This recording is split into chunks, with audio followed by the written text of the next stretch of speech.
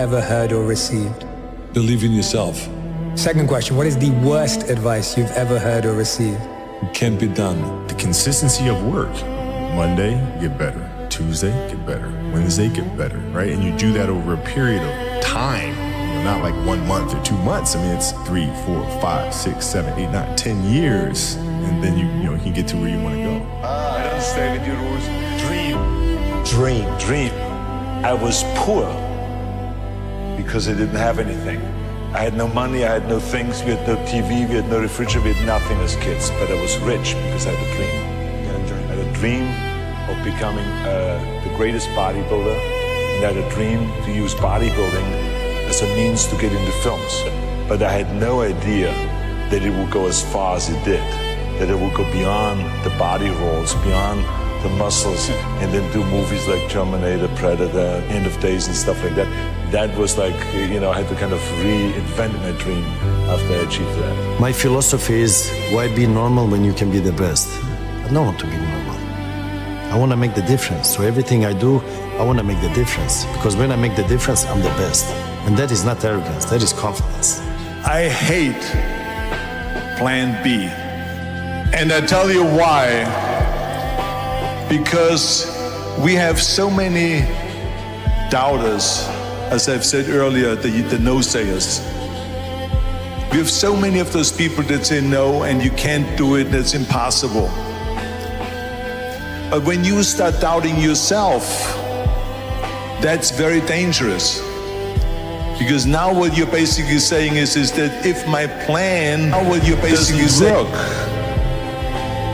I have a fallback plan, I have a plan B.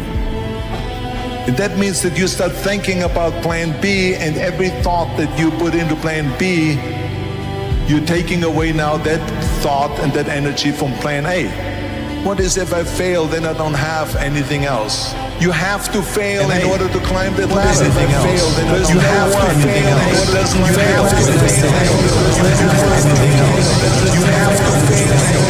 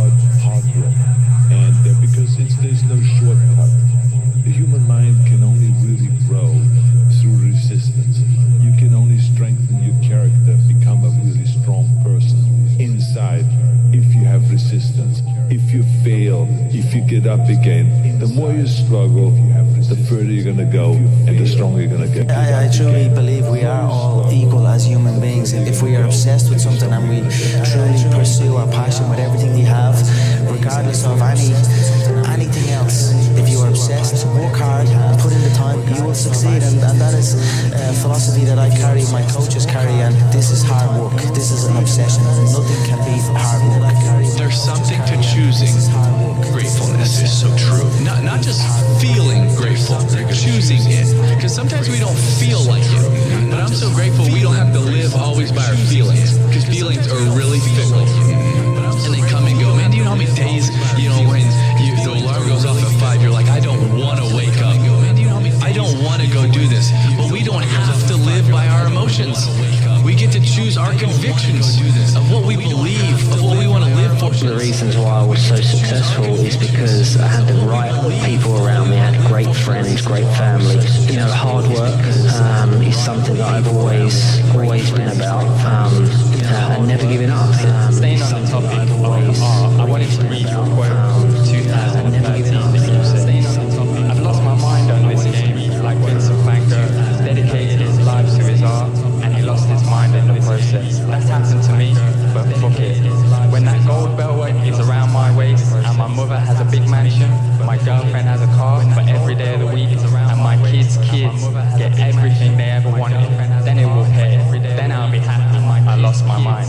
Can you just reflect and talk to me about how that makes you feel hearing that in 2021? Can you just reflect and talk to me about how that makes you feel hearing that in 2021? It's been some rides. I've got it done, and I'm up here, mad as a brush. You know what I mean? I've been through it all, my friend. You know, I appreciate that, and it's been a wild ride for me. It's not been easy at times, but you know, what a life, and tell you what, I wouldn't want it to be any other way. If you wanna give up, you can give up. This is your choice. You can do whatever you want. Your time's gonna come, but you cannot give up. For many times I was laughed at and not believed in, but you know what? Nothing external can defeat the internal. The only thing that can take someone down or break you down is internal. Nothing external is strong enough. It's just about making sure your internal dialogue and your internal belief in yourself is strong enough that it can withstand the external. The external is there. You've got to accept it. You've got to embrace it. You've got to understand it and be aware of it. But don't let it seep into your internal dialogue. Don't complain. Don't talk negative. That's average. Average people talk normal. Average people talk problem. The great talk solution. Average people use their time to talk wise and complain. Average people say it's their boss' fault. It's their mother's fault. I used to be average. I used to say, when is my daddy coming to get me? When is my biological father going to come in my life? And while I would talk like that, I ended up getting kicked out of school. And while I talk like that, I ended up being homeless. And while I talk like that, I was broke. And then one day I woke up and said, Harry, nobody's coming to save that I was broke. Nobody's coming to get you. But you can go to the library and get yourself. It was isolation, it was visualization, it was motivation, and it was dedication. There was nothing else going on in my life, you know what I mean? To get to the level, to get to the pinnacle, it needs to be like that. It needs to be no outsiders. It needs to be, you need to have your team and your focus, and that's it. I don't need friends that aren't involved in this game. Everyone has a problem with time.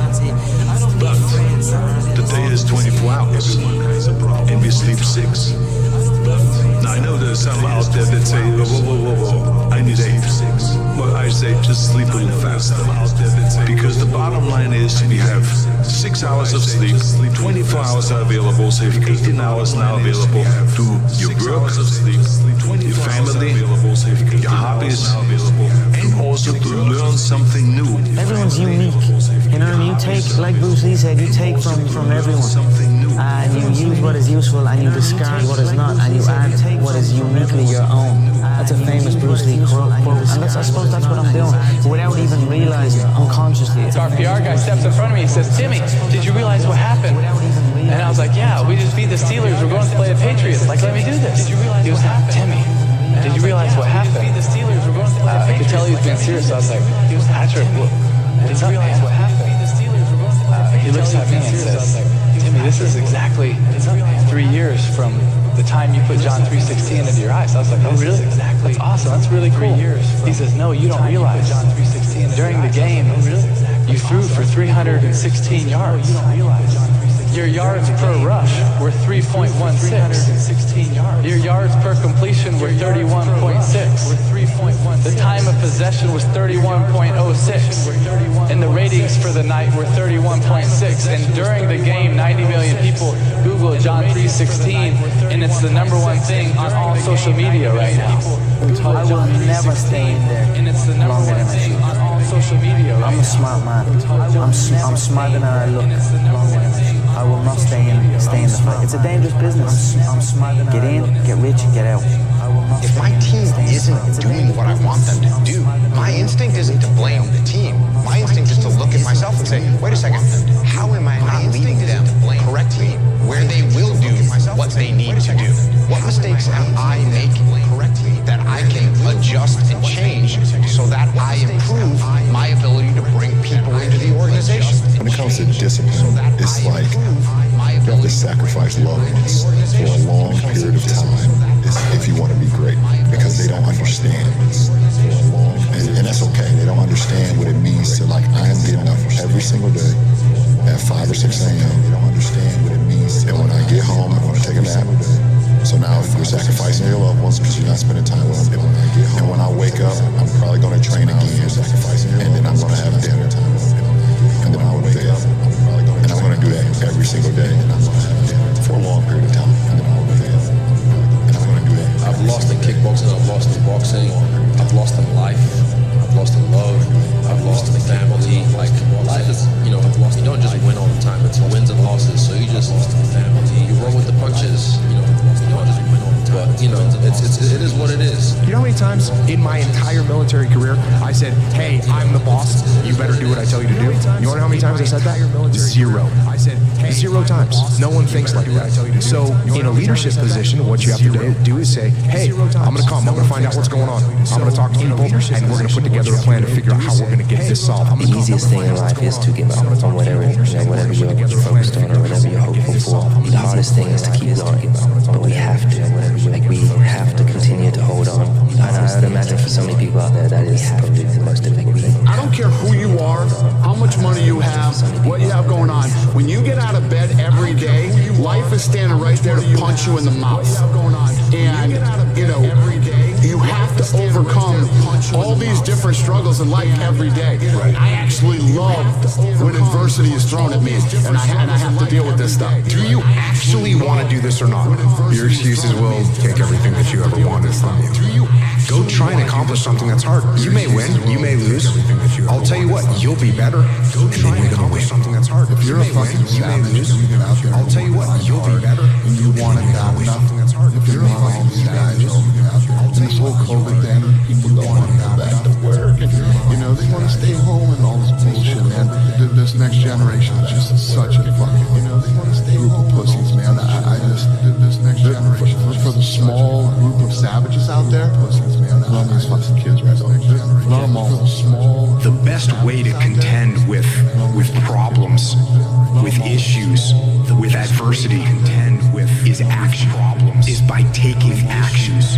The more you sit and the more you wait and the more time you spend with that adversity, with the upper hand inside your head, the worse it's going to get. I was doing the same thing all my life. You have to train every day. You have to do same thing. Sparring, grappling, wrestling, running, every single day. My view is you can't control the outcome all the time. Sometimes it should go the other people's way. It shouldn't always go your way. So you get motivated by the losses. You stay motivated through the winning.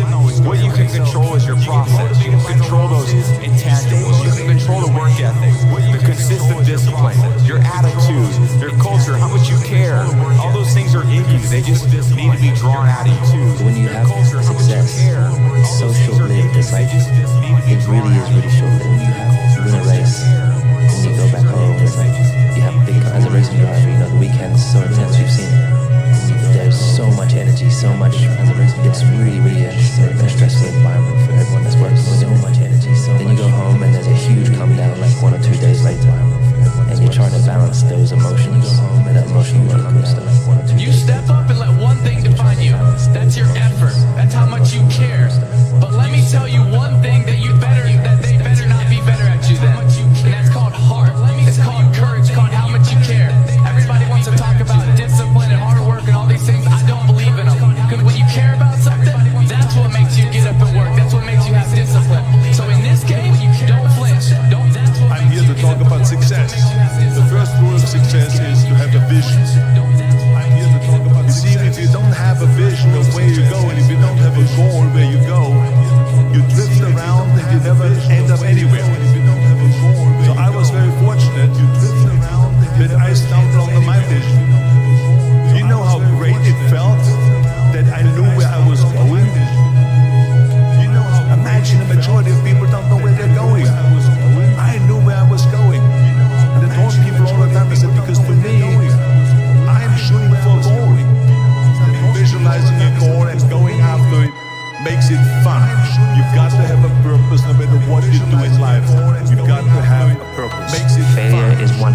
1% necessary for greatness.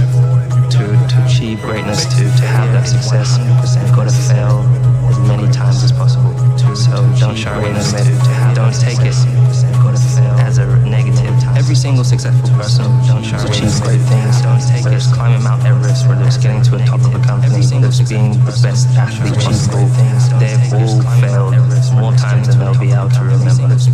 That's how they become great. No one's been great from the get-go. And then just being great. That's except for Superman. No one's been great. He was just born great. Just know that is a part of the journey. Whatever phase you have aren't going to make you strong. Progress is not made sitting on the couch. Progress is not made sitting back on base. Progress is made getting outside the wire. Progress is not made going outside the wire. That's where progress is made. Because not everything's going to be perfectly lined up for you. You're not going to get the resources you want. You're not going to get that call that you expect. You're not going to get the support that you need. And you can let all of that hold you back, or you can go. You're not going to get the support that you need. I recommend you go. Go. Criteria. The criteria is we're going. That's what we're doing. You go. You have to have no fear. The criteria is you have to have no fear. You have to believe in who you are and what you do. You have to and just go fucking get it. You have to have no fear. We have 24 hours a day. We sleep 6 hours a day. We have 24 18 hours. We sleep 6 hours. Someone shaking their head out here in front to say probably. I don't sleep 6 hours, I sleep 8 hours, right? Or just sleep faster. You want to think that your life is so much harder than somebody else's. It's not. You're lazy. You don't put the effort in. You don't want to work at it. You don't want to do pull-ups. You're lazy yesterday, so I make excuses. Stay home. You don't want to work at it. Some talk bad about you. Some talk good. And when they talk bad, some talk bad about I went through all of this. Don't be afraid to fail. Anything I've ever attempted, I was always willing to fail. In the movie business, I remember that you pick scripts. Many times you think this is a winning script, but then of course you find out later when you do the movie that it didn't work, and the movie goes in the toilet. Now we have seen my movies, Red Sonja, Hercules in New York, Last Action Heroes, those movies went in the toilet. But that's okay, because at the same time I made movies like Terminator and Conan and True Lies and Predator and Twins that went through the roof. So you can't always win, but don't be afraid of making decisions. You can't be paralyzed by fear of failure, or you would never push yourself. You keep pushing because you believe in yourself and in your vision. And you know that it's the right thing to do, and success will come. So don't be afraid to fail. What have the last 2 years taught you, changed you to get from there to here? What have the last 2 years always trusting yourself. That's what I learned. And, you know, once things go bad, there's only so many people that's gonna be on your side. And things go bad, man, that's it. Just really trusting yourself and just keep working out, have faith, and you know, good things happen to good people. The most important thing is that you have a vision, that you have a goal. Because without that vision and without that goal, again, you're drifting around and you're never going to end up anywhere. People don't become successful because without just by accident. You know, I mean, most the guy that found gold in California and started the gold rush, but don't count on that. That's the one in a lifetime kind of a situation. So you've got to really have a specific goal. And to me, to have that vision that I want to be Mr. Universe, that I want to be the greatest bodybuilder of all time. That was a great vision, and that specifically to look like Reggie Parker, to be up there on that stage and to lift the trophy overhead and to win the championship over and over and over again. So that was a great goal. You have to have a goal. Now, it doesn't have to be that specific goal, but it has to have some goal. This is why I always recommend to people, sit down, take your time, and start thinking about why do you want to work out? What is your goal? And that can be as crazy as it is. It could be, I want to impress girls. If that's your goal, so be it, but it motivates you. It could be that you're emulating a certain, bodybuilder or a certain football player, a certain boxer, whatever it is. Have those pictures put all over the wall like I did when I was a kid. I put pictures of Reggie Parker, of Sonny Liston, of boxers, and of Ali, and of powerlifters and weightlifters all over my bedroom, wall. every day when I wake up, I look at those pictures and it motivates me. You need that motivation, and then therefore you have this kind of imprint in front of you all the time, and you know exactly what you're chasing. This is why I always smiled when I was in the gym. People always came up to me and says, "Why are you smiling? You're working out 5 hours a day. You're doing the same as the other guys, but the other guys have a sour face. They're pissed off that they have to do another rep or another set or something." I looked forward to another 1,000 reps of sit-ups. I looked forward to another 500 pounds of leg press or squat. I looked forward to doing more and more curls until my arms fall off. Why? Because I knew that every rep that I did and every set that I did and more weights that I lifted, I get one step closer to turning that vision into reality. Back 6 years ago, money was growing on trees. Anybody could get a loan. You pick up the phone, anybody could get a loan for anything. Business, house, cars. It was easy to raise money. So, you know, we go out there, we make this thing work. First season, the Ultimate Fighter happens, this thing skyrockets, starts to take off. So, of course, the fight business is a fun business to be in. So everybody starts diving into this thing. Well, it's easy, right? Just throw 3 letters together and buy a cage and put on fights.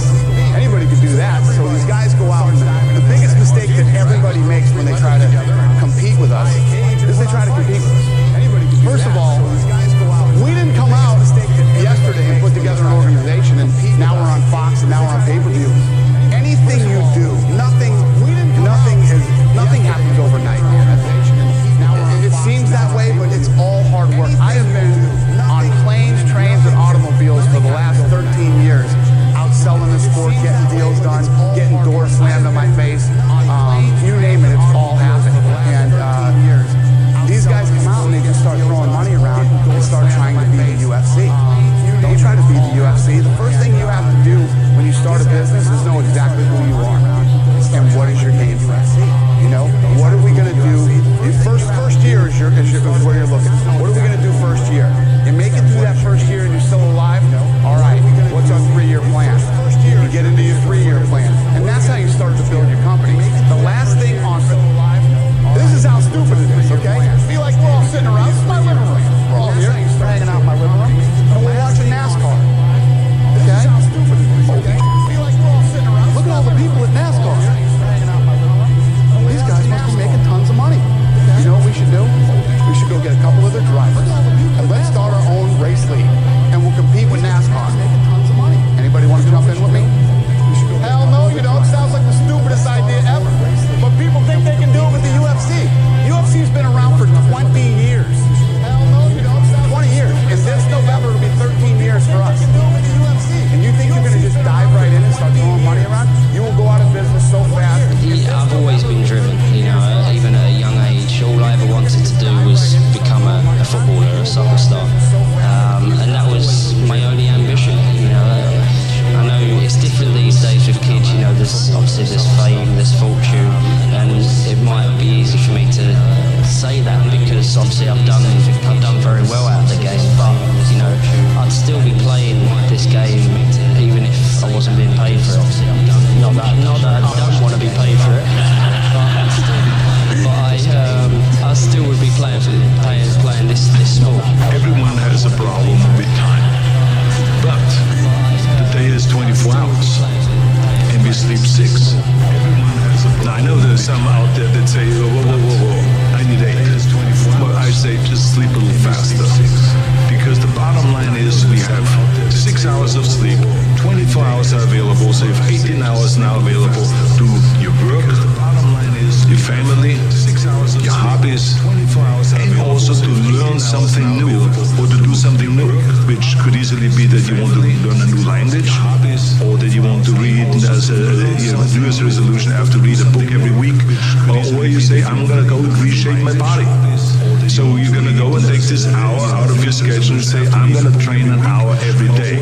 So this is for most people a huge challenge, but it is totally doable, I can tell them, because the kind of things that I did when I came to this country, I mean, I went to school, I was working in construction, I was working out my 5 hours a day, I was taking acting classes from 8 o'clock at night to 12 midnight, I was doing all of those things. I wanted to make sure that out of the 24 hours of the day, that I don't waste one single hour. Those hours were too precious. And So I just want to tell people, don't give me this thing, I have a difficult time with the time and I don't have time for this and I have that. You have time, you make the time. And that's the way you have to live. You were brought up in an environment like that. Where I came from, it was about survival mode. And to survive, you needed to be tough. You needed to show you're tough. And that's where I came from. But I brought it in my game also. I'm not afraid to say what I think. I'm not afraid to do what I believe in. Then afterwards they give you or nothing to. I mean, it's me. I cannot change it. I'm not here to be beautiful or to be perfect to somebody. I think being yourself is perfect. You will do mistakes, you will learn from your mistakes. And you will still do mistakes. And me getting angry and that's me. I need to get fired up. So that's how I bring out sharpness. That's how I bring out the best out of me when I walk on fire. Because if you make me feel too comfortable, bring out sharpness. That's how I bring out. I'm playing to win. And to win, I will destroy you. I will do everything to win. And I need to win because when I win is my proof that I am alive. In one word only, how did a small town boy from Austria become one of the most famous people on earth? Why do you want me to say it in one word? One word on. Say with your rules. Dream. I was poor because I didn't have anything. I had no money, I had no things, we had no TV, we had no refrigerator, we had nothing as kids. But I was rich because I had a dream. Because I had a dream of becoming the greatest bodybuilder, and I had a dream to use bodybuilding as a means to get into films. But I had no idea that it would go as far as it did, that it would go beyond the body rolls, beyond the muscles, and then do movies like Terminator, Predator, End of Days and stuff like that. That was like, I had to kind of reinvent my dream after I achieved that. Okay, but this dream of bodybuilding, we'll cover that, but there must have been a time in your life before that when you didn't have any thoughts of bodybuilding at all. What sort of child were you? Well, I grew up in Austria. I was born after the Second World War in 1947. It was poverty, there was no food around, really nothing, and I think that was the reason why I developed such a tremendous desire to get out of there, and a desire to make it in life, to achieve big things. And then when I learned in school later on about America and about the skyscrapers, the big freeways, the big cars and all that, I said to myself, I want to be part of this big thing. People have asked me that over the years, how do I curl the ball, how do I bend the ball, and it's something that just happened. It's not something that I thought, okay, I want to bend the ball better than anyone else, so I'm going to kick the ball in this certain way. I just worked on my striking of the ball. I just practiced every day. It's something that I've done from a very young age.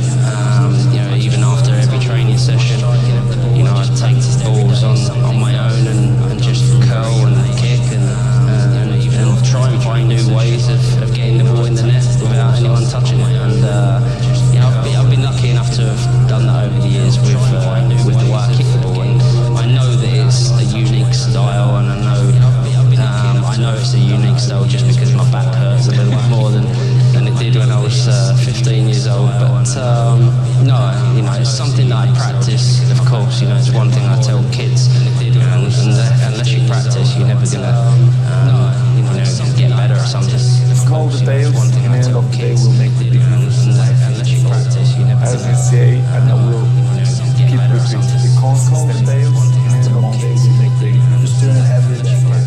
As we say, do you ever wake up and you say, keep repeating? I fight against my mind. Yes, sometimes it's happening. We are all human beings. We are not happy every day. We are, not in a good mood every day. It's normal. It's part of us. What do you do to overcome it? Every day. I fight against that. It's the big challenge. When you're not willing to do something, but you have to fight against that. This is the main point. This is why I say challenge. When our mind it's a box of surprises, and you have to challenge yourself to be consistent. Our mind, I repeat, sometimes it's hard. You have to what many people say. You like to go to the gym every day? Of course not. I repeat, it's not true. Nobody likes to go to the gym every day. What many people say, but you have to do it. You like to go to the gym every day because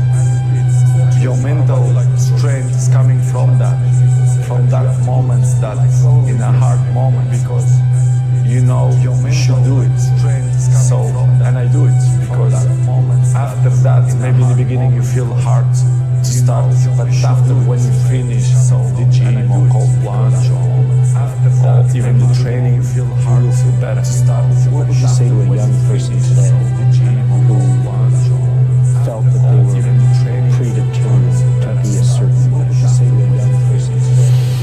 You've already quit. If you accept that where you are is where you're going to be, you've already lost. And there's no power in that. There's no power in it. That's like you're staying right here. You're not popping the clutch. You're not going forward. You made a choice to just stay here. That's your responsibility. And I'm not saying it's going to be easy. I'm not saying there are not challenges, problems, obstacles, issues, fears. And I'm not saying it's going to be easy. But when you quit right here, you're right. This is where you're going to be. You never quit. Quitting's not enough. Hey. Right here, you're right. This is where you're going to be. Don't ever let somebody tell you you can't do something. Not even me. Don't ever let somebody tell you, all right, you can't do something. You got a dream, not even me. You got to protect it, all right? People can't do something themselves. They want to tell you you can't do it. You got to protect it, all right? People can't do something themselves. You want something, they want to get it. You can't do it, period. How do you love yourself, Luis? Because I talk about it all the time. So I made a list of how to love yourself. And it's even in poster and postcard form now. But number one on that list of how to love yourself is to stop all criticism. Just stop it, now and forevermore. And make a vow to yourself that you're going to do your very best from now on to stop criticizing, number one, you, and then other people. It'll be a lot easier to stop criticizing other people when you stop criticizing yourself. Focus on you until the focus is on you, bro. I know that, we want the focus to be on us today, but the focus is on you. If we put the focus on ourselves, like me, putting the focus on me, giving myself everything I need to be successful, giving myself everything I need to be competitive, giving myself everything I need to be the catch, to be the prize. That's what I'm going to do. When you focus on doing that, fellas, and you don't pay no mind to nothing else outside of your control, that's what I'm going to do. You don't pay attention to them paying attention to you. When you stop doing that, I promise you, that's when the focus and the attention is going to be paid on you, bro. You don't pay attention to them. Been anything along your journey that you've kind of regretted, and then how do you deal with regret? I mean, individual choices and mistakes, yeah, but ultimately you learn from it. So no, because even the regrets, the bad things or the stupid things, you learn not to do the bad things or stupid things. So all those things are beneficial in some way if you can get through them. If you did something that resulted in someone's death or something horrible like that, yeah, it'd be terrible. But I've been very fortunate that hasn't happened. But the dumb shit that I've done or the bad mistakes that I've made, they've taught me. You learn. That's why failure is so important. Failing and fucking up and making mistakes, it's very important. That's how you learn. That's how the bad feeling that you get from something that you shouldn't have done or wish you didn't do or wish you did better, especially failing at something where you half-assed it and you just feel like a fucking loser. That just teaches you to fail at something where you half-assed. You have such a good ability to learn from those things. Some people, I think, kind of it's just like it gets repetitive or something. That's dangerous. Yeah, it's dangerous to dwell on past mistakes because people sort of define themselves by the worst moments that they've ever had. And if that's the case, some people are stuck in high school. They're stuck in failures that they had when they're first getting jobs, and they always think that they're a loser, and they don't like the feeling of failure, so they keep low expectations so that they never have to feel that. When they're first getting jobs, and they have to get through it. You gotta get through bad feelings. You gotta get through failure. It's very important, and you get through it by just picking yourself back up and moving forward and going.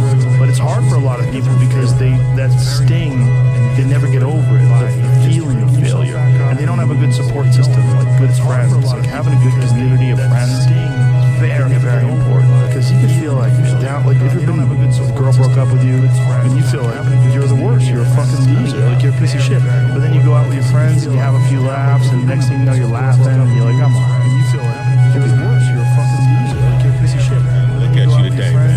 And I just think that's really critical, right? And it's like, because everybody has dreams, and as much as you want to be able to listen a little bit, because somebody's going to give you a gem, but nobody knows but you.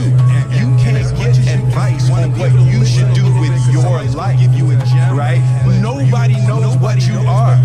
Like even sometimes you don't really even know what you are. You got to take your shot, and it's like, as much as you want people to agree and you want the people around you to be supporting your dreams and all, it's not going to be like that all the time. You got to do it alone, and people will help you. And when you get the ball rolling, people will jump on. But if you don't believe, nobody else is going to believe. People come along because your belief is so insane. Thoughts are like drops of water. You drop a drop of water on the table here, and it doesn't mean much. But if you keep dropping and keep dropping and keep dropping, you get the table becomes a wash, and then you get a puddle on the floor. But if you keep, and then you can get a little pond and a lake, and finally you can create an ocean. And with our own thoughts, we can drown in a sea of negativity, or we can float on the ocean of life. And it's up to us. The thoughts we think accumulate. And what sort of puddles are you standing in? Or are you up to here? Or are you up to here and trying to paddle? Now what are you doing to yourself? When we're willing to change our thinking, we can change our experience. And it doesn't matter if you've got a big puddle of negative thoughts. You can move over here and create a puddle of mindful, positive thoughts. You can make changes always. So you want to turn those fear thoughts into positive affirmations. Let them work for you. So you want to turn those fear thoughts into positive affirmations. To choose the right path, the spiritually enlightened path. Absolutely. It's not easy. It can be tremendously difficult. It's easier to quit. It's easier to succumb. It can be tremendously difficult. It's easier to give in. It's easier to go forward. It's easier to succumb. That's tremendously difficult. It's easier to give in. You have to be bold to do that. To say, no, this is not where I'm going to be. That's tremendous. I often think of another person to do that. To say, no, this woman and I are the same exact age, same zodiac sign, went to the same elementary school, and lived a half a block away from each other in my hometown, Milwaukee, Wisconsin. There was nothing in our environment that said I was going to go out and become Chris Gardner, and she was going to go out to become Oprah Winfrey. There was nothing there. We chose. And there are a lot of people in this world who have also chosen. That's one of the things I've learned as part of the journey in life. So many of us have chosen. And one of the most important things that we have chosen is to break these various cycles. And cycles like links in a chain. We've chosen to break these cycles. We've chosen that, you know what? Whatever was an issue, a challenge, or a problem for me, does not have to become generational or passed on to my children. Yeah, it's the main point, because everyone wants to be Cristiano, but does not have to become generational. I give you the map. You think you will do it? That's the main. It's difficult. The discipline, because everyone. The discipline is the most difficult thing, not only in the sport, but in the life. I don't care how good you are in anything, you don't have discipline. You ain't nobody. Right. Not only in the sport, because you give up on the slightest struggle. I don't care how good you are in anything, you don't have discipline to do what you hate to do, but do it like you love it. Doing what you hate to do, but do it like you love it. That is a great quote. And if you can do that, you can be successful in anything. You normally are. Your mind has to be stronger than your feelings. And if you can do that, your mind has to be stronger than your feelings. Think about every poor decision you've made in your life. It was there's more emotion that was involved in it than there was fun. Every single one of them. Think about it. Your feelings keep you in bed. Your mind tells you, get up. It's easy to get up. Think about it. Hell yeah. It's the easiest thing in the world to do. I'm done. I ain't going. I ain't gonna keep going. I don't feel like going to work. It's easy. It's the very easiest thing in the world to do. What's hard is going, yo, yesterday I got nothing from work. It's hard. Nothing happened. I'm gonna do the same thing again today, but I'm gonna try yesterday. That's the hardest thing in the world. To get up every day and give 100% and be in the same position that you were each day, but mentally know that you're trying and trying and trying. That's a real grind. It's been very fun talking to, especially talking to young men about this. It's like, well, and that's the other thing too, is I think the world is full of darkness, let's say. And we could say each of us have a little bit of light, and if we release that light, if we let it shine properly, Christ, it's too cliche to go on in some sense, but the world is a lesser place if you do not reveal from within yourself what you have to reveal. And the fact that the world is a lesser place actually turns out not to be trivial. Like if you aren't everything you could be, more people will die, more people will suffer, more evil will be unconstrained, more tyranny will reign, more chaos will remain chaotic and dangerous, all of that. Do you mean this by in the sense of like the old proverb of the wings of a butterfly fluttering to become a hurricane? It's something similar to that, but it can even be more local. It's like your family is more messed up than it could be if you were less messed up than you are. Right. So if you just got your act together, like 10% more, your family would be 1% better. Right. It's like, well, do it. And that would ripple off into people today in their interaction. Yes, and that's the other thing that's so cool is that, like, people think, well, there's 7 billion of us, and each of us is just this separate dust mote, like floating in the cosmos. And what the hell difference does it make what you do anyways? It's like, that is not how we're connected. Each of us is like this, you're the center of a network, and you know way more people than this, but let's say typically, you're going to know 1,000 people in your life, well enough to have an impact on them.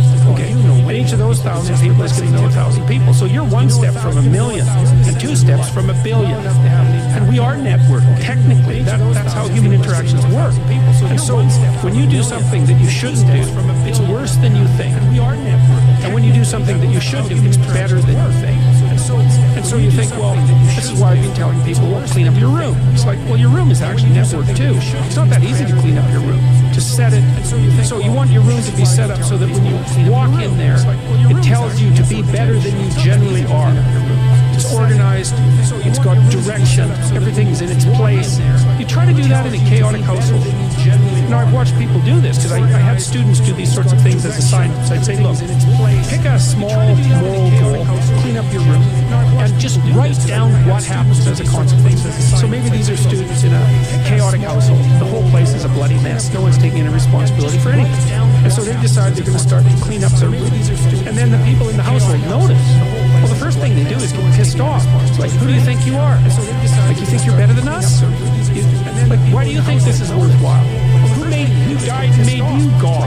All of that. So just by trying to organize this little part of their life, they immediately run into the people whose actions they're casting in a dim light by trying to improve themselves to some degree. They might have to have like a thorough war in their household to be allowed to do something as simple as keep your room organized. You'll find out very rapidly that A, that's way more difficult than it sounds, and B, that the consequences of it are far more far-reaching than people think. So that's quite fun. You know, because maybe part of it is that like everything around you is full of potential. Everything. Maybe more potential than you could ever possibly utilize. And so maybe all you have is this little rat hole of a room in some rundown place in the world. It's like, fix it up. There's more there than you think. See what happens if you fix it up. And you'll fix yourself up simultaneously because you have to get disciplined in order to fix up the room. Then you have a fixed up room and you'll be a more fixed up person. It's like, you think that nothing will happen as a consequence of that? It's like all hell will break loose as a consequence of that. Fixed up room and trust me, you have a mindset right now. Just like I have a mindset. It's like all hell will break loose. It's how we view life. Trust me, if you with a negative mindset, basically they view everything in a negative way. People with a positive mindset, which means they view everything in a positive way. People with an abundance mindset, a scarcity mindset. mindset. It's a way of thinking. The question is, how do we get there? How do we get that scarcity mindset? Through practice and habits. People that have a negative mindset have continually thought negative. People that have a positive mindset have continually thought positive. People that have a you see, the things I do today determines the habits I have tomorrow, which determines the mindset. You see, the things I have for life today. So go back to what you do daily and ask yourself, what kind of a mindset am I developing? So go back to what you do daily and ask yourself, what kind of a mindset am I developing? Okay, y'all ready for election? So go back to what you do daily and ask yourself. Talk about the importance of nothing. Okay, y'all ready for election? You get up every day, you're entitled to nothing. Nobody owes you every day. Nothing you're entitled to. You could have talent, but if you don't have discipline and you don't execute, you don't focus, what do you get? You could have talent, nothing. But if you're complacent and you don't execute and you're not paying attention to detail, what does that get you? Nothing. If you're complacent, so nothing is acceptable like the best. What does that get you? So nothing. We need to be. So everything is determined by what you do and you trying to be your best, so that you can build on positive performance. So that is determined, and that's the only thing trying to be your best, so that you can build on positive performance. And it's also very much worth thinking about with regards to setting up your life in general. It's like, if you concentrate solely on your career, you can get a long way in your career. And I would say that that's a strategy that a minority of men preferentially do. That's all they do. They work like 70, 80 hours a week. They go flat out on their career. They're staking everything on the small probability of exceptional status in a narrow domain. But it's hard on them. They don't have a life. It's very difficult for them to have a family. They don't know how to take any leisure activity. Like, they get very one-dimensional. Now, it may be that unidimensionality is the price you have to pay to be exceptional at one thing, right? Because if you're going to be something like a genius-level mathematician and you want to do that for a scientist, it's like you're in your lab all the time. You work for 70 hours a week or 80 hours a week. You're smart, you're dedicated, you're unidimensional, and that's how you get to beat all the other people who are doing that. It's the only way. But the problem is you don't get a life. Now, if you love being a scientist and you have that kind of focus of mind, well, first of all, you're a rare person, and second, you're going to pay for it. But fine, more power to you. But focus of mind, it's a risky business to do that. You sacrifice a lot for it. And I would say most often, if you're speaking about having a healthy life, that isn't what you do. You spread yourself out more, so you have a family, you have some things that you do outside of work that are meaningful to you and useful. You have a network of friends. Those three things alone, or four things alone, are plenty to keep you well oriented. And then if one of those things collapses, everything doesn't go. Now, the price you pay for that is the more you strive to optimize that balance, the less likely you are to be fantastically successful at any single one of them. But you might have a very, if you consider your life as a whole, that might be a winning strategy. It's like, I want one thing in my life to be 150%, consider your life as a whole, or I want 5 things in my life to be 80%. It's like, I want one thing in my life to be 150%. There's a lot more richness in a life where you have 5 things operating at 80%, but you're not operating in any of them at 150%. There's a lot more richness, and I really believe this. You have 5 things operating at 80%, but you're not operating in any of them at 150%. As soon as you look back at history, at something and you feel like you want to change, something else has to change. So what about your biggest disappointment? Something and you feel like you want to change. Once again, that's the same. I'm saying now, disappointment to me, to win, you got to lose. To be successful, you got to have something. Once again, that's the same. Not now. Disappointment to me, to be happy, you got to have disappointment. To be successful, you got to have something. I think all of those things have evolved and happened to me, to be me, who I am, and understand the benefits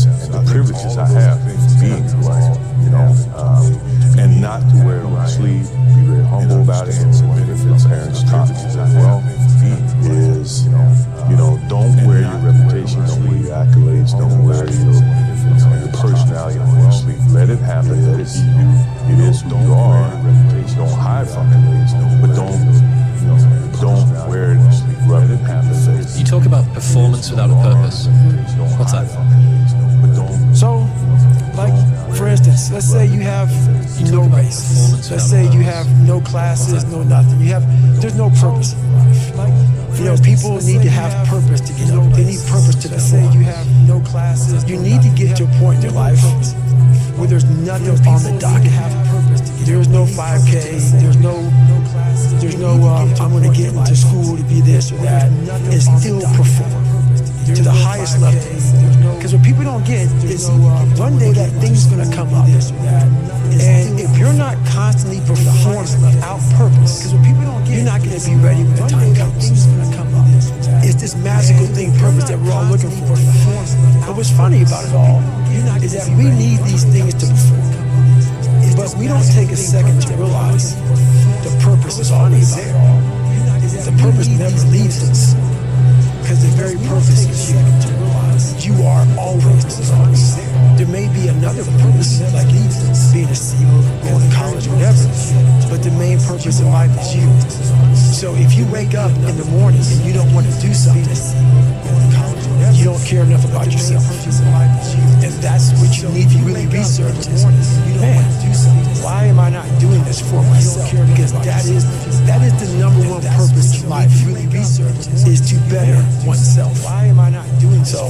That's the only purpose I fucking need. So the reason I give every day, even though there's no race or there's no school or there's nothing in front of me, is because I have pride in myself. The key to being successful is planting. You've got to plant. Now, when you plant seeds, young people, you can't expect a harvest in 30 days. The harvest don't come in 30 days. You got to plant your seeds, and sometimes the harvest don't come for years. Everything is not instant. So here's what I do. I get a roll, and I drop seeds in the ground. Then I go back and I cover them up with dirt. Because the dirt, you need the dirt. Then, once I cover it up, I dig another row and I plant some more seeds. I got about 10 rows planted. I look back at the first row and it's starting to sprout. Some stuff starting to come out the ground. I don't go back to that first row and just start eating because it ain't really bearing no fruit right now. You can't eat the stalks and the leaves. You gotta wait till it bear fruit. In the meantime, you got to keep planting. Now, you're gonna look up in about 5 years, you're gonna look back at something you planted 5 years ago, gonna have a lot of fruit on it. Then you can go back and start partaking of that fruit. But the reason you gotta keep planting is because sometimes you're gonna get rained out. Sometimes there's gonna be a drought. Sometimes, man, the pesticide / haters is gonna do what they do to your planted crops. Now, you got to mentally be prepared for that. But the planting process can never stop. If I can tell anybody anything, keep planting seeds and never stop planting because you have no idea when God gonna drop all the necessary rain and you look up and everything you need is right there.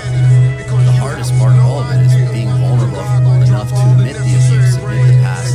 Most of us don't want other people to know that, and that's the hardest part, to open up and be that vulnerable enough to admit the abuse. When did that start to bubble to the surface for you? You start to see vulnerability. That's the hardest part, to open up and be that vulnerable. Where it started making me, I had to stop giving a fuck about people. That was the biggest thing. I had to stop caring what people thought about me. I realized that everybody's fine. I had to stop giving. That's the one thing I realized. I walked around and I put these people on a fucking pedestal. Everybody was better than me. So I can't tell you anything about me because you're going to judge me and I'm going to feel even worse than what I am. But I realized, once I calmed my mind down and sat back and looked at how jacked up this world is, once you realize that you are not alone, everybody that's talking to you about how jacked up you are, the only thing they've done better than you is they've hidden their fucked up world better than you have. That's all they've done. So once I realized that, if you want to sit back and, like, for instance, there's all these things that are on TV, and we have all these news people judging people who fuck up in life. Yeah, they make big mistakes. But that person who is judging you on TV, I guarantee you, that news person, they say, I'm glad that my shit didn't come out, but I'm going to judge the hell out of you. I know that about them. So if you want to sit back and judge how jacked up I was and how messed up my life was, Merry Christmas, go for it. Have a good time. But I'm smiling at you right now, knowing you have a secret that you're not willing to share. It gives you a lot of power when you're able to go on a podcast this big and say, hey, tell me, I'll tell you anything you want to know. I no longer care. And that is a lot of power in that. To be able to put your life on a billboard for the whole world to see. You say, judge it, man. And that, judge it. It's like just me talking about it makes me feel good. And that's another thing about it. When you are willing to talk about how jacked up you are, judge it.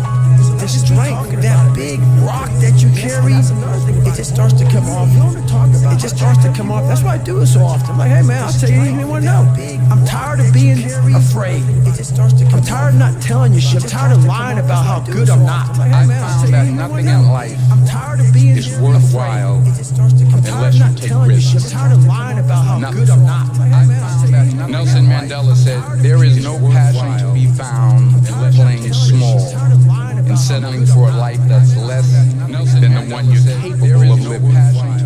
Now, I'm sure in your experiences in school and applying to college and picking your major and deciding what you want to do with life, I'm sure people have told you to make sure you have something to fall back on. Make sure you got something to fall back on and deciding what you want to do with life. But I never understood that concept. To make sure you have something to fall back on. Make sure you got something to fall back on. If I'm going to fall, I don't want to fall back on anything. Except my faith. I want to fall forward. I figure at least this way I'll see what I'm going to hit. Except my faith. Fall forward. This is what I mean. At least this way I'll see what I'm going to hit. Reggie Jackson struck out 2,600 times in his career, the most in the history of baseball. But you don't hear about the strikeouts. People remember the home run. Struck out 2,600 times in his career, the most in the history of baseball. Thomas Edison conducted 1,000 failed experiments. Did you know that? I didn't know that. Because the 1,001st was the light bulb. 1,000 failed experiments. Fall forward. Because every failed experiment is one step closer to success. You've got to take risks. As humans, I think naturally we go into situations sometimes and we're selfish. And so we want to see, how can this benefit me? How can I go into this situation and it best benefits me and everybody that I'm connected? Like, how can I get the edge in this situation? Instead of stepping back and understanding that when you're selfish, it's a dangerous thing, because when you're selfish and you're going into situations at a certain point in life, we're always going to come up against something that's a lot tougher than us. And if we're always selfish, 9 out of 10 times, if the only thing we think about is just ourselves, when we hit something that's a lot tougher than us, we don't have a driving force to do what we do. And so it's easy for us to surrender, step back and say, man, forget it. I'll throw it away. It's just like, I'm married, right? And so I'm young, I'm 6 years in. And so I went to an old couple one time and they were married some crazy years, 60 years, something like that. That's it, like crazy, insane. But I'm saying, how did you make it last that long? One time they were married.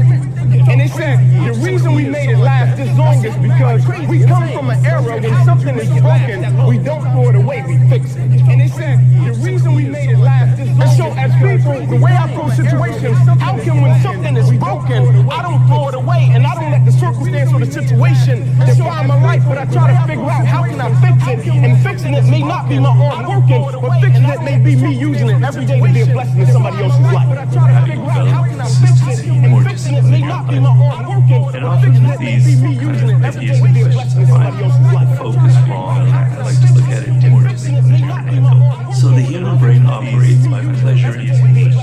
What is pleasurable, we're attracted to, and what is painful, we naturally require. So the human brain operates become painful, we never do. What is pleasurable, we're pleasurable, we get addicted to, and what is painful, bad concept requires. So the human brain, right? So if the idea of discipline, of consistently doing an action, is only associated with pain, fatigue, if the idea by yourself in a room of doing one thing over and over is only associated with pain, you're never going to get over the mountain. The idea by yourself with too much pain, the brain naturally shrinks from anything that's painful.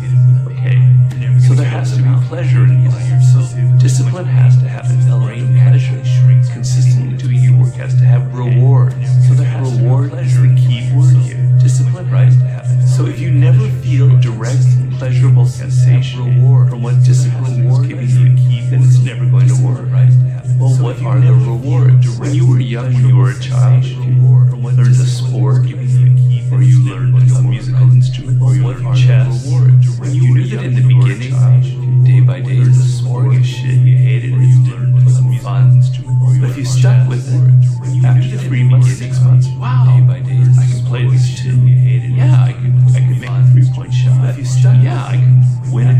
18 years.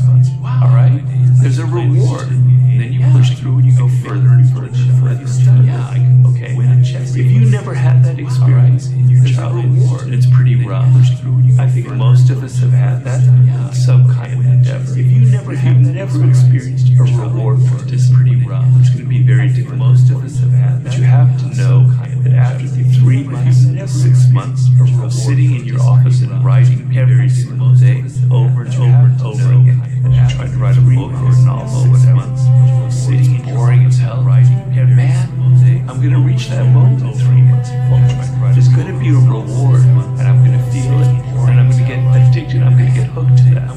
You get hooked to those rewards, where other kinds of immediate pleasures don't have the same addiction. I'm going to get hooked, and you want this again and again and again in your life. The higher you come from actually reaching your goal. So you have to think in the moment of this where you're trying to discipline yourself of what will be the reward. You visualize it, you feel it. I'm going to have this skill at the end. I'm going to have this business that I've started. I'm going to have this sense of pride. I'm going to have this sense that I got where I wanted to. And literally visualize business that I've started and feel it in your body. I know that that's where I'm going to have that where I wanted to. And it's too much drudgery, tedium. You're never going to get that, but that's where I'm going to find a house. In life, we have these 5 buckets, right? The first bucket is our knowledge, which is what we know. When we apply what we know, it becomes a skill, right? And these first 2 buckets, your knowledge and your skills, are the only buckets in your life that no professional earthquake can ever unfill. They're also the buckets that overflow to fill these last 3 buckets, which is your network, your resources, and your reputation. When you have knowledge and skills, you'll undoubtedly build a network that will lead to resources, and finally reputation. Life can take away these last 3 buckets, but if you're a young person, the key takeaway here is when you're selecting that job, like I was at 16, 17, 18, 19 years old, don't select for reputation, a nice job title. Don't even select for resources, getting paid more. Focus on jobs that will fill these first 2 buckets, which is knowledge and skills. You want to have more joy and satisfaction at work, you need to engage it differently. Even when it sucks. How many of you have had like 3 months doing it sucks? Anybody? Just like the last few months, you're like, God, this sucks. Anybody? Yeah, you should celebrate that. Say, that's me! It's totally okay. We have sucked work sometimes. How do you engage with it? Because what most people do, they hate it. They hate the struggle. They hate the suck. But if you ever worked with elite army people, they have this great saying, right? Especially the Green Berets, I love that saying. They say you have to embrace the suck. And I always thought, ooh, that's good, guys. You gotta embrace the suck. Because you know what? If you avoid it or you hate it, look, anything you pour hate on grows into a monster. Anything you grow hate on. If you hate taking out the garbage, guess what taking out the garbage is to you now? A monster. It's just garbage. But you hate taking out the garbage, so now it becomes a thing to you and your spouse. The garbage became a monster between you and your spouse. Really? It's because someone applied hate on that garbage. Right? You apply hate to anything, it grows into a monster. You hate the commute to work, and you gotta do it every day? How does that feel? Right? You apply hate to anything, you hate doing email, and you gotta do it every day? How does that feel? You hate bringing that topic up with your spouse? You hate? How does that feel? How does that feel? There's a very deep truth here that points to the arising of a mentally created self-image that people have like that. So it's almost as if you had a factor that walks with you wherever you go, that is your mind-created image or concept of who you are, and that is what we call the ego. The ego is the mental image, and that is conditioned by the past, conditioned by your environment and many other factors. The mental image, a conceptual sense of self that you identify with so completely that you disappear in it and live through it. You believe that that is who you are. When nothing seemed to go right, I stopped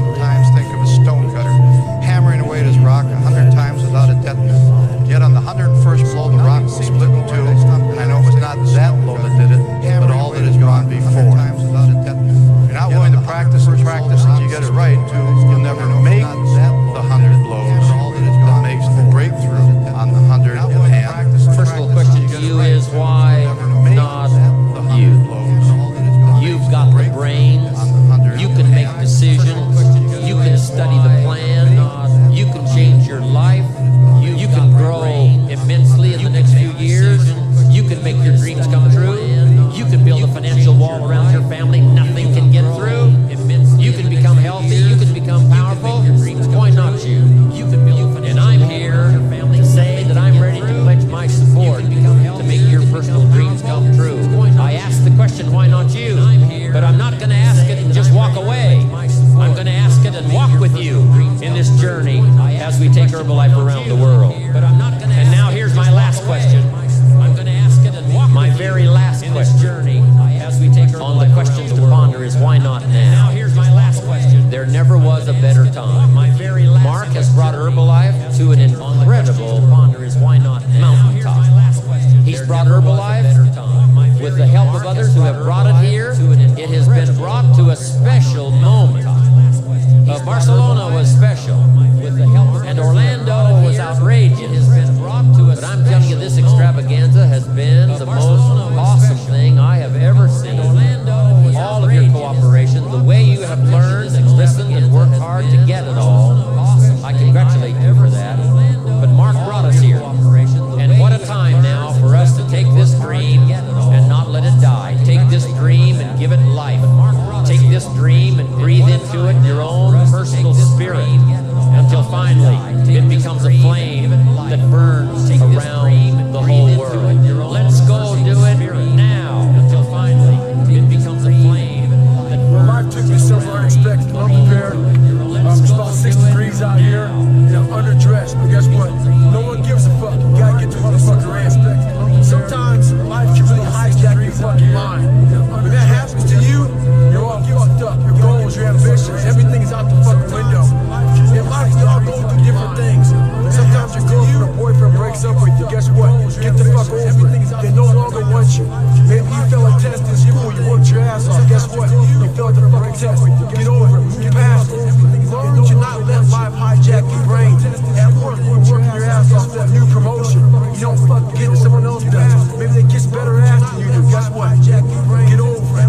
Life will hijack your mind if you let it. Don't allow all these things to make you a lesser person. You must own your mind. Don't let life own yours. Get after it, stay hard. All these things. What do you say to a lesser person? Potential is fucking great, but they want to play video games and eat pizza. Well, what I told his son was pretty much this right here.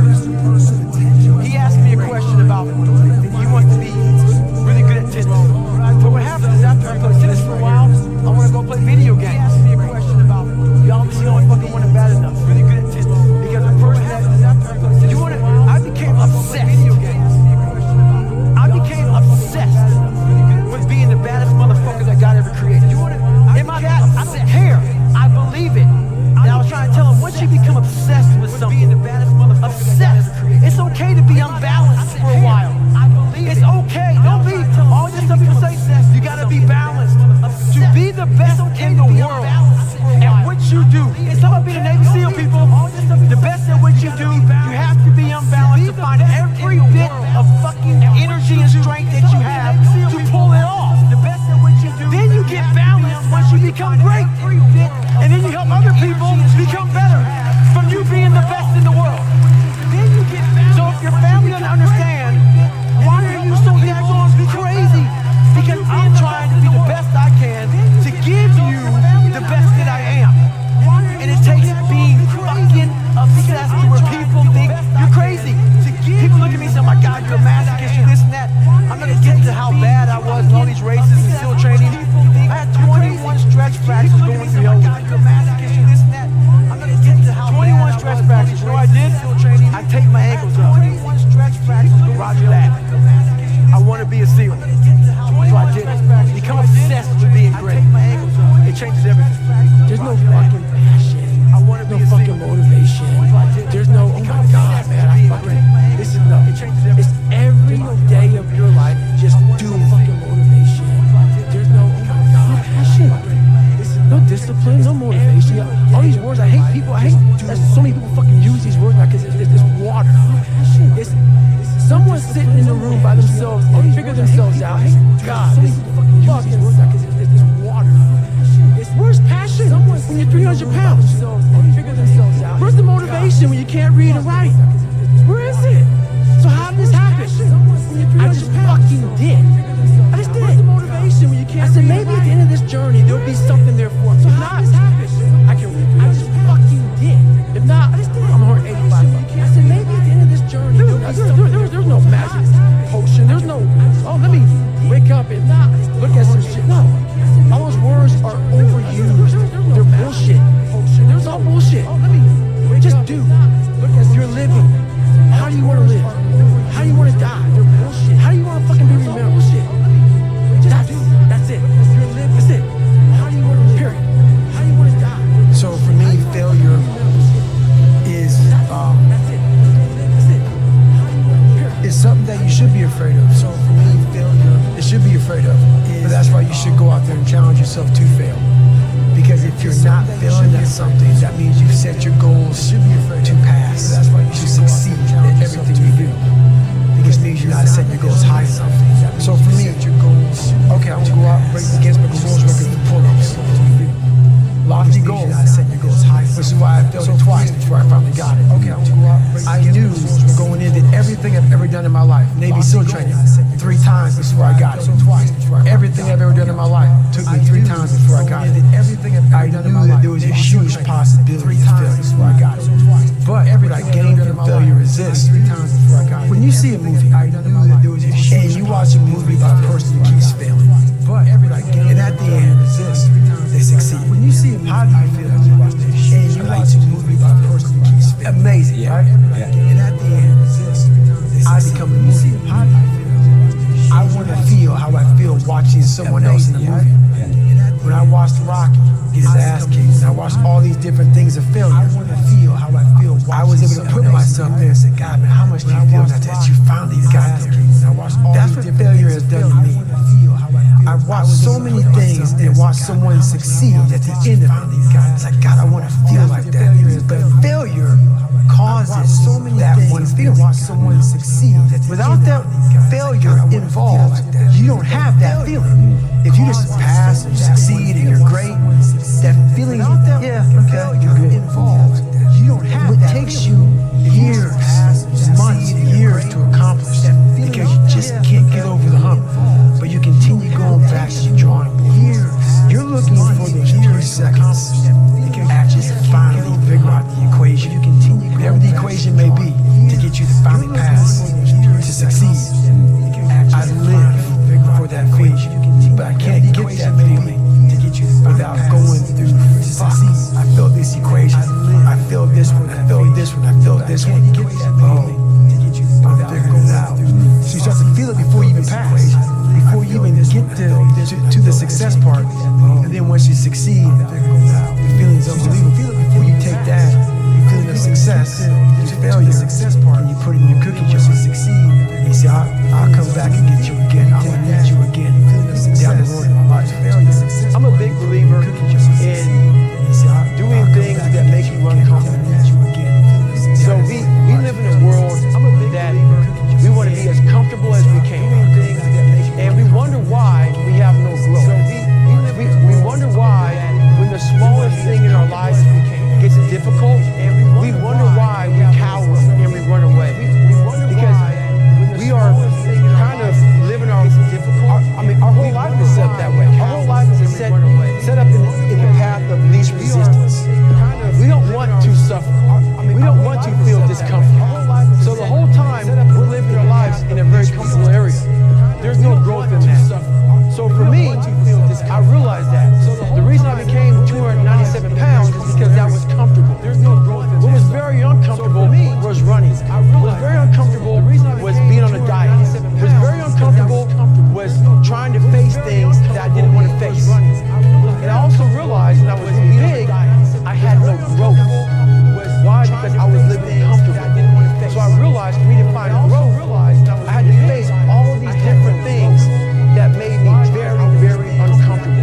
So I realized that's the one thing I'll say right now. I had to face all these different things that made me very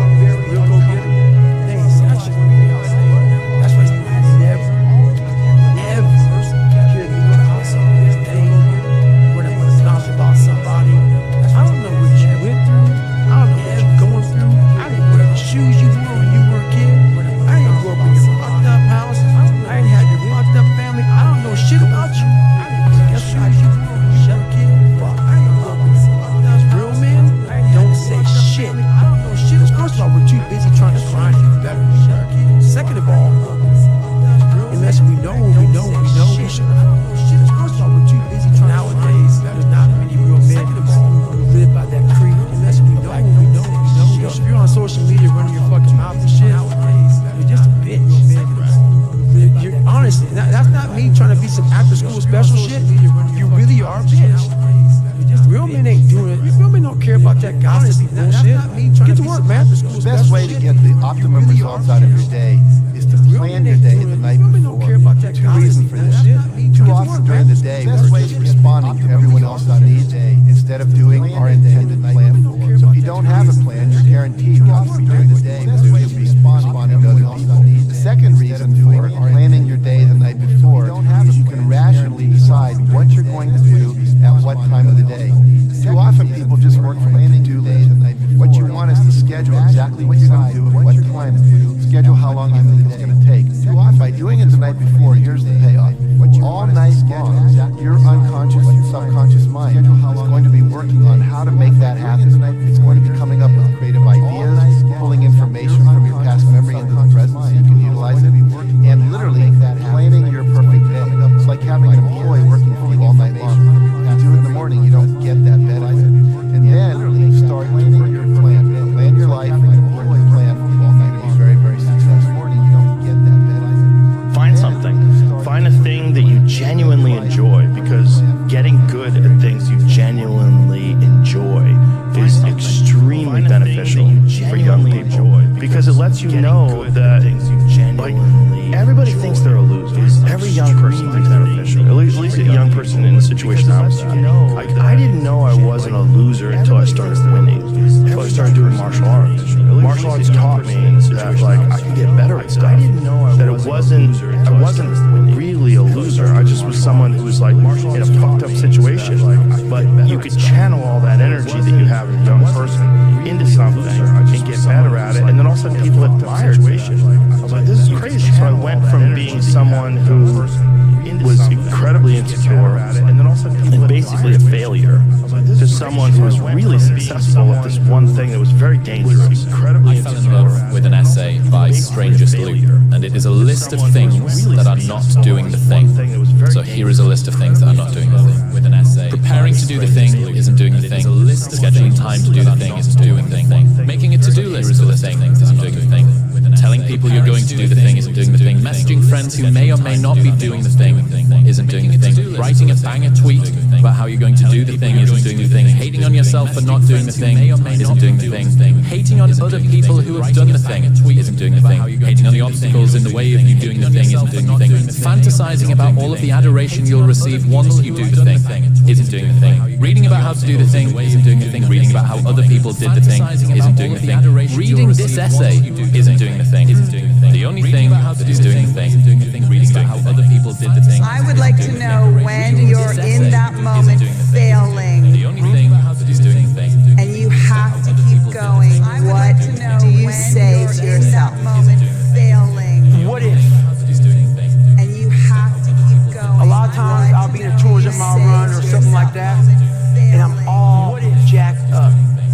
Body's broken, mind's broken, spirit's broken. I start to say, what if I can pull this off? When I first walked into the Navy SEAL recruiter's office, he looked at me and said, there's only been 35 African Americans in 70 years make it through. Then I said to myself, what if I can be the 36? He looked at me and said, it's the what if I can pull off a fucking miracle. Then I said to myself, what if I can become someone that no one thinks I can be? It's the what Job offers will come to you. Money will come to you. If you have this kind of inner strength, this kind of inner power that I think is the ideal for young men today in the world, it's very confusing right now because everything is so fluid, and we're all supposed to think that there's no such thing as masculinity anymore, that it's taught us. But real masculinity, that real kind of strength that I'm talking about, is not toxic at all. It is not out there to hurt people. It's not out there to dominate, to be aggressive, to push people around. It's all about inner strength, inner confidence that you radiate outward.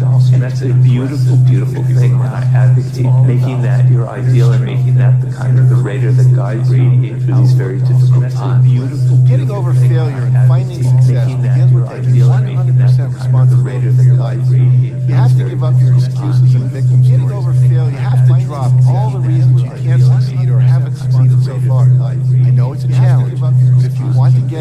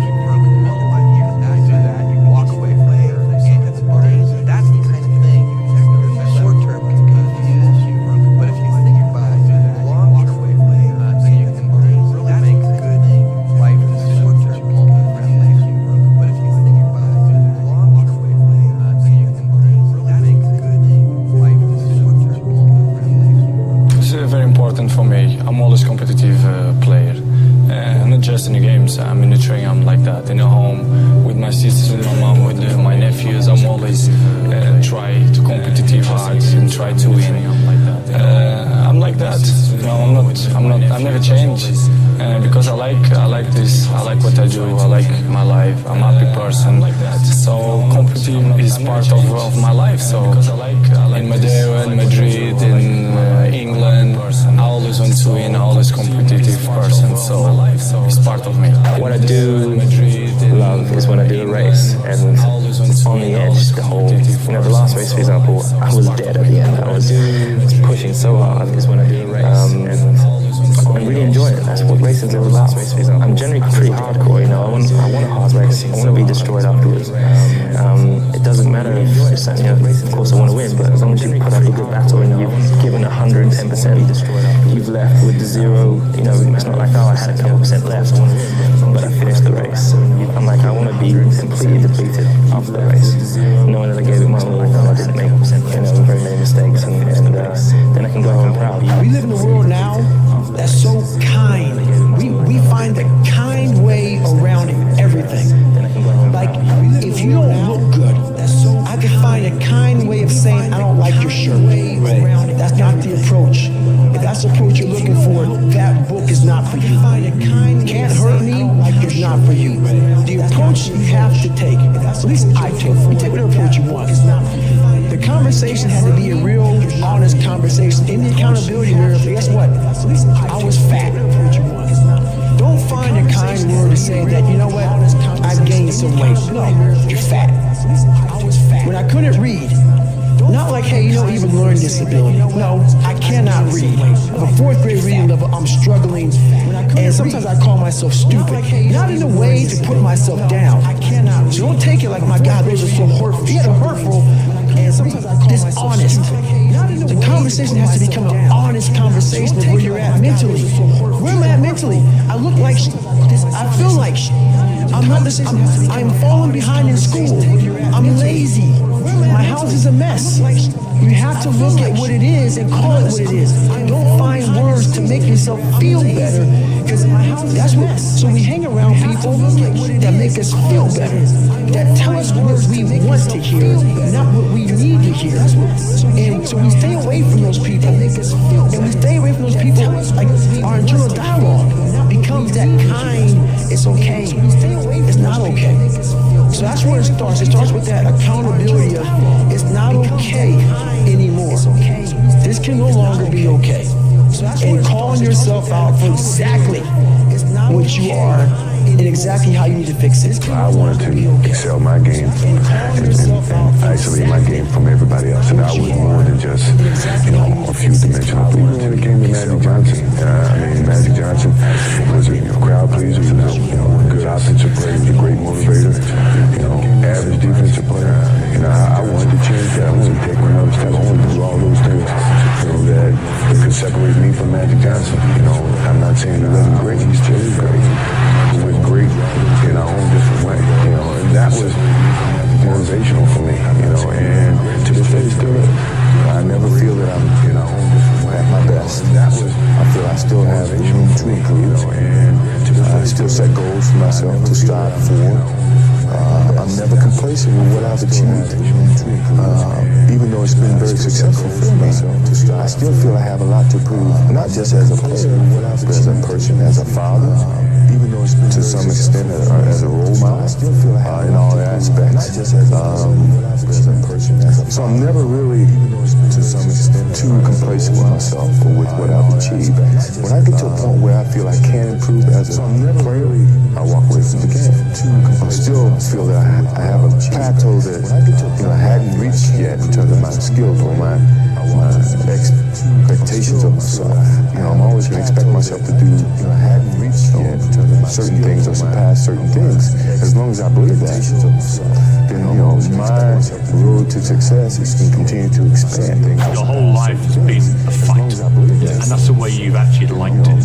You were brought up in an environment like that. Where I came from, it was about survival mode. And to survive, you needed to be tough. You needed to show you're tough. And that's where I came from. But I brought it in my game also. I'm not afraid to say what I think. I'm not afraid to do what I believe in. Then afterwards they give you or nothing. I mean, it's me. I cannot change me. I'm not here to be beautiful or to be perfect to somebody. I think being yourself is perfect. You will do mistakes. You will learn from your mistakes. And you will still do mistakes. And me getting angry and that's me. I need to get fired up. So that's how I bring out sharpness. That's how I bring out the best out of me when I walk on fire. Because if you make me feel too comfortable, that's how I bring out. I'm playing to win, and to win I will destroy you. I will do everything to win, and I need to win because when I win is my proof that I am alive.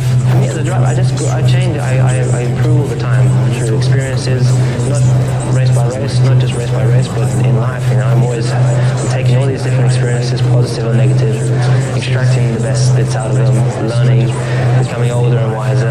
I'm 23 years old and I think I'm quite wise for my age. I still got a long way to go, but then when it comes to driving, I excel. I push beyond limits when I'm training.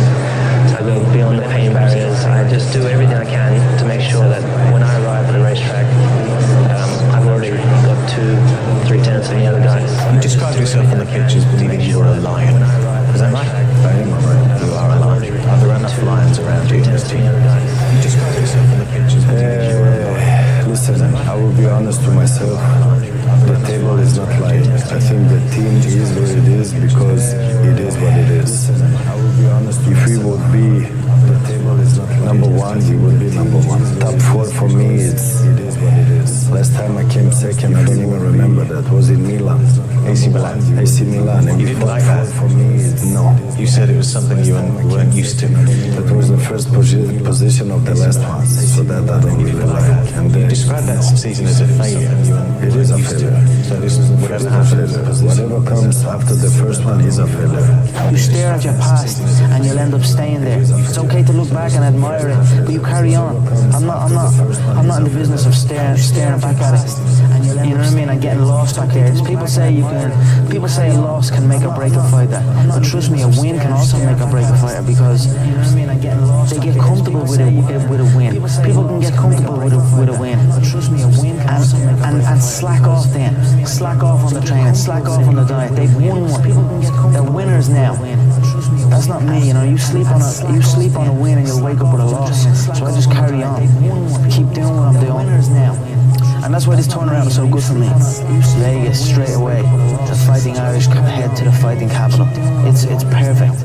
Continue on this path. The freight train straight to the top. Sports is a tool that teaches, and it teaches you bad things and also teaches you good things. It's how you perceive those things. I've looked at every experience that I've had, negative and positive, and taken that as a positive. If I wouldn't change anything because I think it would alter some of the other things that happened. So when I look back, I can't say that I've had any bad things happen. Sure, you don't want bad things to happen, but you deal with bad things. You can't have good or without bad. Maybe I don't know the Irish people might understand more. A young boy dreaming of putting on the Irish jersey or dreaming of putting on his favourite football team's jersey and that crest and lifting that cup, this is my crest. These gloves right here, these UFC gloves, You're the first Irishman to put these on, to lace these up. I'm getting in and do the job. Honestly, no one can take that away from me. No matter what. Honestly, I don't need to be disrespectful, but I don't care about nothing else. I don't know about nothing else. Don't even listen to the first I talk about something else. Just don't listen. I'm talking shit.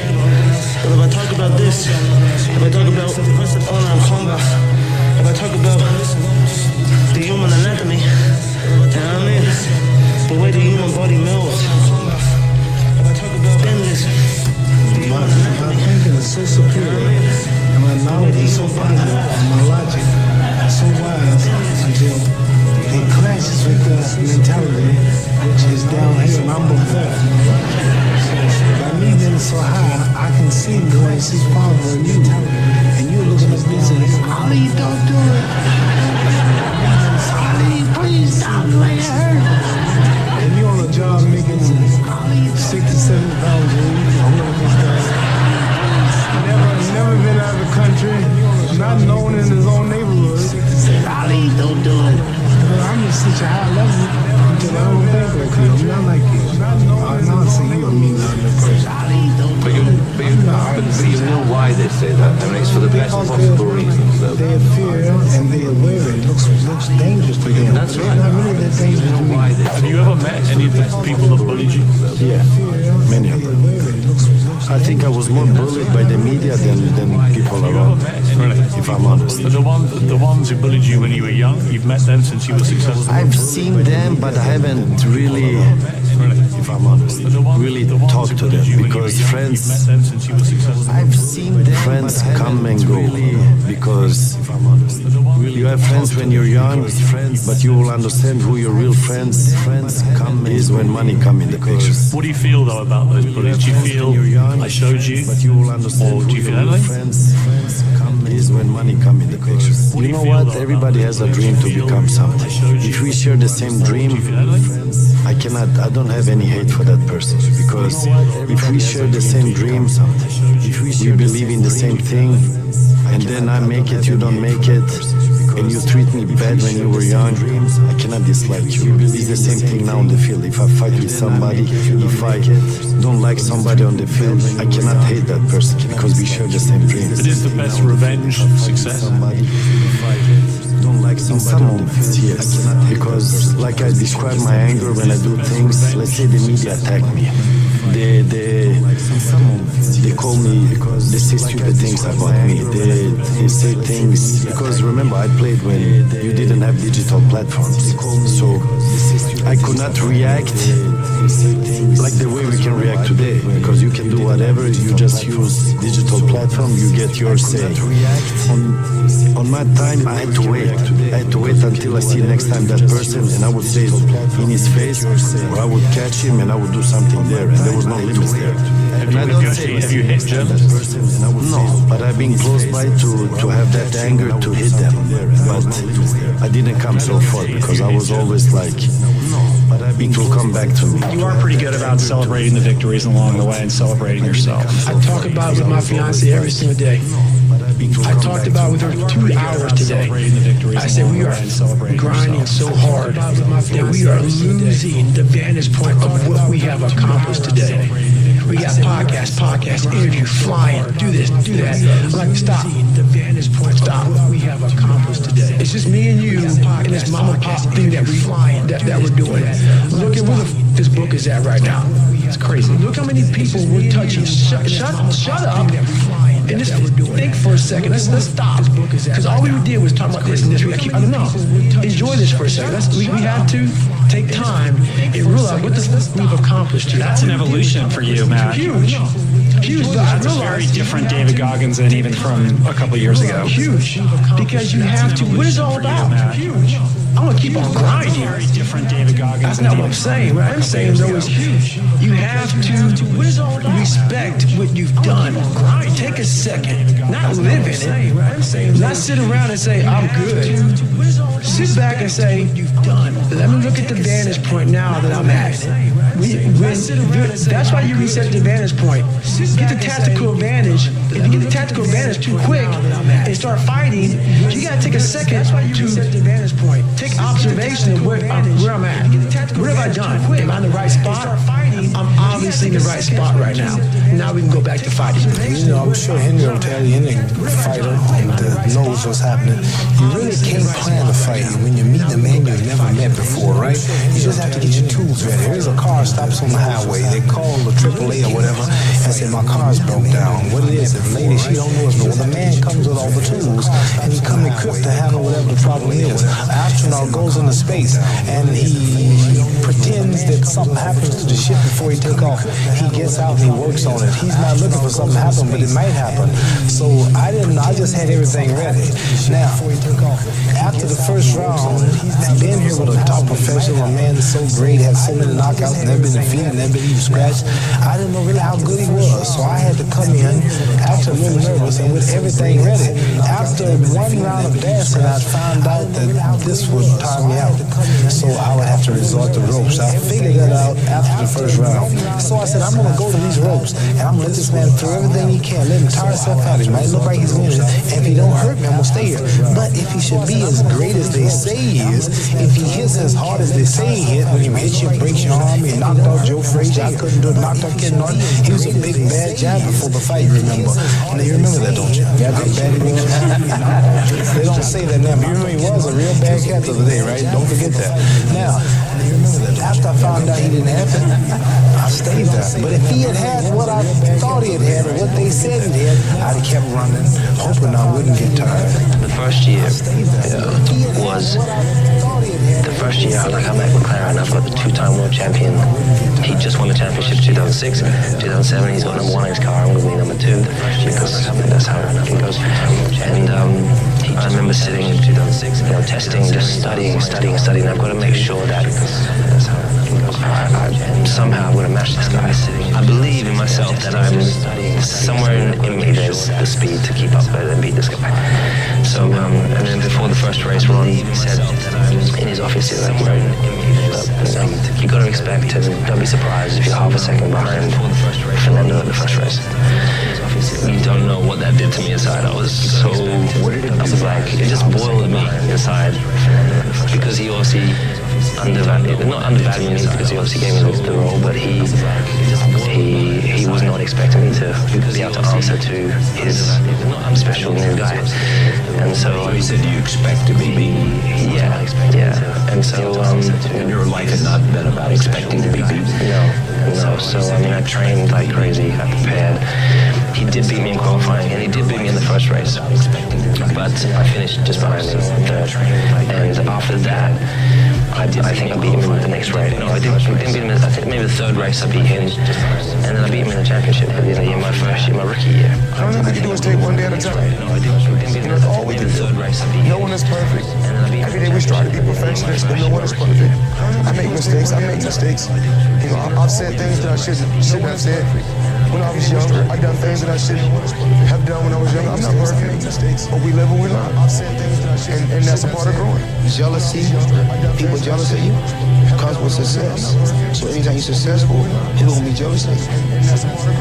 Jealousy, people not always gonna like you. So anytime you're successful, sometimes when you're in class, some people don't like you when you're in school, right? People not always gonna like you. That don't stop you from going, right? You still go there and be your best, right? It's the same thing like my job. I still go there and be at my best. I have the ability to see the end before the beginning even begins. And what that means is I know that to get to the very end, I can see it right now. So before I went to Buds, and I was weight again, I saw myself walking across the stage at 191 pounds. That's what I had to get to the door. I saw myself 6 months, a year later, whatever's going to take me to do it. I saw myself walking across that stage, getting that certificate of graduation from Buds. And I was able to be there, 300 pounds. And that feeling, that I was nowhere near that feeling. I was able to put myself there 1,000,000 times every day. That feeling of like, my God, that is going to feel amazing. That's what made me suffer.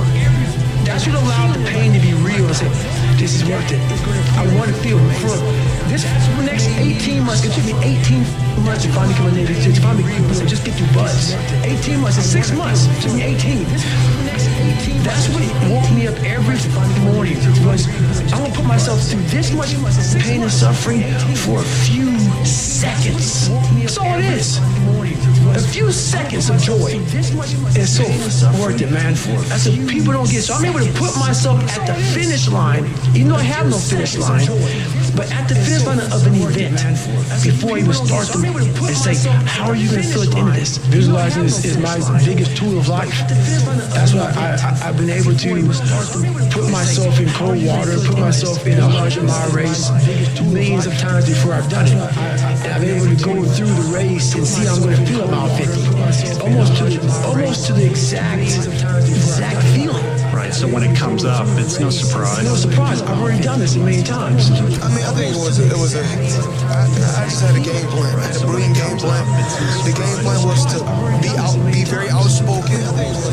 You know, I was born with personality. I was born with charisma. The game plan was to speak my mind, speak from the heart. You know, I don't hate or dislike anyone.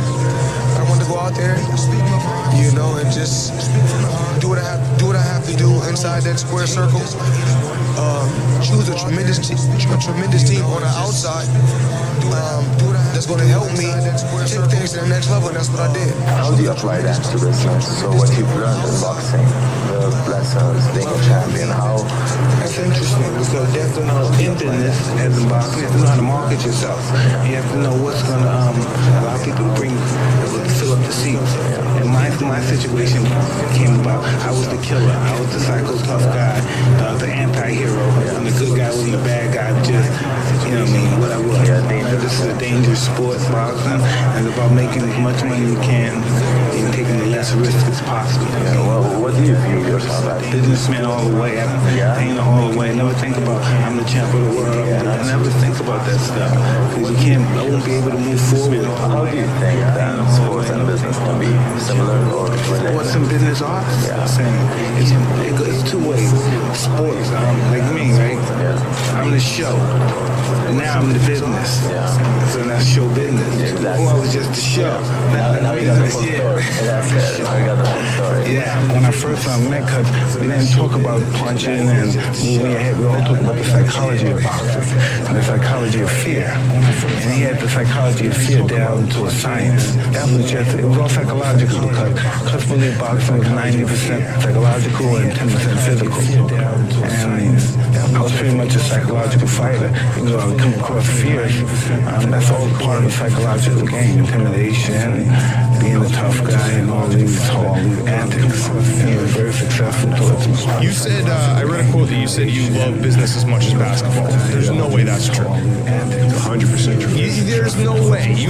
Basketball was your life, your passion, everything. You're telling me you love doing business as much. If you could, basically snap a finger and be 25-year-old Kobe or the Kobe today, you wouldn't go back and keep playing basketball? A lot of people doubted me. Thought I was either faking an injury or didn't want to play for a team. That was disappointing to me. That was out in the media because I love the game of basketball. Like I always say, if we're not playing this game, it's disappointing to me. And for her, that was out in the media. I mean, you're damn. It doesn't matter what anybody has to say about me.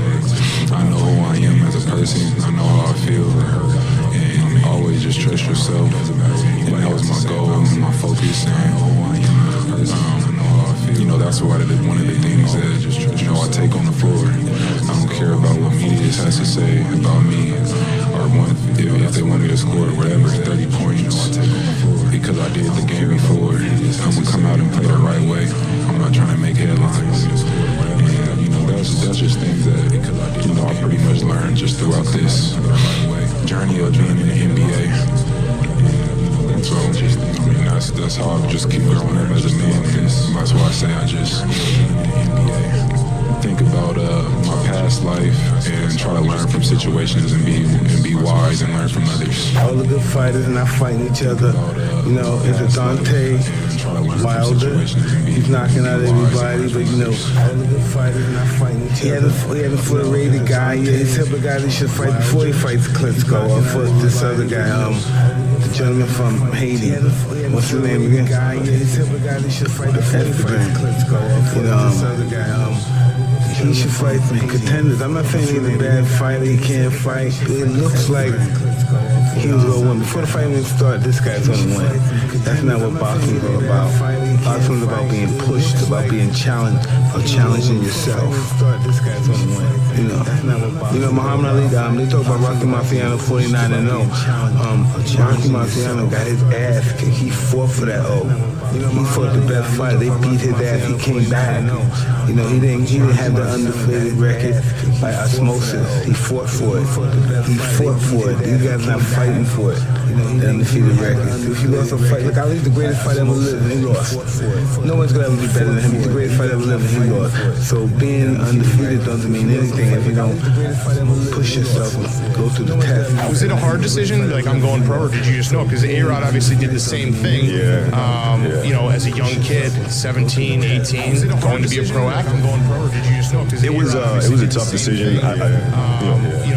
Ultimately, the key factor for me wasn't whether or not I was ready. It was the fact that if I wasn't ready, I was determined to figure out how to get ready. And ultimately, even if I was ready, I still need to improve that anyway. Right? So the work's not going to stop. And it was just a matter of, do you want to come to the league and learn from the best? And I'm doing the math in my head. I'm looking at Stockton, how many years he's playing. Drexler, how many years he's playing. MJ, how many years more he's playing. Hakeem. These are players that I studied growing up. And the best way to learn from them is to have that jump off of the film, jump off the page, and see it face to face. That's the best way to learn, because it was like a database. I had everything in my mind of what they could do, what they didn't like to do, where they did it, when they did it. Now, if I could see that up close, that is the greatest form of education that I could possibly receive.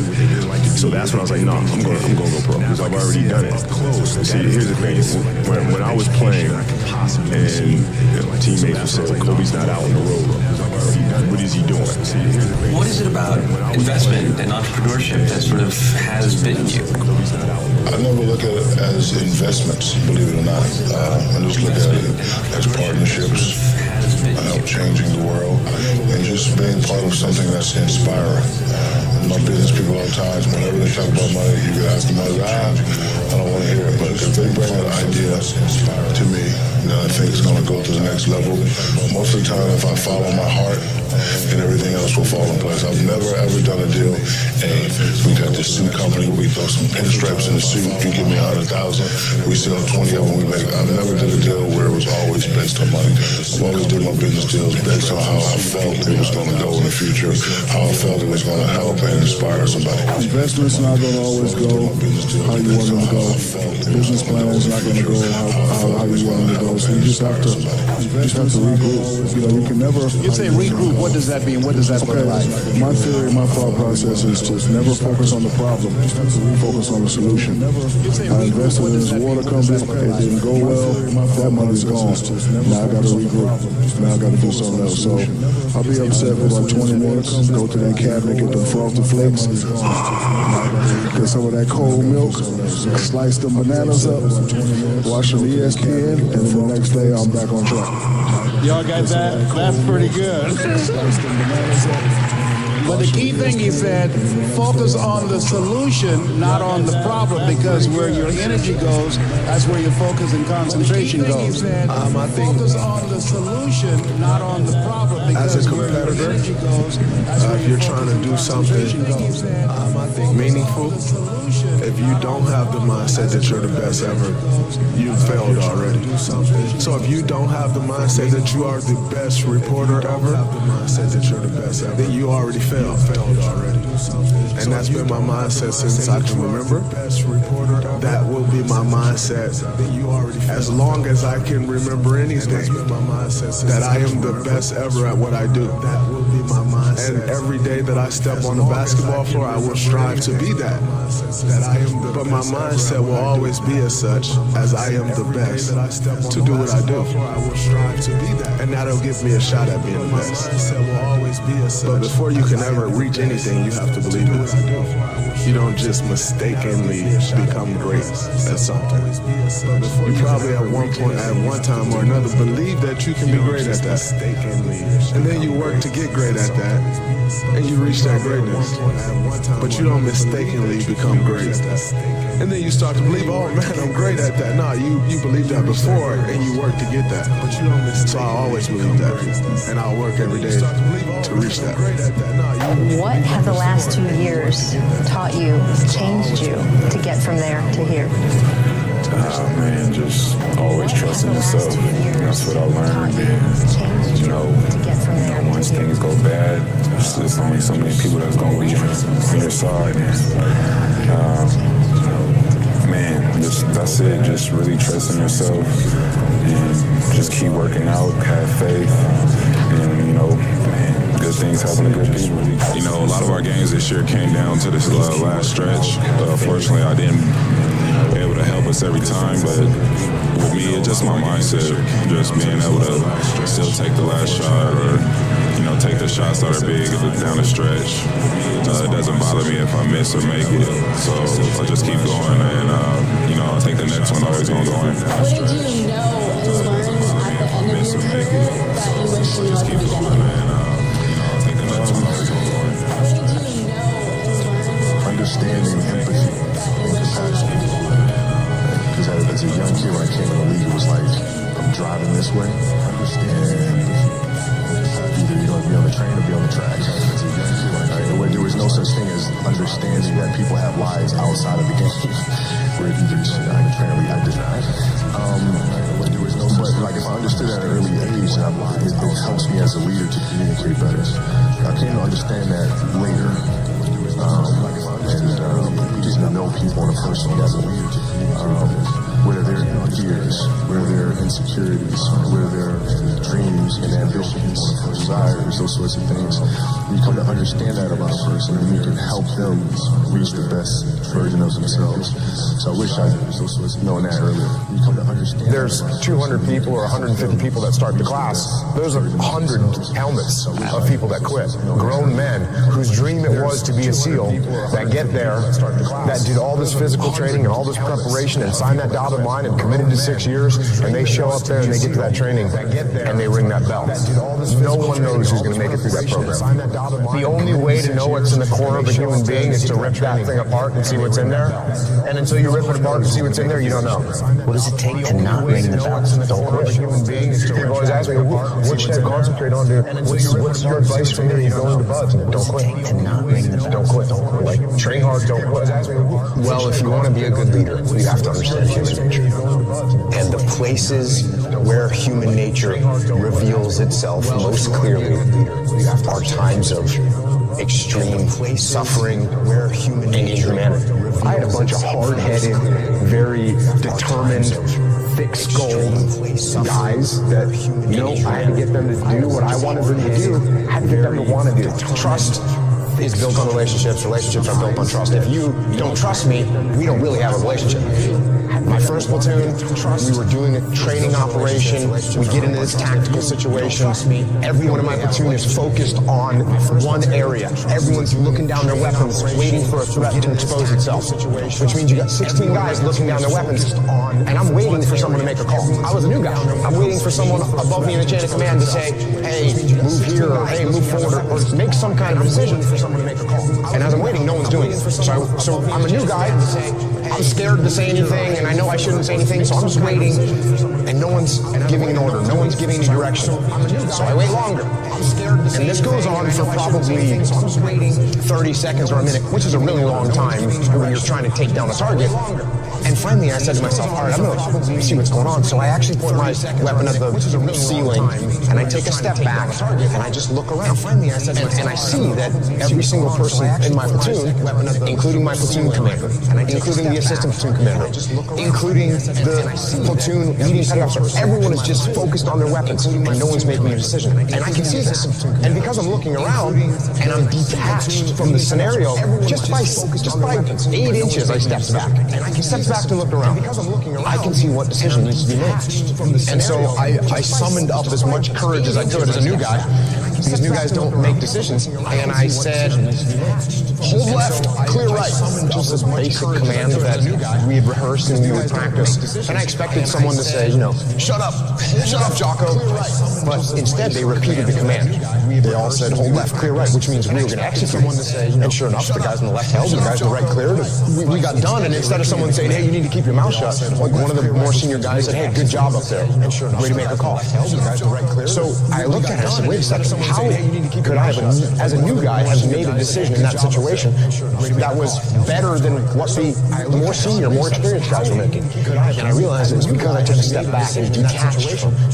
So at that moment, I said to myself, okay, from now on, when I get into these tactical scenarios, I'm going to take a step back and I'm going to try and look around and I'm going to try and detach myself from the chaos and the mayhem. And I started doing it all the time. In every tactical situation, in the land, warfare, in the mountains, in the urban environments, I was doing it all the time. And I was able to like see what was happening. It was like a superpower to be able to see what was happening and make decisions. And so then I actually started doing it when I was having conversations. And if you and I were in disagreement and you started getting emotional, instead of me getting emotional back at you, I would just take a step back and be like, oh, okay, he's really concerned about this. Why is he so concerned?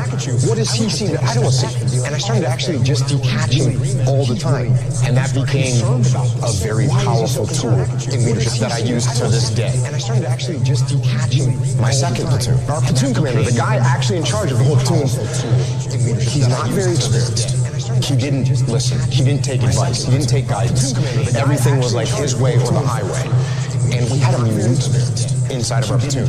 We went to our commanding officer and said, hey, sir, we don't want to work for our platoon commander. And we had a mute. He doesn't listen, he's arrogant. And eventually what ended up happening was, this guy got fired as our platoon commander. And that left an impact on me because as I'm watching this going, I'm thinking to myself, why don't we like this guy? Why doesn't anyone want to listen to this guy? Why don't we want to follow this guy?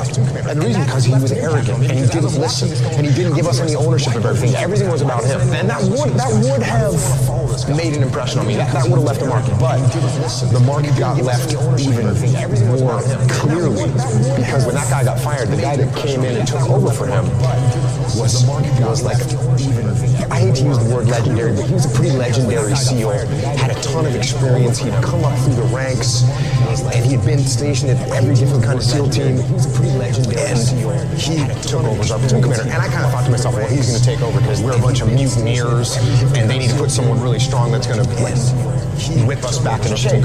So I was anticipating that we were going to have this super hardcore guy, and this guy shows up, and he's got a nice smile on his face, and he's super humble. And I remember one of the first things he said to us was like, I look forward to working with you guys. And I was, that word right there, I'm gonna work with you guys. Not I'm in charge, I'm glad I'm taking over, I'm glad to be your commander. It was nothing like that. He said, hey, I'm looking forward to working with you guys. So all of a sudden, it was totally different. And he started putting us in charge of things. Instead of him coming up with a plan, he would say, hey, you guys come up with a plan and let me know how you want to do it. And all of a sudden, we had all this ownership. And that made me reflect on the way the first guy had acted compared to the way this guy had acted. And I realized how important it was to be a humble leader and to listen to other people and to give ownership to other people. In the third platoon, it was a good solid platoon. We had a good platoon commander, and we were out in the desert doing some training, and some targets popped up. We started engaging the targets like we're supposed to, and everyone gets in the prone position and is returning fire. And I did what I had been doing this whole time, which was detach. I kind of took a step back, shot a couple rounds, then kind of pulled back and looked to see what was going on. And I saw the call that needed to be made. And I gave the platoon commander a couple seconds to make the call, and he didn't make it. So, I made the call, peel left. And everyone said, okay, peel left, and we peeled left, and we left the scenario, and we got our distance, and then we stopped the training exercise, and we did a little debrief. And during the debrief, the platoon commander, he said to me, why did you make that call? And I said, well, I can see what we needed to do, and you hadn't made a call, so I made the call. And he goes, well, I actually didn't want to peel left. I wanted to assault the target. And I said, well, I can see what we needed to do. And right there in that split second, I kind of thought to myself, part of my ego flared up, and I was kind of thinking I could have said something along the lines of, well, you need to make a call faster. If you're not going to step up and lead, then I'm going to do it. Like, I could have said that. Flared up, and I was kind of, but I realized at that moment in time, wait a second, I didn't need to make a call. The problem could have developed more. But for some reason, I thought that I needed to be the guy. And I said, no, you know what? You don't need to be the guy. You're a leader. You need to support your leader. And it's not about you. And what you have to do is subordinate your ego and be supportive of the person that's in charge, and you move forward together as a team. Because that's what it's about. It's not about me. It's about the team. supportive of the person that's in charge. There's a word that people bring up a lot, and I think they're pretty interchangeable, and it's relationships and trust. Right? Trust is built on relationships. Relationships are built on trust. If you don't trust me, we don't really have a relationship. But if you want to be a good leader, you have to understand human nature. And the places where human nature reveals itself most clearly are times of extreme sorrow, pain, suffering, and inhumanity. Are times of extreme. And if we don't recognize what causes that, where that comes from, and that it's actually possible, then it's bound to happen again. What causes that, where that comes from, and I went 5 straight years without missing a single day of workout. 365 days a year, every single day out in the water. There are days you're not going to want to do it, and everybody has those days. But it's what you do on those days that help you move forward. There are days you're not going to want to do it. Winning is in all of us. Everybody wants the end result, but what you have to endure to win, no one wants to talk about, is in all of us.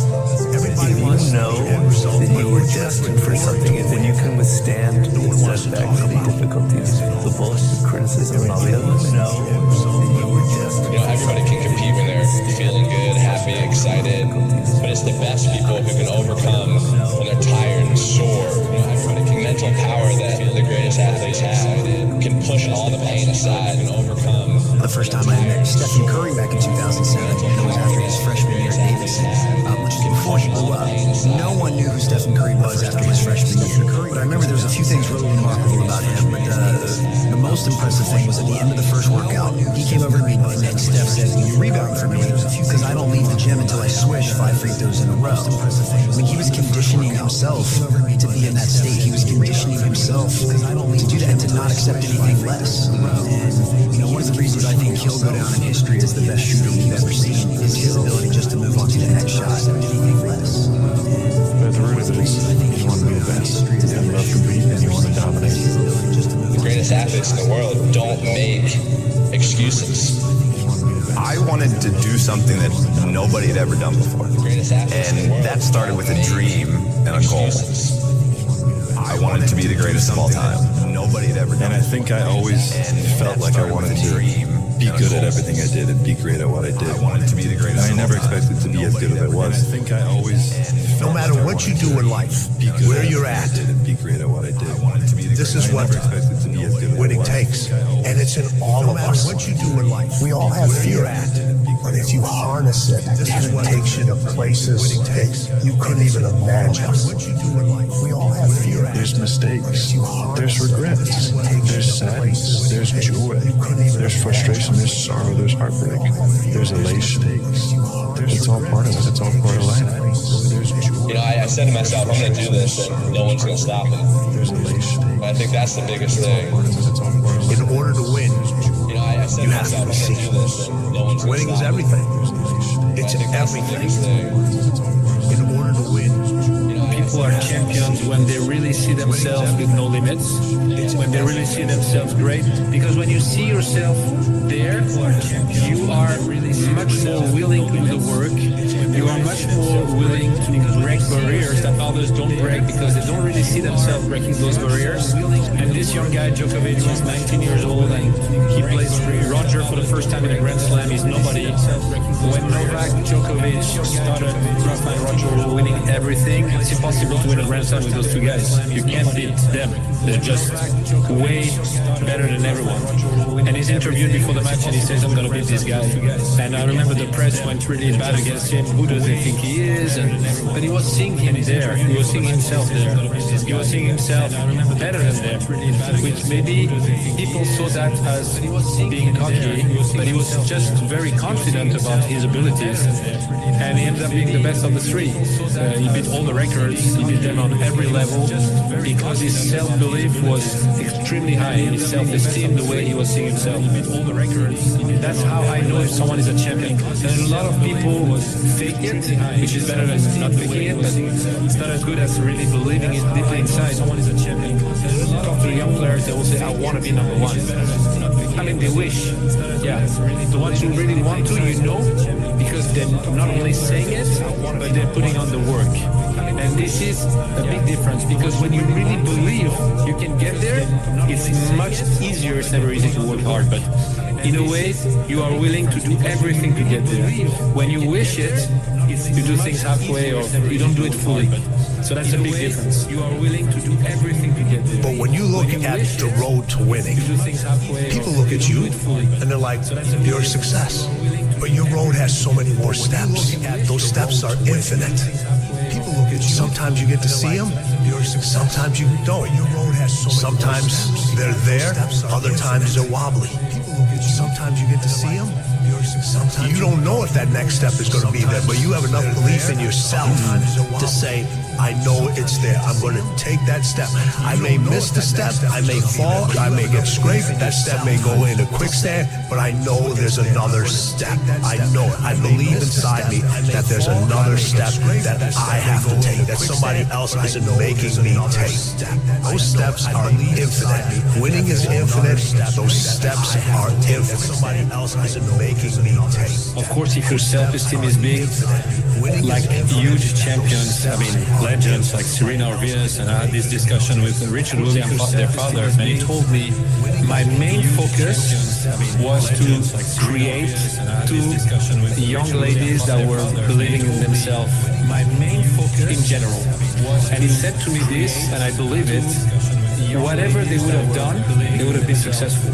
We chose tennis, but if they would have wanted to be runners or singers or whatever, they would have succeeded because they had this incredible self-esteem that they have. And you'll see that whatever they're going to do after tennis, they're going to be successful. I think from the get-go, I believed I could do it. You know, it just seemed so real to me. I'd already gotten sponsors, I was already winning competitions, and I saw the pros, you know, making a great living at what they're doing, and I just figured, like, God, if I could just get to that point, you know, I think I could make a bit of a living out of this. You know, making a great living at what they're doing. Why would you do crazy efforts, working crazy hard to achieve something you don't really believe in? Why would you put yourself at risk to fail if you don't deeply believe that at the end you're going to make it? I'm not saying that people never fail. Of course they fail, and Serena failed many times in tennis too. But we remember what she achieved, which is much bigger. Of course they fail, and Serena failed many times. But great! Serena Williams! I just never think I'm going to lose. I just don't want people to think I'm too cocky or anything. And you're only as good as your last win. So I hate losing. I mean, that's no secret. So. But you got to lose. I feel like every time I lose, I get better. I think it's your last way to have the losses. Just the fewer, the better.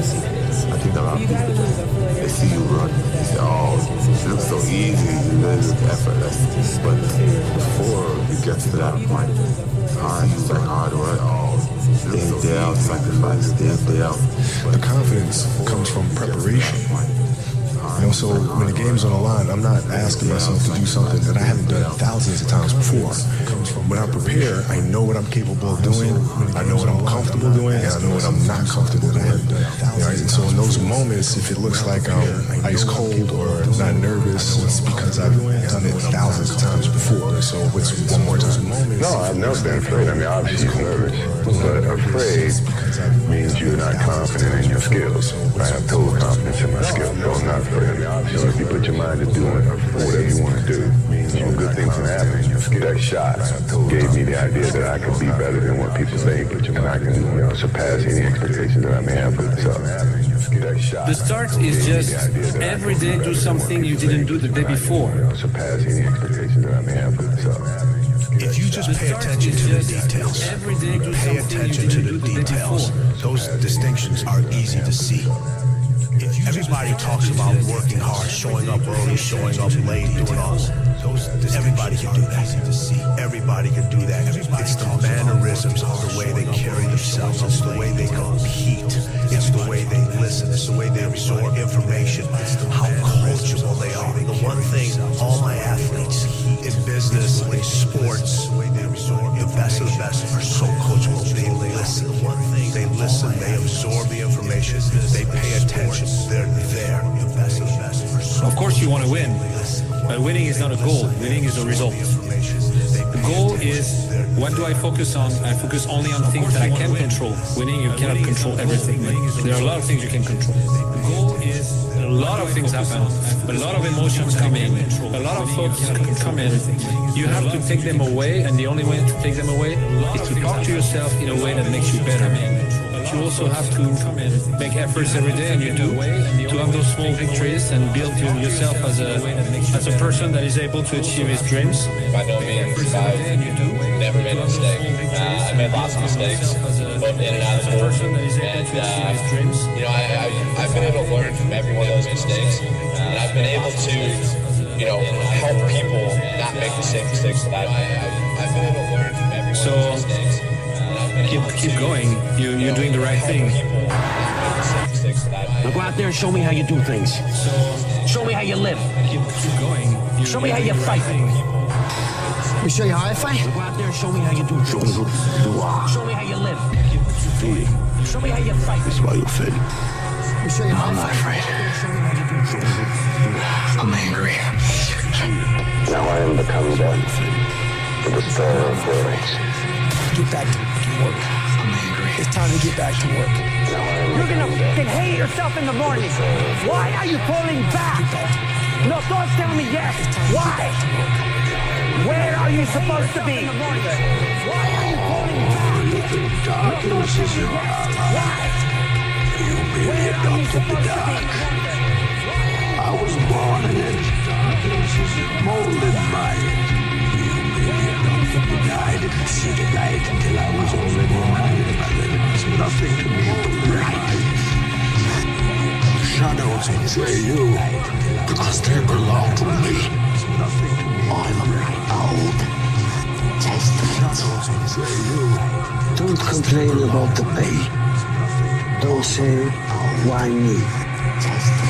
Say, don't complain about the pay. Being aware is a curse. It doesn't matter how much you've won before. You're not a winner until you win again. No matter how much you've won before, and again, and again. Nothing's enough. No one understands. And you never wanted to stop. Shut the fuck Nothing's enough. You are a piece of shit. We gotta get going. Do it, and do it, and do it, and do it. That's the hack. The hack is what? It sucks. What is making you a quitter? What is making you a weak man? What is making you afraid? It's so easy to be great nowadays because most people are weak. Most people don't want to go that extra mile. Most people don't want to find that extra because it sucks. It's miserable. It's lonely. And that's what I gain the advantage. This is a softened generation. So if you have any mental toughness, any ability, if you have any fraction of self-discipline, on the other side is greatness. I'm single-minded, I'm deceptive, I'm obsessive, I'm selfish. I have no empathy. I don't respect you. I'm never satisfied. I think I'm better than everyone else. I have an obsession with power. Whatever you do, runners, right now, just don't think about the 135 miles of scorching highway in front of you. Whatever you do, runners, right now. David Goggins, you're a rookie here, first timer. Congratulations. How was the heat for you? I didn't even notice it. David Goggins, you're a rookie here, first timer. Congratulations. How was the heat for you? Fight everybody, everywhere, always. No mind. Everyone's your enemy. I've always figured that why go to a tournament for not going there to try and win. There's really no point in going. Yeah, second sucks. The third's even worse. I want to win there to try and win. That's just my nature. There's no point in going. You'll learn. Yeah, second sucks. Game over. Game over. I'm totally, completely, unequivocally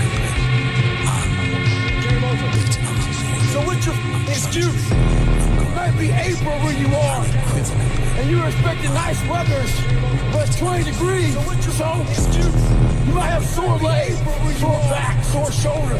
So maybe that's in your head. Maybe that's your excuse for not being better. If you're allowing people and things and situations showing space in your head, you're losing. Maybe that's your excuse. The struggle is real. It never gets any easier. You gotta get harder. No one cares what you did yesterday. No one matters what you're doing today. It never gets any easier. I'm a cheerleader for those who want to be better, not for those who want to stay the same. Stay home. So when you look them in the eye, you have to believe that we are better. Bet against me. Bet against me. Tell me it's not going to happen. Tell me it's going to fail. I love it. I love every minute of it. Bet against me. Is that hard times create hard men. Hard men create soft times. Soft times create soft men. Soft men create hard times. We are now around soft men, hard times.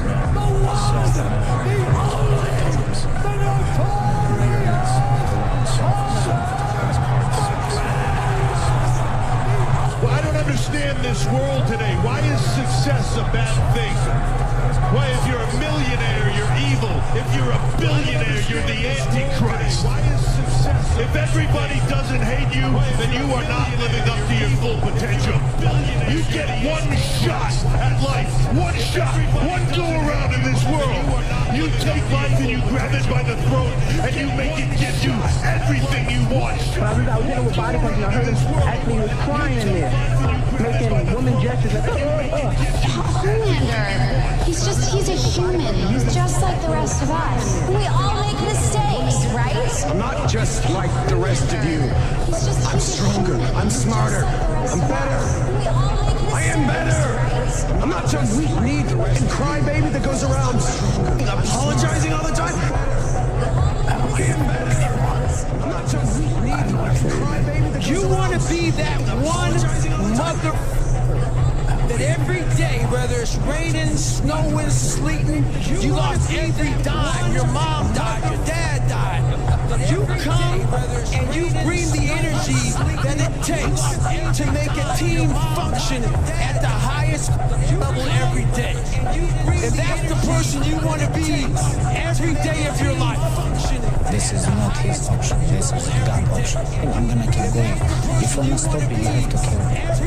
Are you threatened by these guys, or are they still fighting for second? If I'm not stopping, you have to kill me. Are you threatened by Coach said he gonna set the tone to start the game. He said if I'm running through Powell's fucking chest. It's very helpful for people to hear that they should make themselves competent and dangerous and take their proper place in the world. Competent and dangerous? It's very why danger? Because it's the alternative to being weak. At the end of the day, you've got to feel some way. So why not feel unbeatable? Why not feel untouchable? Why not feel like the best you've ever been? Every minute, every second, I'm gonna be untouchable. This is not only about like round or second or third round. I'm gonna control every second. You be that warrior in that guard. Alright? And you stand strong.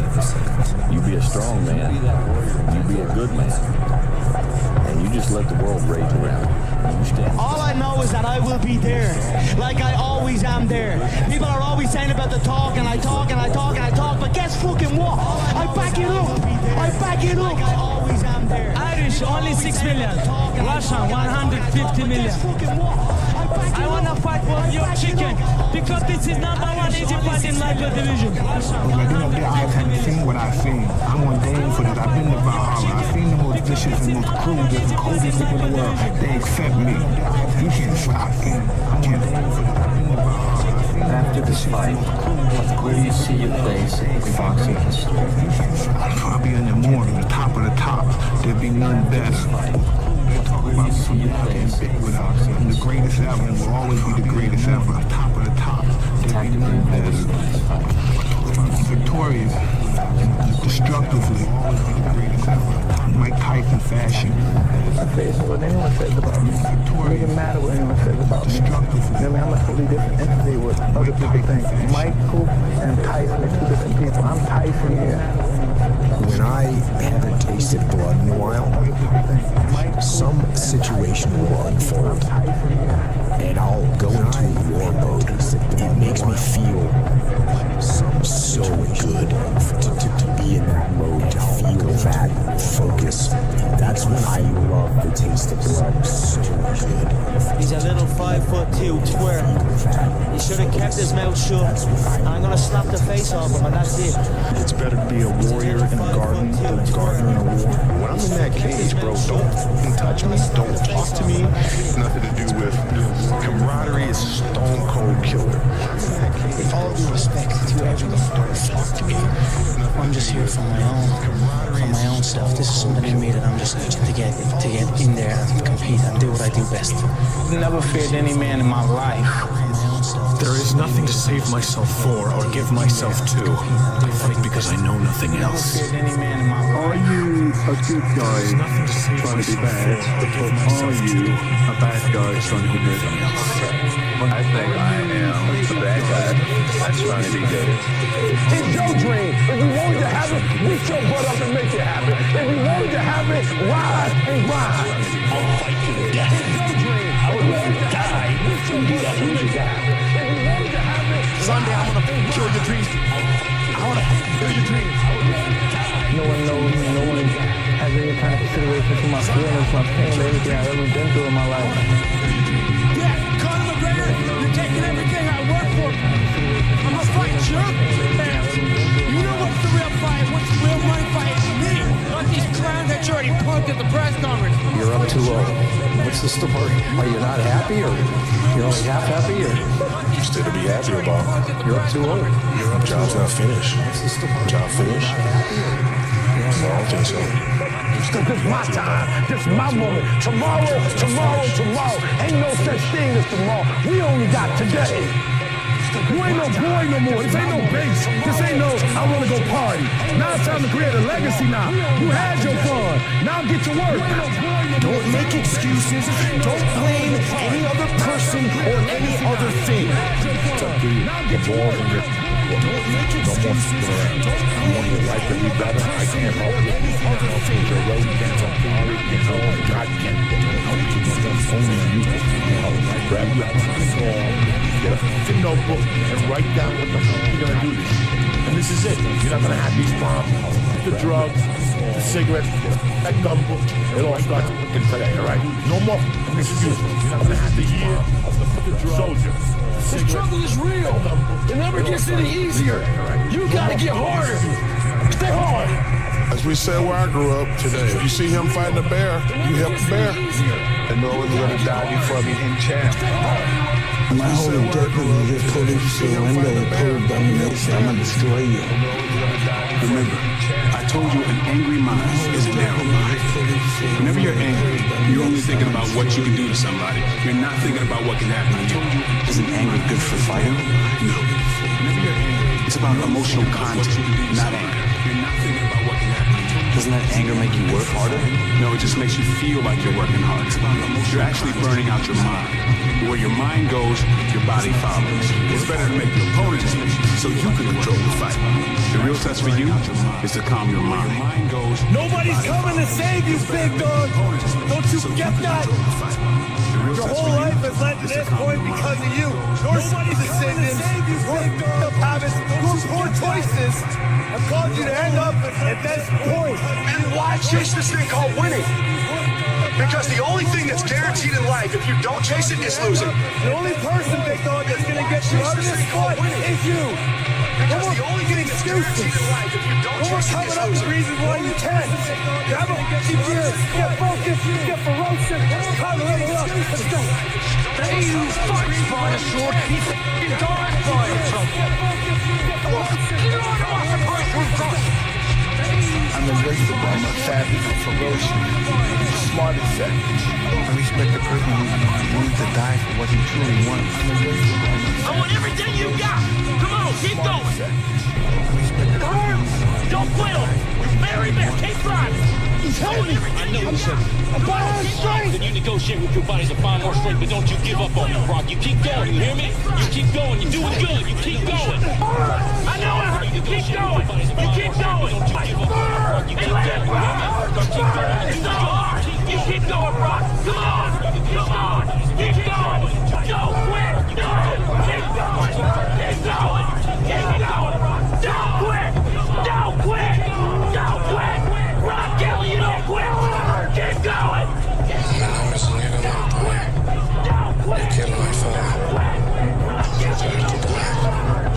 You either die a hero or you live long enough to see yourself become the villain. But you'd fight Tyson Fury. Yeah, I fight a lion if the price is right. Be a dangerous man. See yourself become the villain. Now, being dangerous is not being a threat. They're two different things. All right? And it's not about going out and lifting weights and getting a bunch of tattoos and wearing leather jackets and walking around with your chest and shoulders up, hulking around saying, I'm dangerous. That's very rarely is that dangerous man. Often the most dangerous man in the room is the quietest man in the room. You sound as though you're feeling the pressure. I'm not feeling the pressure, man. You cannot put pressure on the dangerous man in the room is the quietest man. Boom. You said everybody fear me. I'm the king of the barbarian. If it bleeds, we can kill it. Turn your feelings off when it comes down to you wanting to be better.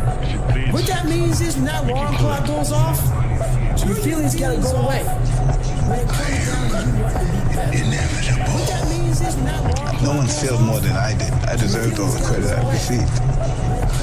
Nobody failed more than I did. I only fight as many that. No one failed more than I did. I'm the king of the barbarian. There's no one that could surpass me. If I pay nothing to it. I'm the king of the barbarian. Pain in this world. Pain that hurts. Pain that alters. Big one. Pain that hurts. I'm C.J. Dixon. Pain that alters. You're bleeding, man. I ain't got time to bleed. Please don't call me arrogant because what I'm saying is true. I think I'm a special one. You have to be the champion before you become the champion, so that means lifestyle.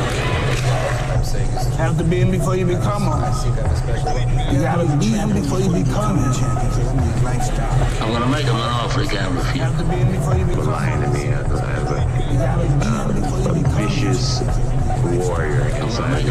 Really is not an option. All due respect, you got no fucking idea what it's like to be number one. I'm man alive that can beat me. I'm not worried about losing. All due respect. The undisputed, the undefeated, heavyweight champion of the world,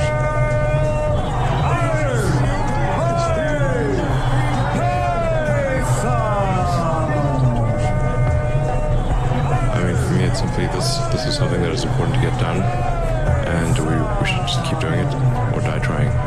I don't need. I mean, for me, it's supposed to strength. So quitting is not even like. It's not in my nature. And I don't care about optimism or pessimism. That we're gonna get it done. You see all your fights and stuff? All your knockouts are spectacular. You know what that means? All this good stuff happening to you. You know what that means? That you're favored by God. And you're favored by God. You're also favored by the devil. All this good stuff. So you just gotta be strong. Stay on the right side. Whose side you gonna go on? He's gonna give you power too. He's gonna get in your head too, but it's whose side you gonna stay with. You stay with who brought you here. Welcome to the pain zone. It's where we live. The best way to fight the demons that chase you in the night is to stop and turn around. Turn around. Face it. Man up. The best way Listen, I'm a student of war. I know all the warriors from Charlemagne, Achilles, the #1 warrior of all warriors. From there, Alexander, Napoleon, I know them all. I read them all, I studied them all. I know the art of fight, I know the art of war. That's all I ever studied. That's why I'm so feared. That's why they feared me when I was in the ring. Because that's all I was an annihilator. That's all I was born for. Now those days are gone. It's empty. I'm nothing. I'm working and feeling the art of humbleness. Can you see me? That's the reason why I'm crying, because I'm not that person. And I'm nothing. Because sometimes I feel like a bitch. I don't want that person to come out because he becomes toxic. how this coming with. Anyone could win a world basketball championship. Anybody could win the Grand Slam. But it's the people that can come back from the brink of destruction and almost down and out. When your manhood, your pride, everything's almost stripped, and come back and conquer at the top of your game. Now that's the separation between a super champion and just an average champion. And when I'm in the ring, it stops. All the nervousness and tension stops. It's not there no more. But I'm facing reality. As soon as I get in the ring, it's a whole different story. I'm the killer then. Champion of the world, Mike Tyson. Then I'll illustrate my reign with bloodshed and pain. Because everybody will fear me. They're going to learn to respect the barbarian king. There's no one to connect me. There's nothing. I've been champion. Had 12 defenses, fought all style, every style. Top men. Everybody more experienced than me. Rock me, their eyes haven't seen what I've seen. I'm in the ring. I believe in my mind. I'm putting in the effort, the sweat, the workout, the 6 weeks, whatever it takes. I'm the best fighter in the world. And I proved that by the champion that I beat him to reach the point that I'm at now. So I have no doubts in my mind. There's no doubts I'm the best fighter in the world. Gotham's relying on one man to save us all. We're just getting started. Nothing stops this train. Nothing. Everybody wants to be a lion when there's no lions around. You can be a lion in the company of hyenas. But when you're facing another lion, now we're gonna see what you're really working with. You can be a lion. Everybody's a soldier when there's no wars going on. You can be comfortable or you can be great. Now we're gonna see what you're really working with. Keep going, me, baby. Everybody's a soldier. Keep moving, I love it. I love it. Listen, people been going me and down me since I started training. I love it. The more you move me, the stronger I get, baby. I'm used to this. You can't stop me. Keep it up, baby. Keep it up. You can't stop me.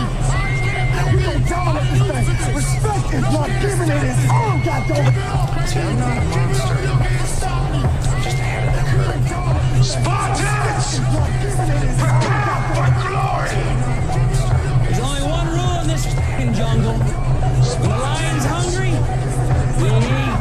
There was something inside me that if someone did it, I also can do it. And if no one did it, I can be the first one to do it. I think that the champions, they are not born, they are made. This is mine! I also can do it. And if no one did it, I can be the first one to do it. I think that the champions, they are not born, they are made. A warrior's deadliest weapon. This is mine. A warrior's deadliest weapon. This is mine. Training is hard by yourself. We're firemen. We are firemen. The heat doesn't bother us. We live in the heat. We train in the heat. It tells us that we're ready. We're at home. We're where we're supposed to be. Flames don't intimidate us. What do? We control the place. We control it. We move the flame where we want to. And then we extinguish them. What do? I want revenge. I want them to know that death is coming. I want revenge. There's nothing I want them to know they can do to stop it. For those of us climbing to the top of the food chain, there can be no mercy. There is but one hunt. For those of us be hunted. If they move, kill them. Life is this. I like this. Goggins is the guy that can take anything you put in front of him. You wanna break my motherfucking legs? So be it. There's no one on this planet that can stop me.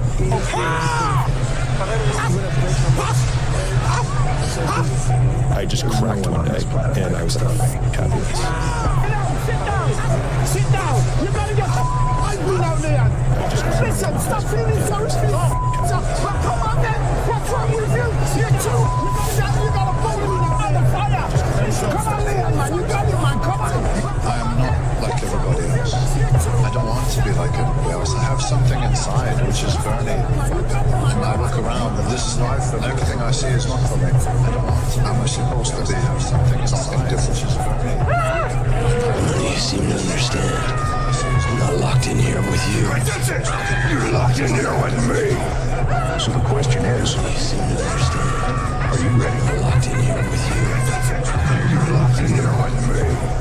So the question is, I'm back, motherfucker! I'm back! But do not for 1 second around with what I gotta do to get mine, because I promise you, there is nothing I'm not prepared to do. Surprise, surprise, motherfucker! The king is back! The best quality in the world that you can develop, and the quality is to develop the quality of being unstoppable. I am done apologizing. I am done being persecuted for my strength. You people should be thanking Christ that I am who and what I am because you need me. You need me to save you. Should be thanking Christ that I am who and I am the only one who possibly can. You need me to save you. You're not gonna beat me. I'm prepared to die. I own this town. I own Rio de Janeiro. So for him to say he is the king and I am the joker, if this was a different time, I would invade his favela on horseback and kill anyone that was not fit to rule. But we are in a new time, so I'll whoop his ass in July. I am cold, I am emotionless, I am zen, I'm at peace, ready for war. To know my level, you gotta have size, reach, length, you gotta have some attributes. If you come in any way equal to me, I'm gonna rip your whole head off, and that's it, I tell her every time. You're gonna hate yourself in the morning. Why are you pulling back? Listen, I'm not scared of these guys. You think they play me and they think that I think that they're scared? Oh well, if they're scared, that's all enough. I'm gonna bring the pain tracks. And that's all that then they say I'm tough. They think that I'm tough guy. I think that they're scared. Oh well. All those people, if you're going up, you might just be the boss. They'll come looking for a favor. And when they do, you got an option to say okay, or do what I do and say go fuck yourself. And when they do, you got an option to say okay, or do what I do. My highly trained strat knights. My killers who will not take no for an answer. Trifle warriors. I will not hang up the phone until their client either buys or f***ing dies.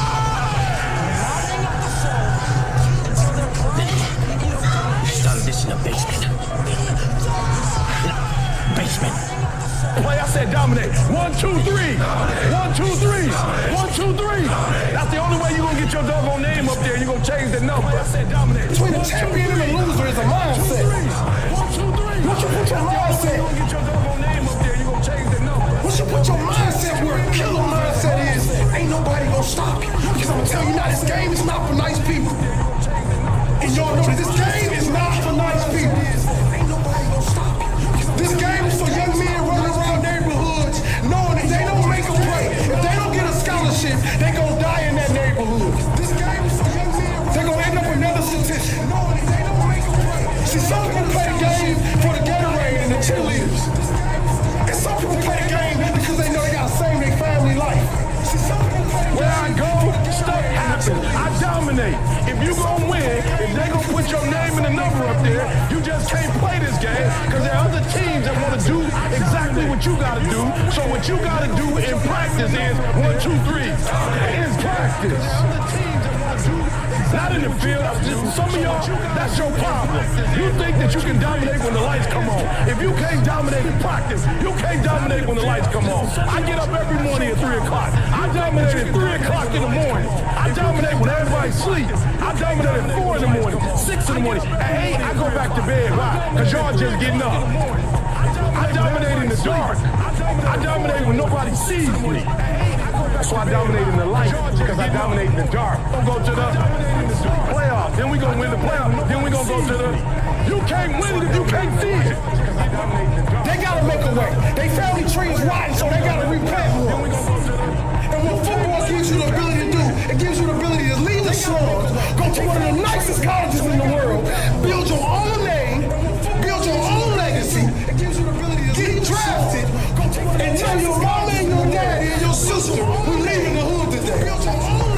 And you know why we leaving? Because I was unselfish. Because I left everything. I left everything on the field. Feel me in your soul. And then once you find out what you want, spend the rest of your natural life waking up and going after it. The reason why I speak with so much passion, E.T., why do you speak with so much authority? Because I'm talking about my life, not something that I read. I ate out of trash cans. Why do you speak with so much? I had no business eating out of trash cans. I lived in an abandoned building. I had no business living in abandoned buildings. But E.T., your daddy wasn't in your life. Your mom was a teenage mother. You grew up, come on, E, look at your shirt. That's not an excuse. There is no excuse for not living up to your fullest potential. No excuse. I told you, I didn't get a new daddy. I didn't get a new mama. What changed? I changed. And I stopped being a victim. I stopped saying, I've got to wait for good things to happen to me. And I said, I'm going to grind. I'm going to fight. I'm going to work. I'm going to press forward. I'm going to learn. I'm going to do everything in my power. Every single day, I'm going to do everything in my power to become a victor and not a victim. Now let me say this before I move forward. And I can't explain it, but you better feel me. Winners win and losers lose. Now let me say this. Believe you can win. Believe you can win. Because we only get one shot at this, Kings. We didn't come this far to come this far. Win. I'm gonna repeat that. We didn't come this far to come this far. To come this far. We came here to be champions. We came here to be one of the #1 schools in the country. We came here to show even people in our own city that's doubting us to be one of the #1 schools in the country. I can't explain it any better than that. I don't know how it happens, but winners win. And if you create a culture of losing, if you keep being a victim, if you keep letting losing happen to you, if you keep letting people do you and treat you any kind of way, it's going to become a culture. Let me tell y'all, I'm not from New Zealand, guys. Come on, listen to me very closely. I'm not from New Zealand, but I know about, let me say it this way so I can help. I know about what team. I've never seen All Blacks play a day in my life. I've never been to the stadium. Where's the stadium? I know about what team. That you will be my fan. You will follow me and you will bite your word. I've never been to the stadium. Because that head coach, you got all these coaches, all these men around. That's the blessing. You will follow me and you will. That's who you play for. Because at the end of the day, you guys are going, I'm telling you, it's going to go fast. It's going to go fast. One day you're going to be riding down the street, you're going to see your coach, you're going to say, Coach, all the lessons you gave me, I should have listened. It's going to be somebody that say that. I should have listened. But tonight, if you listen to every single word your coaches say, if you be unselfish, if you don't think about yourself, if you don't think about that, all the thousands of fans standing on the outside, put your mind frame on the field. Keep your mind frame on the field. So when you step up that bus, you tighten up your tie and say, this is my business trip. Are you going to close the deal or are you going to solve it? When I stepped on the field, I had a mind frame. My mother was a heroin addict. So when I stepped on the field, I thought about, I want to save my mama's life. This man in front of me is going to stop me from saving my mom. It's going to stop me from saving my brothers and my sisters. It's going to stop me from taking my brothers and sisters away from crackheads and drug addicts every day. It's going to stop me from saving my brothers. And when I looked at my opponent across from me, I told him, you're not hungry enough. I've never been there a day in my life. And if you watch all my videos, I have all black in my video.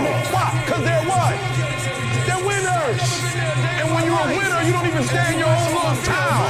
When you're a winner, winning spreads. So everybody, I got videos where I'm like, y'all, I don't really know how to show my passion. Somebody said, get your blacks. So everybody, I got videos where I'm like, y'all, their passion is all over there. Why? Because winners win. I can't explain it to you, but you better stop making excuses and find a way to win. Because once you start winning, you go from 1,500 to 3,000 to 5,000 to 7,000. You remember, see? From 7 to 10. Nothing changed. We still in the basement. We don't have a building. We still use the garage for all of our products. We don't have business cards. We don't have a 5-year plan. We don't have a 3-year plan. How do you do it then? We wake up and grind. Winners win. I focus more on winning than I focus on structure. You never look at yourself in the mirror and say, you let you down. Until you get to that point, you let you down. You're not brave enough. You want to put it on somebody else. The reason why I'm not successful is because of my boss. Have you ever looked at yourself in the mirror and said, I'm not getting up on time. I'm not going to work on time. I'm not putting in 120% when I'm at work. I let me down. And when you get to the point where you can say you let you down, I don't care. Listen to me, no disrespect. I don't care about Glenn. That's not why I do what I do. And I love Glenn. I don't come here and do what I do so Glenn can affirm me, so he can give me a pat on my back. I care more about me than I care about what Glenn thinks about me. I have standards. I have values. I don't care how much you pay me. If I speak at an elementary school for $300, I chose to do that for $300. If I chose to speak at a prison for free, I chose to do that. And I will not go in there and give those prisoners less than when somebody pays me $100,000. Why? Because I value myself enough to give 120%. Well, don't do it. That's the problem with some of you. You always want to blame other people. You want to hold other people to the fire, but you're not holding yourself to the fire. You just said you're giving 50%. You owe you an explanation. You owe you an explanation. You need to look at yourself in the mirror and say, why are you only giving 50%? What's wrong with you? You need to put yourself on punishment. You need to tell you no more TV, no more snacks, no more desserts, no, we working out now. No more alcohol, not right now. I can't handle it right now. You need to tell you that you owe you something. Stop going back to, you keep going to the mall with the receipt. This is what y'all said it was. Glenn, you didn't do what you said you was going to do. Well, you didn't do what you were supposed to do, so how am I going to do what I was supposed to do for you? You walk out of this room, you owe yourself. I didn't get here making excuses. So what, my father went in my life? The truth of the matter is, he ain't never coming in my life. So what, I'm going to wait for the rest of my life for my man to come? He ain't coming. I live in America. I'm an African-American male. They don't treat us the same. It's something called racism. I ain't going to cry about it. It's probably going to be racism to the day I die, but I'm not going to cry about it. I'm still going to be a millionaire. I'm still going to be one of the top motivational speakers in the world. No, I didn't grow up on that side of the town. No, my mama don't have no network. No, I don't know a whole lot of people. No, I'm not at a country club. No, I don't play golf, and I don't plan on playing no time soon. But I'm still going to be successful. I'm still going to get to where they are. Why? Because I owe it to myself. And can't nobody stop me but me. And you need to get rid of them excuses. You need to stop pointing fingers at people. And you need to start pointing fingers at yourself. What did you not do?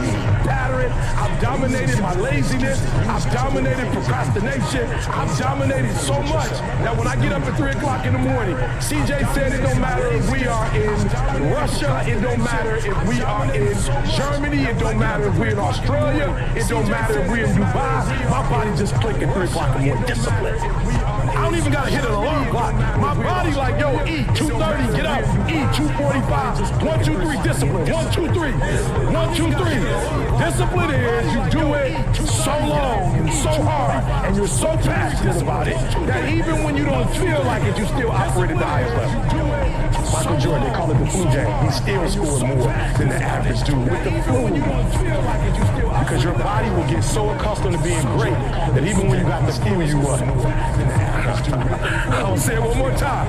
Even when you got the flu and you got the flu and you playing other champions, you still score more than they score because you learn how to. I dominate. Where I go, stuff happens. I dominate. If you gonna win, if they gonna put your name and a number up there, what you gotta do in practice is 1, 2, 3. In practice. You don't want this enough. My life on the line. You hear me? Get your life on the line today. You know everything on the line. You go out there and life into your mouth and beat you quit. Get your life on the line. Them teenage boys just like you teenage boys. They breathe just like you. They go to class just like you. Them teenage boys just gonna let a man stand in front of you and say, I'm more man than you. They breathe just like you. They go to class. Or you gonna hit them in the mouth and say, hey boys, we came to fight. I ain't gotta talk to you. I ain't gotta bicker to you. I'm gonna hit you in your mouth for 60 minutes. King, whatever you do today, you leave every drop of your blood on that field today. And I'm proud of you. Win, loss, or draw. Whatever you do today, but I want y'all to remember one thing, King. Every drop of your blood on that field today. Remember one thing. The best gifts come from the bottom. Remember one thing, King. Now I am become death, the destroyer of worlds. The best I will gifts find you, come from the bottom. and I will kill you. Do what you do best. What's that? Hunt. And I will kill you. But the baby. Do what you do. Don't have to kill me. What's that? It's a man's game tonight now, you know that. It's a man's game tonight.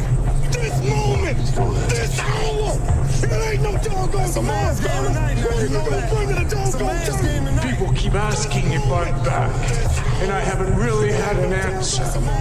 But now, yeah, I'm thinking I'm back. Asking if I'm back. When you kill a king, And I haven't really had an answer. you don't stab him in the dark. I'm thinking I'm back. Asking if You kill him where the whole court can watch him die. I want them to know You kill him where the whole that death is coming. die. And there's nothing they can do to stop it. I became obsessed with being the baddest motherfucker that God ever created. Hello. I became obsessed No God. with being the baddest motherfucker that God ever The created. only man in the sky is me. No God. You know it's a pity. I was looking forward to killing you. Sounds the buck of a wrong kid.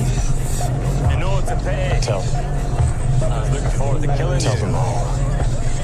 Whoever comes, whoever it is, tell them I'll kill them. Tell them all. I'll kill them all. Whoever comes. A lion doesn't concern himself with the opinions of a sheep. I'm gonna kill you, Bill. I'm gonna watch you die. Because I can keep going, brick by brick, dollar by dollar, body by body. I must break you. Brick by brick.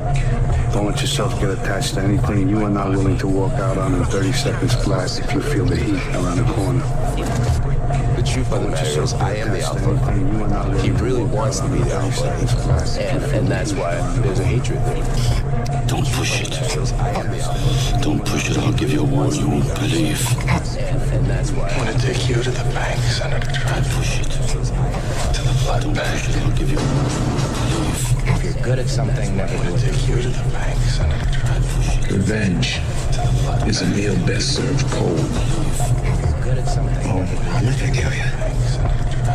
I'm just gonna hurt you. It's a meal best served cold. Really bad. Whatever he is, he destroys you. Whatever kind of name's better be. Whatever he is. I told you when I had the chance. You think you can do this to me? I'm the man up in this piece. You'll never see the light of this. You think you can do this to me? I run shit. You just live in this piece. King Kong ain't got it. On me. You can do this to me. Listen, Anakin. I'm the Homelander. And I can do whatever the fuck I want. See, madness, as you know, is like gravity. All it takes is a little push. See, madness, as you know, is like I do not function. We lose. All it takes is a little. I have all the characteristics of a human being. Flesh, blood, skin, hair. Something horrible is happening inside. I have all the characteristics, and I don't know why. Flesh, blood. My nightly bloodlust has overflowed into my days. I feel lethal, on the verge of frenzy. I think my mask of sanity is about to slip. I look like I give I feel lethal. Just get it done. On the verge of frenzy. My name is Maximus Decimus Meridius. Father to a murdered son. Just get it done. Husband to a murdered wife. My name is Maximus Decimus. And I will have my vengeance.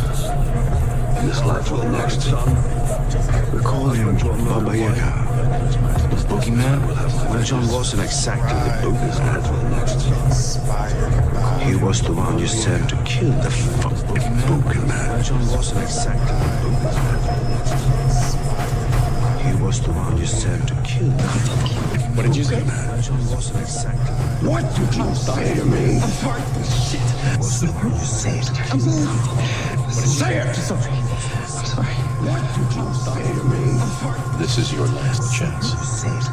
After this, there is no turning back. I am death. This is your last chance. Vengeance is mine. After this, there is no turning back. Oh, who the f*** are you? I'm the guy who does his job. You must be the other guy.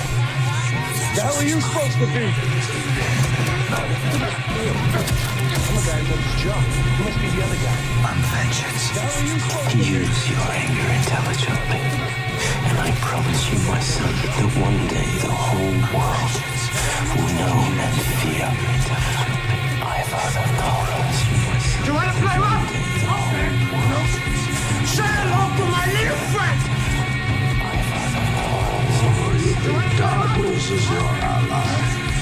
You merely adopted the dark.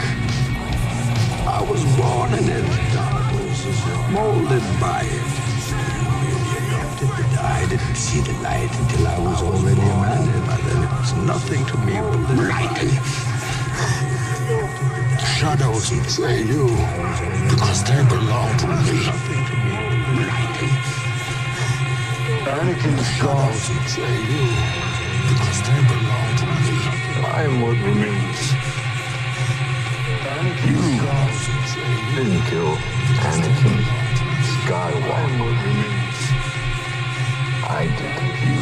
Turn, slid, replaced.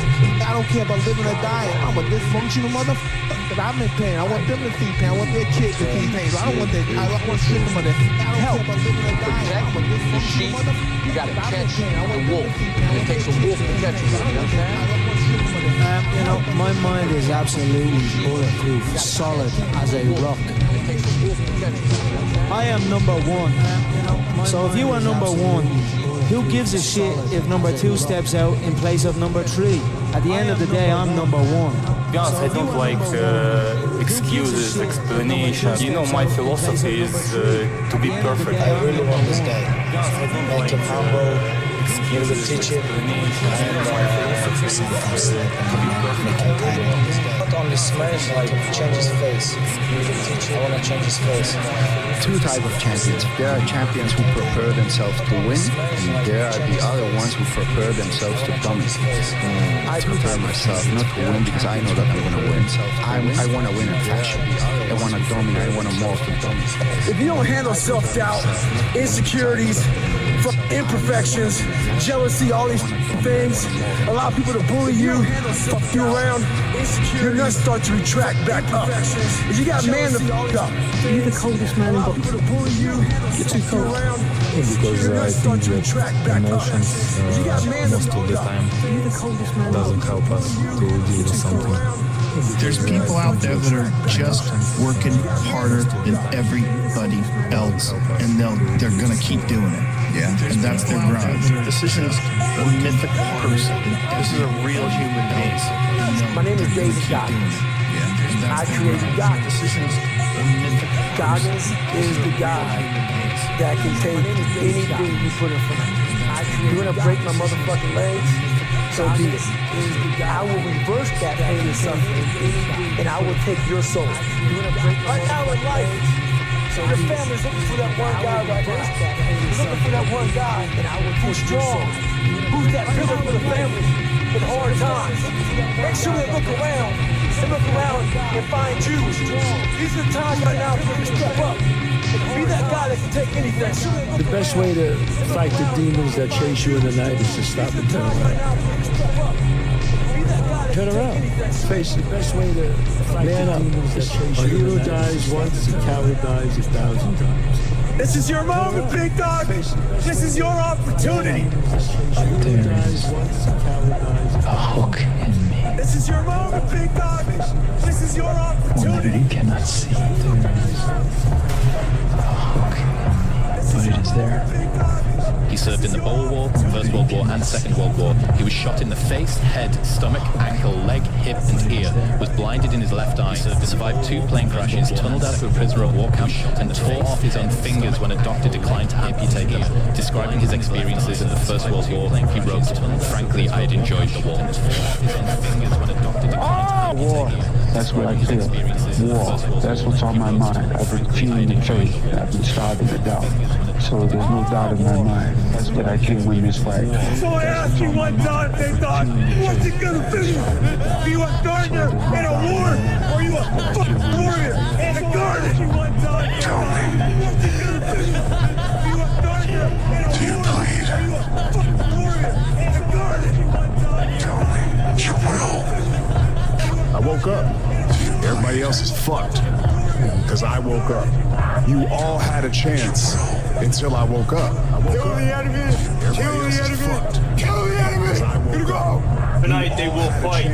Tonight we will kill them. Every body militia man that is there will die.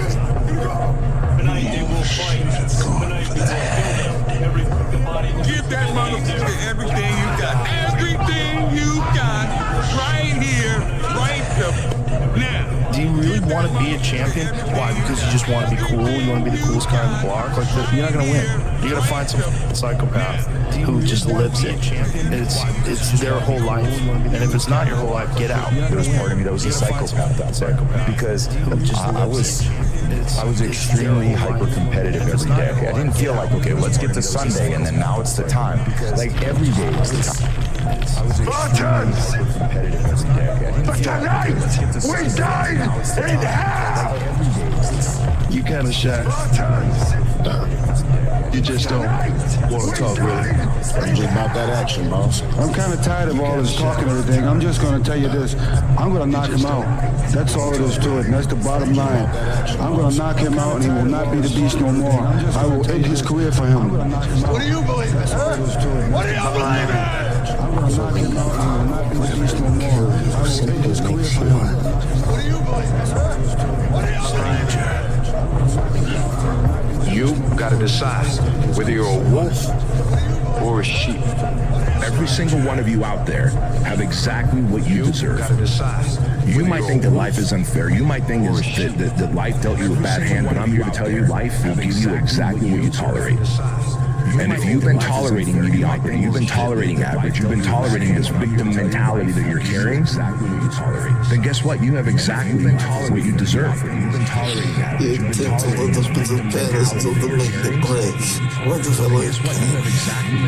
This compound is a planet of hell. And that is another place below hell. You are a god among insects. Never gonna do anything different. Everybody else quits when things get hard. Everybody else quits when they get sick, or they have an excuse, or they get in a funk, or they get, whatever. If you're able to operate even when things are hard, you can't be. Whatever you got aspect on every face, God told it. We gon' dominate this thing. Respect is not given, it is ours, God told it. But they may take our lives, but they'll never take our freedom. I need you to go to the next level. I need you to elevate. I need you to dominate. I need you to win it. I need you to be him. I'm him, guys. Get the hell out of the door. He is running away from the booth. Tell him sign the gun contract. Spain, Hawaii, wherever. Get the hell out of the door. He is running away from the booth. Tell him sign the gun contract. The boy who lived. Hawaii, wherever. Come to die. Those who cling to death live. Come to die. I'm not attracted to my class. Those who cling to death. I am just an extreme example. For working like the chief. There's people that train to compete, there's people that train to win, and then there's people that train to dominate, to be the greatest of all time. There's people that train, and there's a different mindset. There's a never satisfied, always improving mindset that the great champions have. This is our house. I was born a king. I was born to be a winner. I was born to be a champion. The difference between a champion and a loser is a mindset. What's your mindset concept where a killer mindset is, ain't nobody gonna stop it. I haven't used all this negative shit that was making me weak and horrible as a person. I haven't used this as the power that now fuels me. I had to flip it on his head and say, hold up, what if you can surpass all these motherfuckers? They got the discount so good. But if you want to be great and phenomenal, you got to pay blood, you got to pay sweat, you got to pay tears, and you got to pay every single day. There are no shortcuts to greatness. To be great, you got to be all in. To be great, you got to get 120. To be great, you got to put forth effort every single time, every single dollar. To be great. There is like, you want this or no? There is not like 50-50 because my life, you know, I sacrificed everything what I had. I was sleep, train, eat, stay fit, and that's it. My life, you know, I sacrificed everything what I had. I was sleep, train, eat, Stole that from me. Kill that from me. So you can either hand over your son, or you can die straight alongside it. A lot of people never feel like be angry in your bones. A lot of people never feel like have a war. You gotta be angry.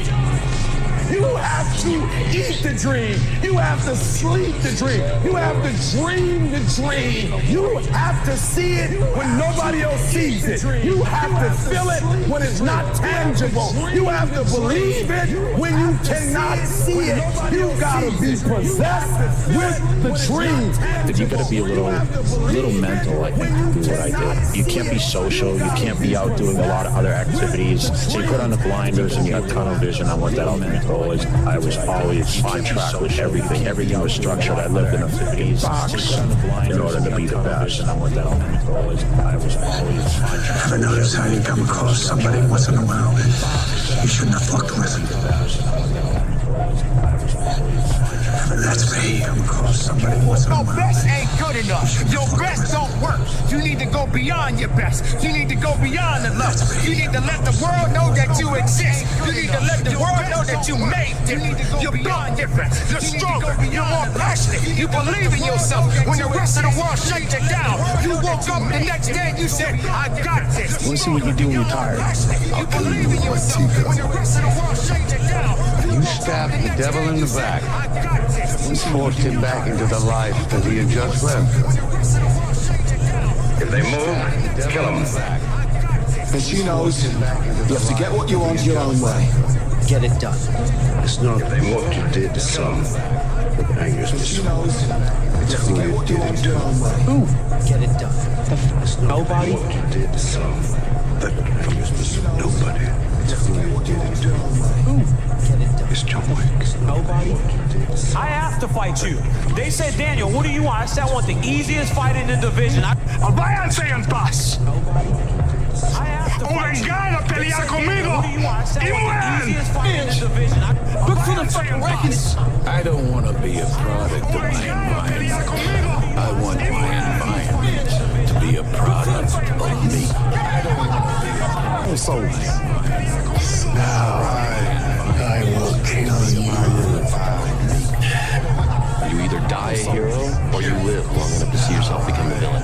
And I'll be doggone if I ain't gonna go up on the last train.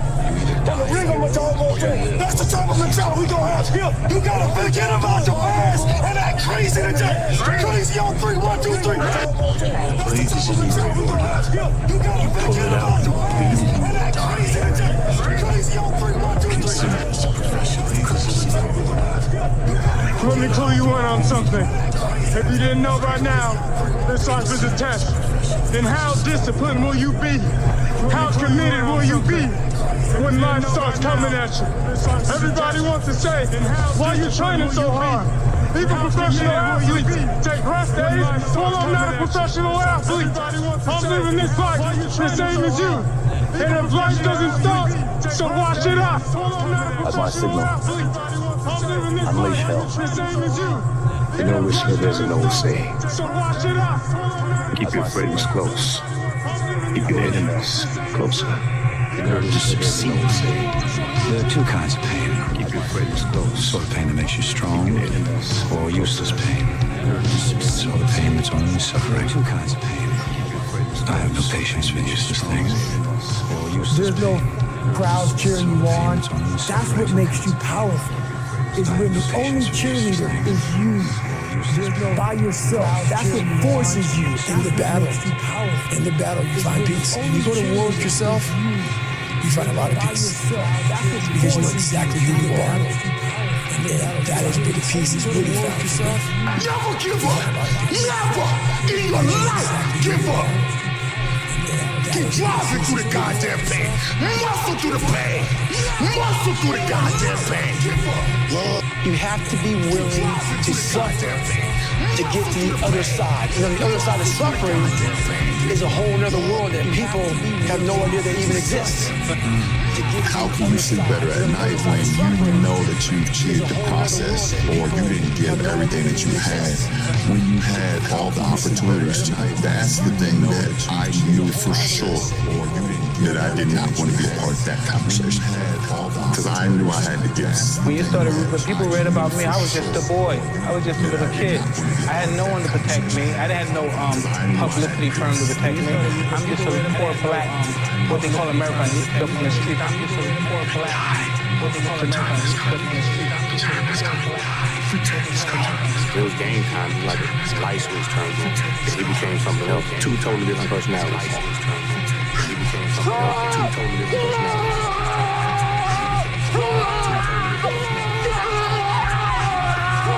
I was just so hyped, and I just thought of just calling out like I'm an animal, like I'm on the eat.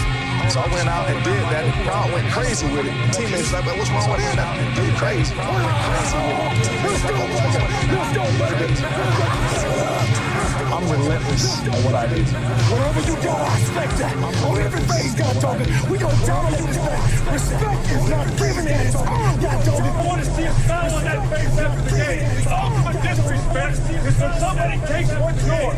And this is our game. It's our game. And now you decide to take it from us. So that makes it personal. Let's go. 60 minutes. When you pray for rain, you got to deal with the mud too. Pray for rain, you gotta deal he was in his Goggins mode by that time. I asked the cameraman up there, I'm like, hey, I said, how did Goggins look? He's like, he's had his shirt off, and he was saying, they don't know me. They don't know me, son. Doing saying all this stuff. I said, who is he saying that to? And he's like, nobody up here. Me. Who is he saying that to? And he's like, nobody up here. I don't think I'm ever gonna find something equal to being a basketball. I don't think I'm ever gonna find something equal to being a basketball. Work, damn it! Work! Work! Work! Work! Work! Work! Work! Not the past time. Kill it if you have to. What role does ego play in all this?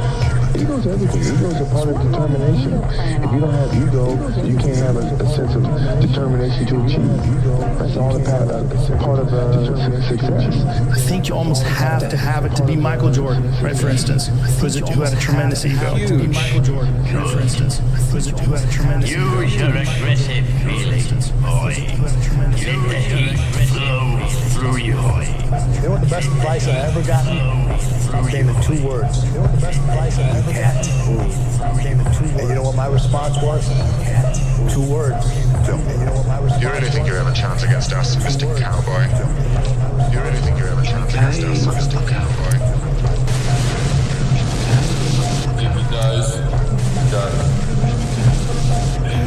Man, my father died when I was 10 years old. He had cancer. You know, he died like in 2 weeks. Buried him on Christmas. Right after that, 19 years old, my mother died from cancer. My aunts, uncles, everybody in my family died from cancer before I even turned pro. I was a kid working construction, you know, with my hands, waking up 5 o'clock every day. I was like, you know what? I have nothing else to live for, so I'm going to go 100%. Everything that I was going through when my life felt like it was falling apart, it was for a greater purpose, right? So, but God had a plan for me, and I always say that, you know, God has a plan for all of us. It just so happened, you know, I had to grow grow up as a kid without a father and then bury my mother, and they never lived to see me. This is your time. This is your time. You're amongst the baddest motherfuckers in the world right now. What are you gonna do, man? You got this is your shot, man. This is your shot. You got this is your shot, man. This is your shot. Les voy a decir quién soy. Yo soy Pablo Emilio Escobar Gaviria. You see, in this world, there's two kinds of people, my friend. You see, in this world, those with loaded guns, people, my friend, and those who dig. Those with loaded guns, you dig. And those who dig. You dig.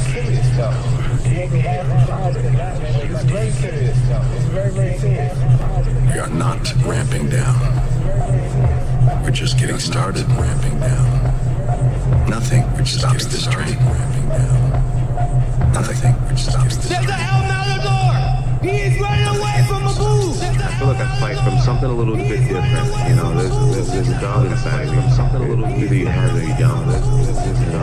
I know that I'm a dog at the end of the day. I have a dog in me. I have a lion in me. I know I have a dog at the end of the day. I have a vicious warrior inside of me. That's who I am. And losing's not an option. This is not just a sporting event to me. This is my life. This is my image. This is my legacy. It's a dog fight. It hasn't been easy. It's been crooked. It's been hard. But I've made up in my mind that I will get a reward for the pain that I go through. I will not stop in the middle of the process. I will not be defeated. I will not be destroyed. I will take everything that happens in my life and I will allow its pain to push me to greatness. You will not break me. You will not stop me.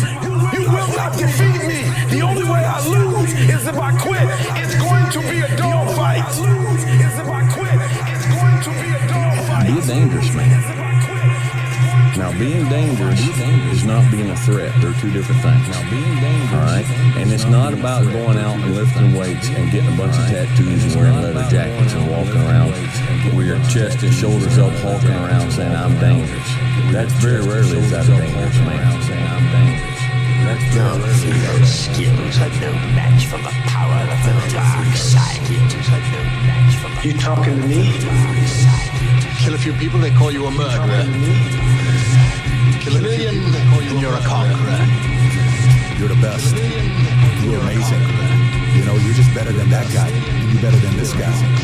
And it always takes me back to that quote of Marcus Aurelius, who had a slave that would sit behind him and always whisper to him, hey, you're just a man. Somewhere around the world, maybe in like different part of the world, someone gonna train today to meet with you after a couple of years, and he follows same goal like you, and you have to know one day you're gonna come and you're gonna take everything what you want. That's why you have to stay focused every single moment. If a professional artist, or leave this alone. Or leave this alone. Don't come like 50-50. This doesn't work. Listen. This is to anybody who's watching. Listen. Subscribe to Inspired by Lori. To Inspired period. See, the mind can only focus on one thing at a time. The mind cannot focus on two things at once. If you try and put two images in the mind at the same time, you have confusion. If you like putting two images on the screen at the same time, you'd have confusion. There are two types of mindset. There is a fixed mindset and there is a growth mindset. Most people fail in that process because most people live in the fixed mindset. The fixed mindset is, this is who I am, this is what I know, this is what I'm capable of, this is what I'm good at, and this is where I'm going to stay. The growth mindset, it says, this is where I am now. This is what I'm good at now. But I recognize that if I go through a particular process, I can grow myself and become a better person. You need to learn to be uncomfortable. You need to be comfortable being uncomfortable. And you need to be in a space where you allow yourself to be challenged, but more importantly, in a space where you are willing to be uncomfortable and grow.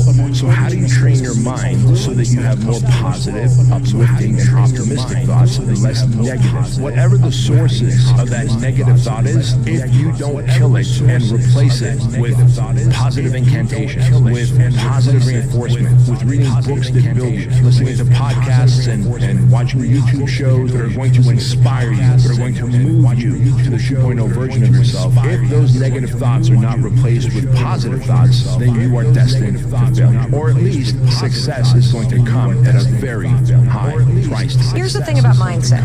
A mindset will not change the shitty situation you're in. A positive mindset changes you, which changes your ability to deal with the shitty situation that you're in. Stop scaring yourself.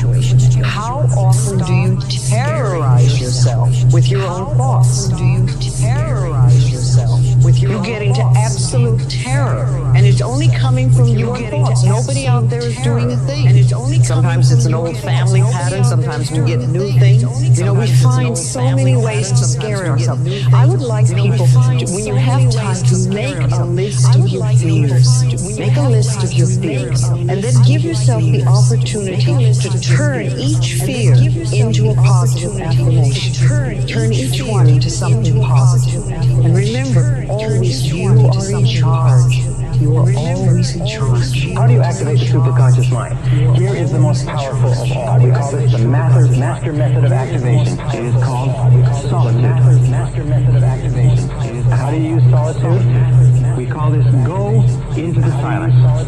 Go and sit down quietly by yourself for 30 to 60 minutes. 30 to 60 minutes. Most people in our society have never sat quietly for 30 to 60 minutes in their entire lives. Yet I will tell you this method works 100% of the time. That any problem that you have, any difficulty, any challenge, any goal that you want to accomplish, if you'll go into the silence and sit quietly and then listen to the still small voice within, at a particular moment, the mind will go clear and wham, exactly the answer you need will come at exactly the right time. You can protect yourself from negativity. And that's what stops most people, negative thoughts. The way you can put a coating around your mind is with one simple thing, gratitude. Gratitude erases negativity. I'm going to show you how this works. If you wake up in the morning, you start having negative thoughts. Every time you feel, in the middle of the day, if you feel yourself doing that, every time you feel, stop for a second, if you feel yourself doing that, and start going over in your mind everything you have to be grateful for. And start going over not everything you want, have to be grateful for. Everything you already have. Because what you have is substantial. But the fact that you can walk, that's a blessing. The fact that you woke up, that's another blessing. The fact that you can see, that you think, reason, that's another blessing. The fact that you have any measure of health, that's another blessing. And I'm just talking to you, I don't even know you. I can give you 50 things you ought to be grateful for right now. I don't even know you. The fastest way to take control of your life is to stop. Take controlling everyone around you. Is to stop. You have no idea how much time and energy and attention you are wasting and attention trying to control other people. I think worry will make you sick. I've never seen it accomplish anything. I've never seen worrying about anything change it. So I decided not to do it. If you can't do anything about it, why the hell worry about it? Every negative thought you have releases poison into your system and will kill you or give you cancer or tumors or whatever else you can think of. So if you're thinking negative about anything, erase that. So the more trust you have in your superconscious mind, the faster it works for you. And the more calm and confident you absolutely believe that something will show up. And the more you practice with it and the more confidence you have, the faster it works for you. Pretty soon it gets to the point where you can think a thing and realize it very, very quickly. I used to do this when I was first understood this, when long distance charges were very high back in the 80s, is I would visualize a person I needed to talk to on the other side of the country and they'd phone me. And I could do this over and over again. Rather than me phoning them for 30 or 60 minutes, I visualized and they'd phone me. I just put it into the superconscious mind and I said, he or she will call by 11:30. By 11:30, just do this over and over again. And the more confidence you have that it will work, the more rapidly it works for you. It requires a step of faith, a mental step of faith. The three things that are very important. The more rapidly you said it works. In order to make it in life, number one, you have to develop your mind. If you don't get it right, you said in order to make it in life, which is hard. Number two, you have to practice. If you don't get it right, you said in order to make it quality people, you earn number $2,000 to $3,000 of your closest friends, people of all quality. Academy Award winner Sidney Poitier said, when you go for a walk with someone, something happens. Either you adjust to their pace or they adjust to your pace. Something happens. The other thing that he said that's most important, that's really important today, he said, develop your communication skills, because once you open your mouth, you begin to tell the world who you are. If your happiness depends on the actions of others, you're at mercy of things that you can't control. And that's never where I want to be. So I always want to live in, like, me and my therapist talk about, like, my higher goddess, my higher self. Like, I always want to live there, knowing that when I'm there, you can't take that away from me. That's mine. I think it's important to realize wherever focus goes, energy flows. It's corny, but it's true. In fact, maybe an easier way of saying it is, we don't experience life. None of us just goes energy flows. We experience life, we focus on it. So in any moment, what's wrong is always available. So it's not about being positive, it's about being intelligent. So in any moment, what's wrong is always available. So it's not about being positive, it's about being intelligent. So in any moment, what's wrong is always available. So it's not about being positive. Working on yourself, talking to yourself. That's so very important. Overcoming the negative conversation, that inner dialogue is going on all the time, even when you don't want it to be there. You can't stop yourself right now from thinking. You can't do it. It's going on. And so learning how to empower yourself, part of doing that is standing up to yourself. You got to stand up inside yourself sometimes and say, shut up. I was going to give a presentation, and this voice inside of me saying, you can't do this. You don't have everything it takes. Shut up. I'm behind on my bills and you telling me what I can't do. I have got to do it. You'll get scared sometimes. Your mind will go blank on you. Some people you will allow to unnerve you. You wonder, what's wrong with me? I'm not crazy. That's why you got to learn to make a conscious, deliberate, determined effort to stand up inside yourself. Working on yourself, watching that inner dialogue, it will determine the quality of your life. One thing is certain. No one ever becomes very wise without the aid of self-discipline. And no one ever finds peace of mind and happiness without the strict exercise of self-discipline. And no one ever finds peace of mind and happiness without the strict exercise of self-discipline. You have to think about it. The brain that you and I have is about 2 million years old. It hasn't altered a huge amount of that. You have to think about it. And the number one focus is survival. So our brains are always looking for what could go wrong, what could be messed up, what could cost us, what could we lose. And it used to be to protect us from a saber-toothed tiger, so we learned to fight or flight, run from it, or freeze and hope it didn't notice it. Those are the used patterns most people do under stress. They fight, they flight, or they freeze. Or flight, run from it, or freeze. There is no saber-toothed tiger anymore. So today, we get freaked out like life and death, like what do people think about us, or what do they write about us on social media.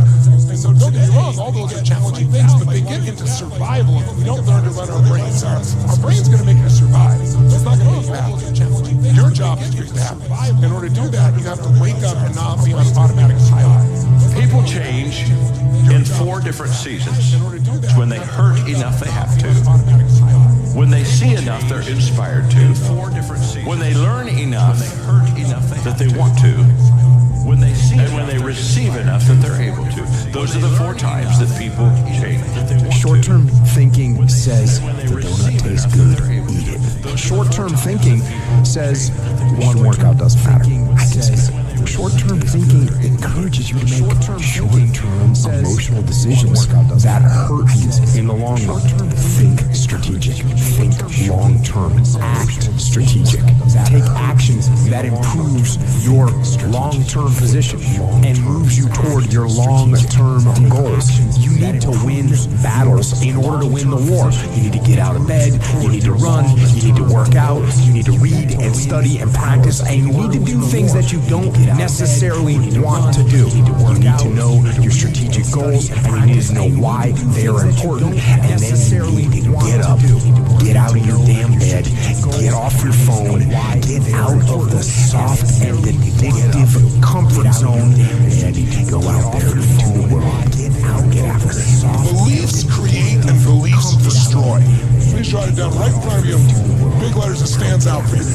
Every belief you have either creates or destroys. And the problem is most of us are not conscious of the beliefs that we have.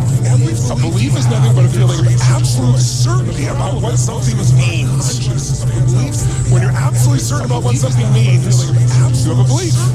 You might believe you're really smart. You might feel, I'm not that smart. You might see if you're worthy or not worthy. But all you're really saying is, I feel certain about this.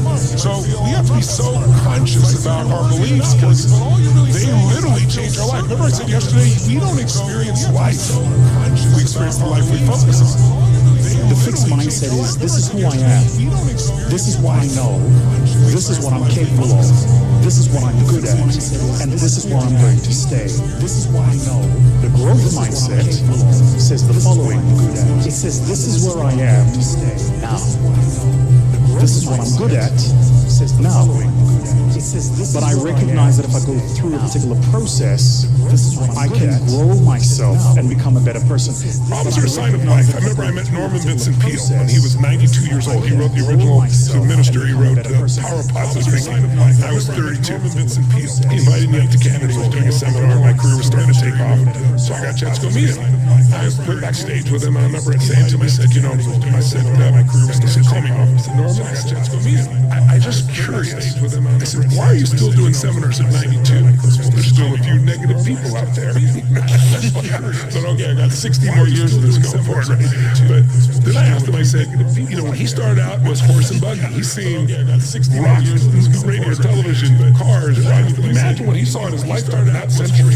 What do you really want? A lot of people have not been able to define that for themselves because you grew up wanting what other people wanted for you. And you get to be 40 or 50 years old and you're still operating on what other people wanted for you and you haven't really defined it for yourself. And I know that because I would talk to thousands of women over a period of time, and multiple times I would ask the question, what do you want? And people would say, I want to be happy. And I would ask, well, what does that look like? And for many women, and it started to change as we moved from the 80s to the 90s, they would always say, well, I just want my kids to be happy. Your kids being happy is not you. What do you want? What will it actually take to fulfill this thing that you say you're in pursuit of? Being able to answer that question, first of all, acknowledge that you know or don't know, and then finding out what that's going to look like for you. My favorite lessons I learned was from a monk who said to me one day, I said to him, like, what do you think happiness is? And he said, I don't even talk about happiness. I think we're using the wrong words. He said, I look for peace and contentment. And he said, sometimes in your life, just pause for a moment and ask yourself, how many of the things you have now in your life were the things that you wished for a decade ago? Just pause and do that. And he said, what you will be shocked to discover is the person that you cannot bear to have a conversation with today, that is your spouse, and he said, you dreamed one day that they would look your way in a bar. You dreamed and you yearned for the day that they would text you back. You know what I mean? That car that you now loathe because it has to be serviced and you have to change the tires on and you have to... There was a time when you looked at it in a catalog and you went, that is my dream car. Keep it right in your head. Keep your thoughts good, not bad. Keep your thoughts decent, not indecent. Keep your thoughts full of faith and not doubts, because it is in your thoughts that is determined whether you will be happy or unhappy, whether you'll be healthy or unhealthy. The happiest person is he who thinks the happiest, most interesting, finest thoughts, and that is a fact. The mind is like a factory, a mental factory. And whatever you think about all day long pours ingredients into this mental factory. Can you imagine dumping a barrel of trash into this mental factory every day and coming out with a rich, dynamic, positive life? It can be done. You decide what goes into your mental factory. Don't let anybody just dump anything they want to in your mental factory, because you've got to live with the results. Get over yourself. Let me explain something to you. It's not about you. The first step in leadership is to get over yourself. The first step in connecting with people is to get over yourself. The first step in communicating is to get over yourself. I tell people all the time, I want to be a great communicator. I said, number one, just get over yourself. Get over the day that you're more concerned about helping people than how you look. All of a sudden, good things begin to happen. It's the key to serving others. It's the key to influencing others. And by the way, the get over yourself is the Maxwell translation. Jesus says, if you want to be first, you have to be last. Yes, you do. And if you want to rule, you have to serve. If you want to live, you have to die. He would just say, get over yourself. Yes, you do. And if you want to rule, you have to serve. If you want to live, you have to die. He would just say, get over yourself. And your behavior create the outcome. Your relationships, your work, your money, whatever. The most important foundational thing to get right is how you think. And I am not a fan of positive thinking and accurate thinking with a positive spin. And if you allow your mind to go to darkness, to go to negativity over and over and over again, you're building a pathway in your brain for negativity, which is why mental health is a daily practice. In your brain to practice accurate thinking, which is with a positive spin, over and over and over again. Your mind will snap down that slide easily, over and over again. Your life will be slide. 3 P's that you got to annihilate, crush, or destroy if they're getting in the way of your progress in a relationship, or your career, or your happiness, or your health. These are the 3 P's that make learned helplessness. Number 1, you think the problem is permanent. Once you've had enough disappointment, sometimes your brain doesn't want to get disappointed, so it's a permanent problem. Please write down, no problem is permanent, only your soul is permanent. Nothing's forever. Everything changes, everything eventually ends, and something new begins. That's part of life. Those are the seasons of life. The second key that keeps people learn helplessness so they don't change, this belief's got to be annihilated, broken through, and that's pervasive. That means that because my relationship's not great, my whole life is complete. And you're forgetting you do have health, or you do have friends, or you do have a job, or you do have whatever, you can breathe. And the third one is we think the problem is personal. There's something wrong with me. And if you start believing that, it becomes self-fulfilling. You give up, see, I'm not good enough, I'm not beautiful enough, I'm not smart enough, I always screw it up. So those 3 P's got to be destroyed. That's why a lot of relationships don't work. We make her Wonder Woman and she makes us Superman, and neither one of us live up to it. And that we got that bulb, that honeymoon bulb turned up to 100 watts. Honeymoon's over. We're trying to deal with some real base stuff. Let's leave it at 20 watts, and then we just lit. We're not just feverishly superhuman. And I think a lot of us just purport that on someone else, and they can't live up to it, and it ends up not being fair to them. And then they do the same to us, and we both walk away going, I underwhelmed. Purport that on someone else. We all want to be able to change the way we feel, and that's what I spend my life showing people how to do. And what most people know is the emotion is created by motion. The way you move determines the way you feel. You have 80 different muscles in your face, 80. For most people, this is the largest area of unemployment in the country. They use the face the same way, they feel the same emotions over and over and over again. So what I was saying is, I have this deal with myself called primate.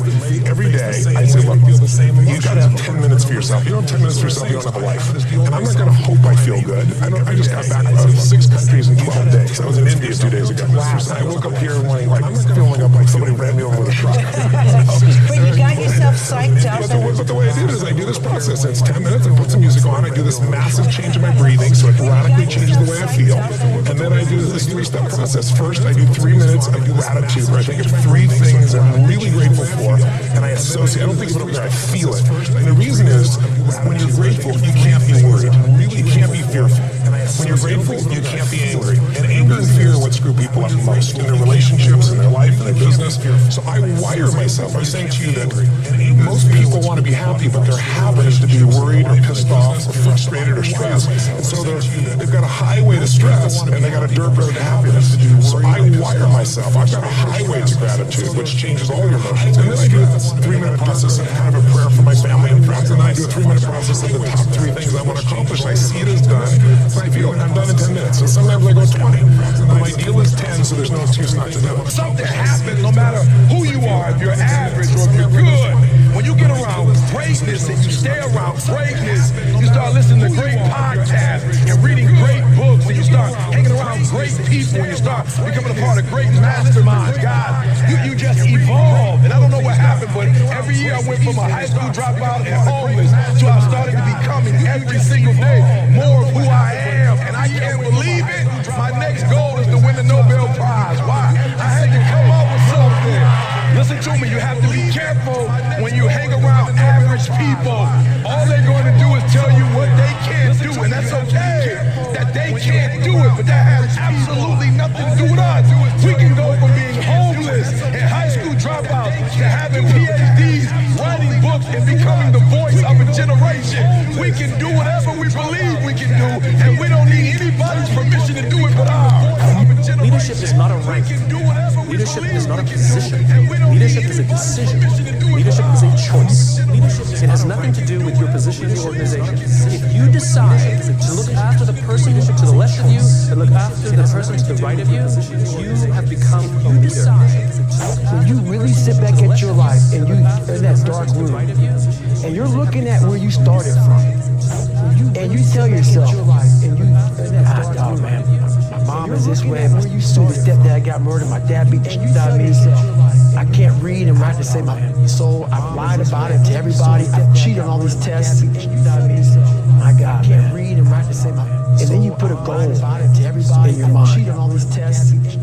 How are you gonna feel, man, when you accomplish this goal? Coming from that in your mind, coming from the hell you came from. A lot of people start from a good starting point. They have a good foundation. What if you can surpass all these you came from? If everybody who was way up here started up here, and you started with no legs. You had to grow legs to even start walking, and then crawling, and then running, and then you start passing people with all this given to them. I had to use all this negative shit that was making me weak and horrible as a person. I had to use this as the power that now fueled me. I had to flip it on its head and say, hold up, as a person, this might be exactly what I need. The darkness is exactly what I need. It's how you look at your situation. And I was looking at all this stuff. It's exactly what I need. It's how you look at your situation. Be quiet, learn, read, relax, get better. First part of your life you learn, second part of your life you earn, third part of your life you return. Get better. First part of your life you learn, second part of your life. I don't know what that dream is that you have. I don't care how far-fetched it might appear to be. I don't care how disappointing it might have been as you've been working toward that dream. But here's what I know, that dream that you're holding in your mind, that it's possible. But here's what I know. When it was hard, I used to wish it was easy. I didn't know. And then Mr. Schoaf gave me a part of his very unique philosophy when he said, don't wish it was easier, wish you were better. The training never what? It never ends, it never stops. I train everybody, the training never stops. You don't build a muscle and work out one time and then expect 5 years from now you have a muscle. The only thing you can count on in an organization is entropy. Meaning all things in the world, they break down. The only way you stop entropy is by constantly rebuilding. You rebuild by constant training. That's why you gotta prime yourself each day. Just 10 minutes. Prime yourself psychologically, mentally, emotionally, so you are ready for prime time of your life. I didn't give up. That's what I'm saying to everybody. We all go through pain. Some of us go through pain, and it becomes our tombstone. Some of us go through pain, and it's a scar. And we live a life of rewards. So it's going to say, again, 2025, do me a favor, check you. So you're in the ballot box, and you're looking at all these options, doctor, lawyer, teacher, whatever you see, president, mayor, governor, do me a favor. Before you check off any of that, check teacher. And there's two very simple parts to the let them theory. Part one, you're going to use whenever you feel yourself starting to get frustrated or stressed out or annoyed or worried about what somebody else is doing, feeling, or saying. Just say, let them say what they're going to say. Let them think what they're going to think. I'm going to stop trying to control them and just let them. And the second step is when you say, let me. And when you say, let me, you remind yourself that in life, there's only three things you can control. It's what you think, it's what you do or don't do, and it's how you process the feelings that are rising up. And when you say, let me, this is where you get your power back. Let me remind myself that my power is not what other people are doing. My power is always in my response. And when you focus on your response, and particularly you focus on showing up in a way that makes you proud of yourself, you're now in control of your life. Why would you not go? Why would you not take a chance? At one point in time, why would you not? You got to take a chance on you. Why would you not take a chance? At one point in time, What controls the quality of life? Is it money? Can you have a lot of money and still have a horrible life? Yes or no? Yes or no? Is it money? Is it relationships? Can you have someone who totally loves you and still be miserable? Yes or no? So there's only two things that control the quality of your life. Please jot them down for the rest of your life. You want to remember. The quality of my life is controlled by two things: meaning and emotion. Jot them down for the rest of your life. Meaning and emotion. The quality of my life is controlled by two things. The meaning you give to things controls the emotion that you feel. People come up with different emotions. That's consistent with emotions. Emotions make emotion that you see. People come up, you're angry, they're going to decide differently. That's consistent with emotions. So the secret to life is controlling meaning and emotion. Here's the deal. You, from now on, if it's something personal, call it a goal. For real, let's get the terminology right. If you want a car, we're gonna name that's a goal. Don't put your car in the same category as Martin Luther King when he said, "I have a dream." Don't put that in the same category. That's a different category. If you're trying to build your business portfolio, that's a goal. When you use the word dream, now you are changing other people's lives. That's a goal. When Dr. Martin Luther King said, "I have a dream," he already had a PhD. When he said, "I have a dream," he was already a minister at Ebenezer Baptist Church. When he said, "I have a dream," he already had a car. When he said, "I have a dream," when he said, "I have a dream," he already had a wife. When he said, "I have a dream," he already had children. When he said, "I have a dream," he had already won the Nobel Prize. When he said, "I have a dream," when he said, "I have a dream," he had already met with the president. When he said, "I have a dream," he was already one of the most influential people on the planet. He had already met with the president. When he said, "I have a dream," he wasn't talking about himself. He was talking about you and I. So I want you to redefine. When you say money, you say goal. He was talking about you. I have a goal. So I want you to have a target. When you say I have a dream, that's beyond. I was riding with a friend the other day, and I know this friend of mine who has been working on a job where she's been miserable for a long time. She was telling me about how she was miserable on the job and how she was so unhappy. So I said, if it's that stressful and if it's causing you that much pain, I say, why don't you just quit and do something else? And she said something that really put her in the chorus line with a lot of other people. She said, "I would, but." And then I started thinking about that. I said, let me take a poll. So I started talking to other people, and I would ask them what they were doing. And I said, "But is that your passion?" And they would say, "No." I said, "Then what's your real passion?" And they would tell me what their real passion was. Then I said, "Well, then why aren't you doing what you really want to do?" "Oh, I can do it, but." And they would continue on. So this word, but just kept on coming up. And then it also has some friends like woulda and coulda and shoulda. And one day, I'm going to have my own business. Those people who talk about one day I'm going to. Some of y'all know some of those one day I'm going to people. Raise your hand. Some of you get up in the morning and look in the mirror at that person. I just tease it.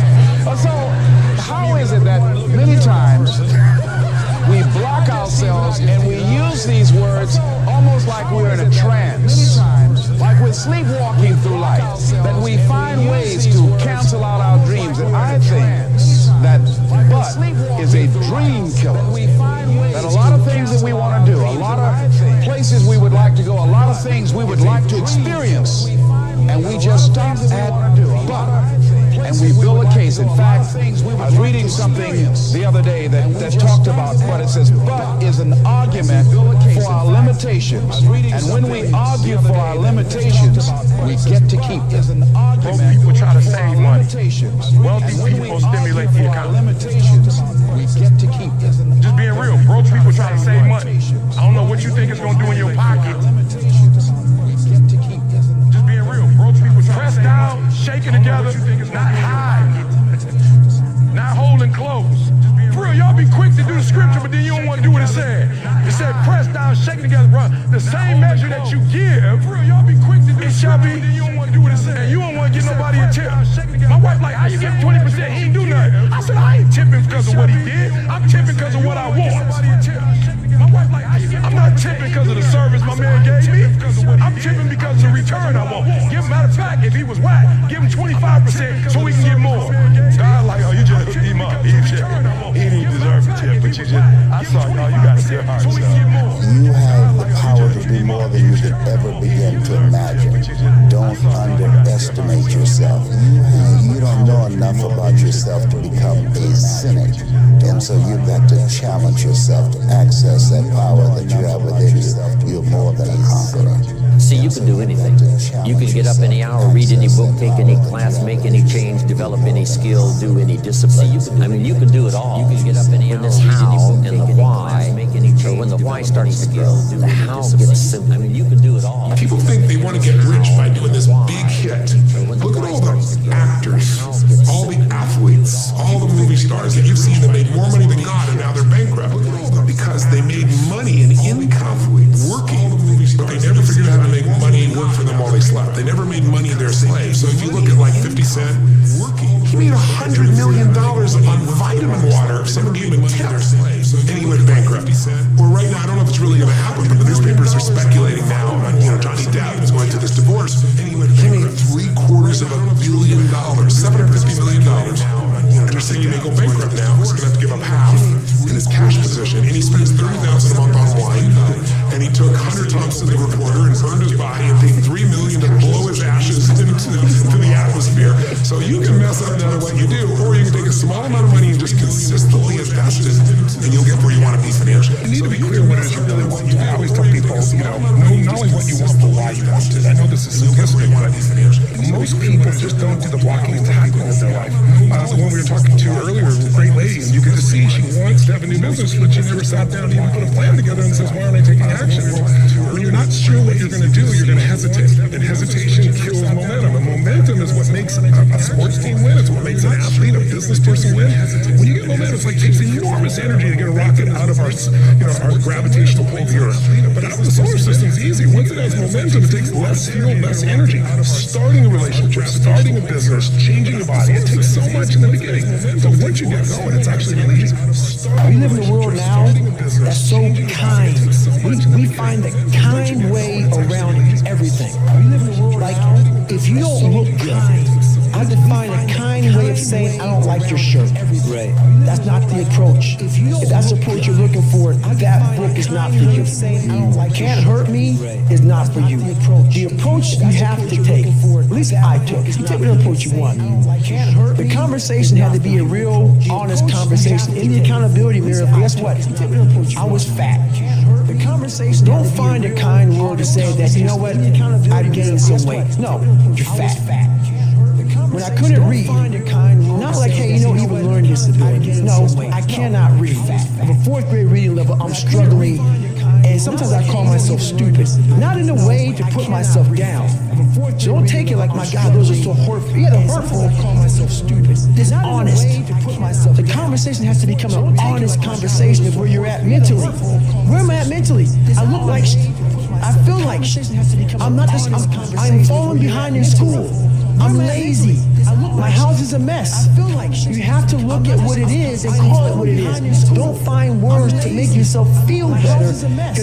That's what, so we hang around people that make us feel better, that tell us what we want to hear, not what we need to hear. And so we stay away from those people. And we stay away from those people, like our internal dialogue becomes that kind, it's okay. It's not okay. So that's where it starts. It starts with that accountability of it's not okay anymore. It's not okay. This can no longer be okay. And calling yourself out for exactly what you are and exactly how you need to fix it. Things I have realized, and many of us have, that if you want something out of life, if you want to change yourself, if you want to acquire something, if there's some goal that you want to reach, that it's really not easy as some people will make us feel. That living your dream, changing your behaviors, overcoming negative habits, it's challenging. It's hard.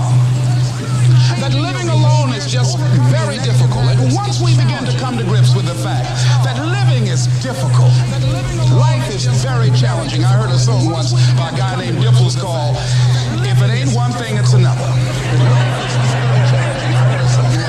I say to you, if it ain't one thing, it's 12 others. Always something. You will never ever have a problem-free moment in life. Somebody said, and I like this, that you either in a problem or just left one or headed toward one. Anybody found that to be so? Raise your hand if you know what I'm talking about. I mean, there's always something. So how do we begin to nurture that hunger? What are the characteristics or the qualities of people that are hungry? What will it take for me to get some of the things that I want? Being hungry for those things. Number one, you've got to work on yourself. It's very important that you engage in an ongoing process to develop you. Spend more time on yourself than what you've been spending. The number one thing that's going to change your life, the only thing that will change your life, change your business, change your money, change your relationship, is you must raise your standards. And I know that sounds boring, stupid, basic, but it's the truth. The only thing that changes our life long term is when we raise our standards. What does that mean? That sounds so boring and dumb. Long term, it means that all of us in life have things we want. We don't get what we want. We get what we have to have. Remember I said earlier, we all get what we tolerate in ourselves and other people. But when you're no longer willing to tolerate something, that's when your life changes. The difference in people is their standards. Period. The difference in people is their standards. Period. And what do I mean by standards? Everyone in the world has a list of things they think they should do. I should lose weight. I should work out. I should spend more time with my kids. I should work harder. I should make more calls. I should. And then you know what? People don't do their shoulds, and they get mad at themselves, and they what I call should all of. What's it called? What's it called? Outstanding, magnificent, unstoppable, extraordinary, not excellent. It's a different level. It's a level where you are not one of the best, you are the best. And you know what's amazing? You only have to be 2 millimeters more than everybody else and you get everything. You get the joy, the laughter, the fun, the family, the passion, the economics, the freedom, the spirit. It's all there. What Jerry Maguire called the quad, baby. All of it. And it's just 2 millimeters above. And most excellent people give up because they're exhausted. And there's some people who go, the harder I hit it, the more I hit it, sooner or later it's going down. I'm not stopping. And when you do that enough, it pops out harder. How many of you ever decided not to do something based upon an assumption? Raise your hands, please.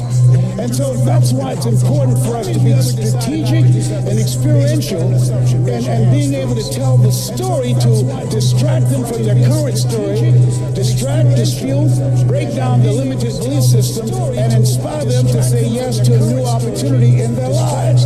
And so as a result, I didn't do what I'm doing now because I had such a tremendous inferiority complex because of my lack of college education. I stopped myself.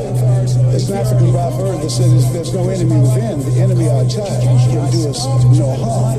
And so as you look at yourself, as you look at your goals, look at your dreams, it's very important that you take time every day and write this down to retrain your thinking. You got to retrain your thinking. Because how we live our lives is a result of the story that we bought into.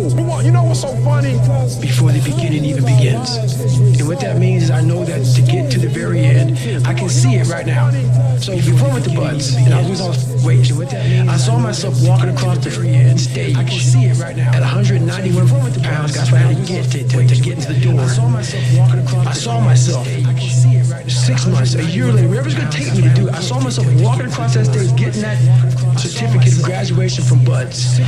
And I was able to be there at 300 pounds. And that feeling that I was nowhere near that feeling, I was able to put myself there. a million times every day. And that feeling of like, my God, that is going to feel amazing. That's what made me suffer. That's what allowed the pain to be real and say, this is worth it.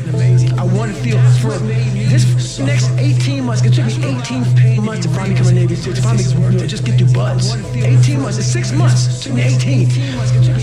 That's what woke me up every morning was, I'm going to put myself through this much pain and suffering for a few seconds. That's all it is. A few seconds of joy, pain and suffering, is so worth it, man. That's what people don't get. So I'm able to put myself at the finish line, even though I have no finish line, but at the finish line of an event, before I even start them, they say, how are you going to feel at the end of this? Visualizing is my biggest tool of life. That's why I've been able to put myself in cold water, put myself in a 100-mile race millions of times before I've done it. And I'm able to go through the race and see how I'm going to feel about it. Almost to the exact feeling. Right, so when it comes up, it's no surprise. It's no surprise. I've already done this a million times. If you stay in your comfort zone, that's where you will fail. You will fail in your comfort zone. Success is not a comfortable procedure. It is a very uncomfortable thing to attempt. So you got to get comfortable being uncomfortable if you ever want to be successful. Path of least resistance never makes you happy. It's like you have to push yourself. Esteem for yourself is earned by you doing something difficult. Like when you do something that's incredibly hard and you push through it, your brain starts to have inner pride, not fake ego. Most people have a belief about what their real potential is no matter what you tell them. And that affects how much action they take. And of course that affects the result. And then ironically, that result reinforces their belief. And then that belief affects it. So I'll give you an example. Let's say a person has unlimited potential, we all agree. But they take little action, little results. Why? Because they have to start with a problem with their belief. They don't believe it's really going to happen for me. Maybe for Frank Kearns because he's got the cool hair and stuff. Or maybe it's for you because you're so driven, but it's not me. Maybe Tony Robbins because he's a freak, got these big teeth. Whatever their thought process is, right? They got this thing, right?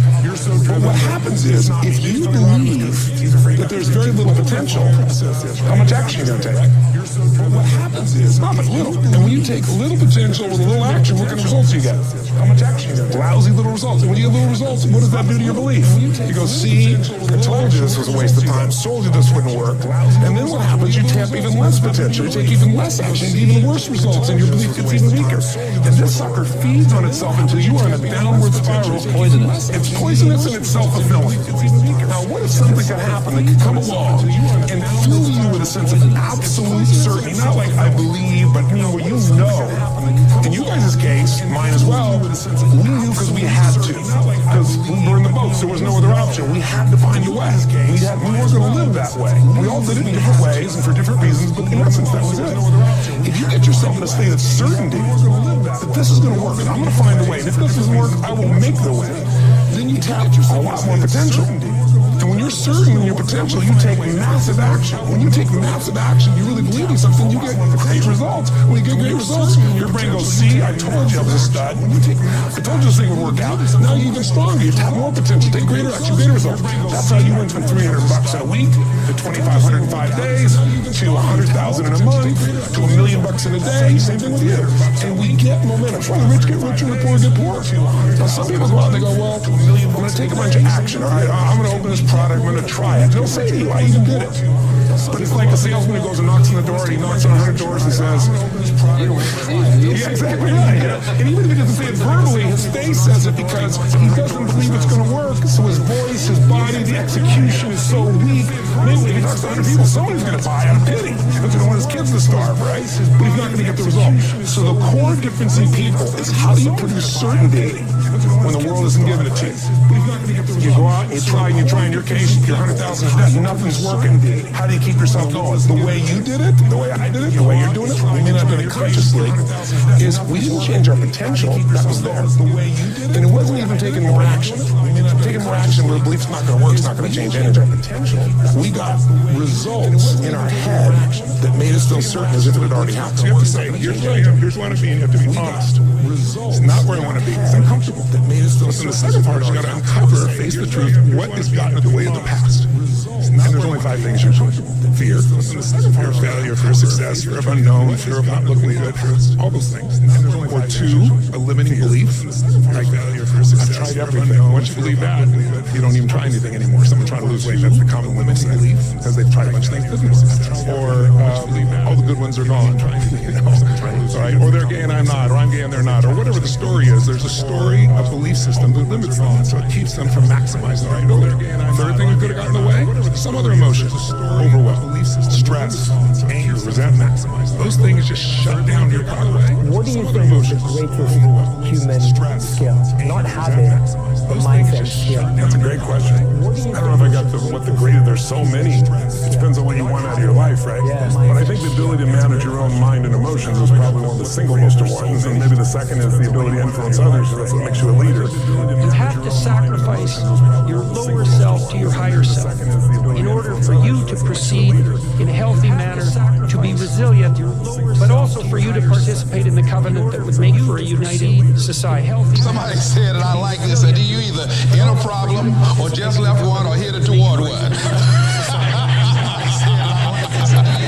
Anybody found that to be so? Raise your hand if you know what I'm talking about. I mean, there's always something. So how do we begin to nurture that hunger? What are the characteristics or the qualities of people that are hungry? What will it take for me to get some of the things that I want?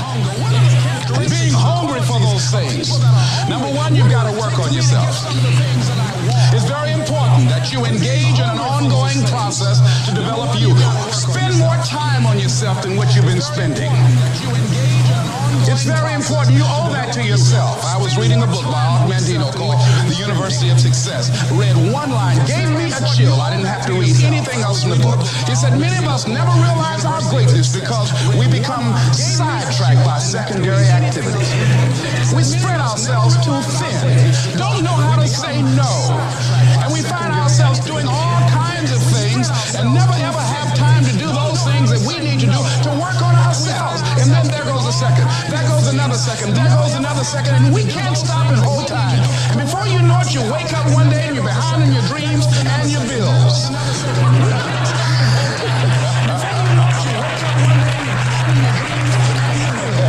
So decide that you're going to take some time to work on you, that you deserve that from yourself, that your life deserves some prime time, because you are creating your own production. As Michael Todd would say, you are the star of your show, you are the director, you're writing the script, and you will determine whether your life is a smash office hit or flop. You determine that. Working on yourself, talking to yourself, that's so very important. Overcoming the negative conversation, that inner dialogue that's going on all the time, even when you don't want it to be there. You can't stop yourself right now from thinking. You can't do it. It's going on. And so learning how to empower yourself, part of doing that is standing up to yourself. You got to stand up inside yourself sometimes and say, shut up. You've got to do this. I was going to give a presentation, and this voice inside of me saying, you can't do this, you don't have everything it takes. Shut up! Yeah, I'm behind on my bills and you're telling me what I can't do. I have got to do it. You get scared sometimes. Your mind will go blank on you. Some people you will allow to unnerve you. And you wonder, what's wrong with me? I'm not crazy. That's why you've got to learn to make a conscious, deliberate, determined effort to stand up inside yourself. Working on yourself, watching that inner dialogue, it will determine the quality of your life. I don't believe this. I know this. I've had a challenge of losing weight. I'm walking through the airport, this voice say, why don't you have some M&M peanuts? No!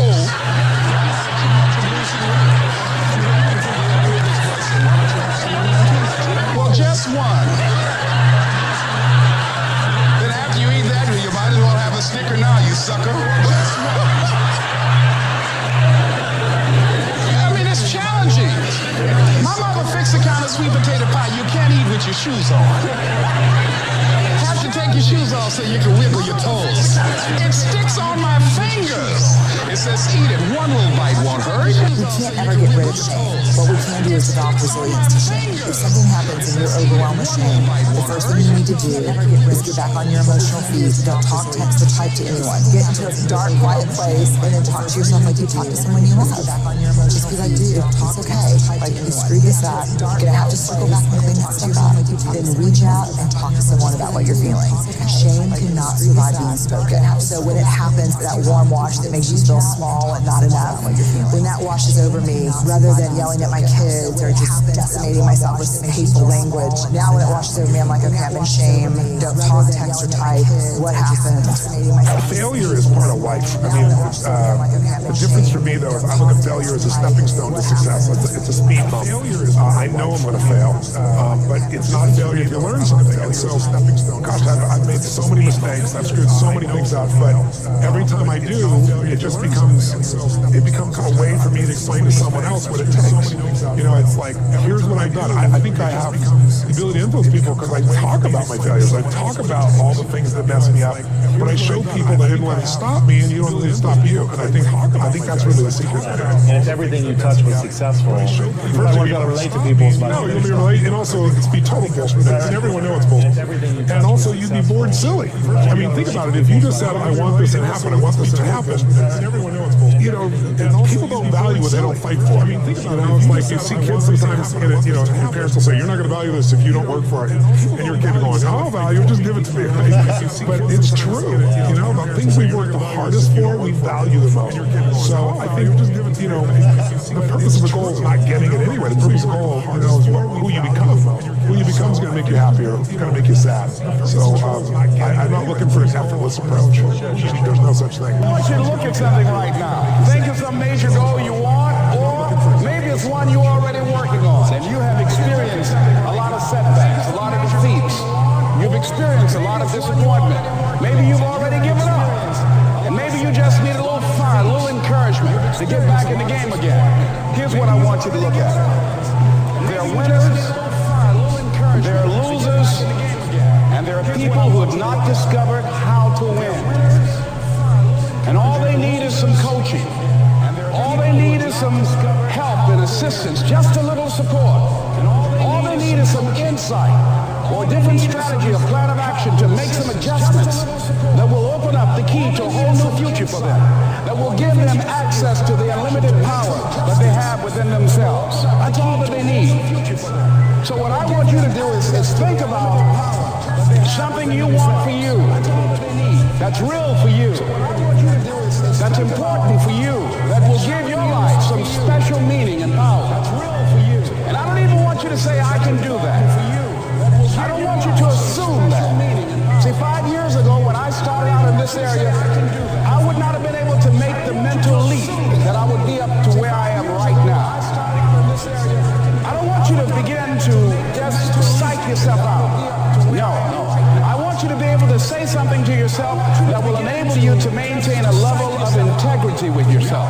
That when you say this, even when you face tremendous setbacks, it will be a benchmark to keep you in the game, to keep you moving forward and experimenting and readjusting your strategy and your plan of action, continuously looking for ways to win. So what is that something? When you got an idea you want to move on, you might not have the money, you might not have the education, you might not have the support or the resources you need. What is that something that can keep us going, that will enable us to act on our dream? What's one of those keys that will begin to help us to discover the secrets to our dream? If you sit in failure for too long, you will never come out of it. So the first part of my success for too long was learning how to fail properly. You have no fucking idea how great you really are. Because you are using such minimal of what you have. It became a way of living. So how I do every day is how I do every day. It's a discipline, it's a regimen, it was a choice I made. And the choice I made was, what are you willing to sacrifice, and what are you willing to give up to find every bit of who you are as a human being? And I was willing to give everything to do that. And what are you willing to give up? But when you put that practice in, every day you lace them up. And I mean, I want to give everything to do. It's just a metaphor for life. But when you lace them motherfuckers up every day, pretty soon you win.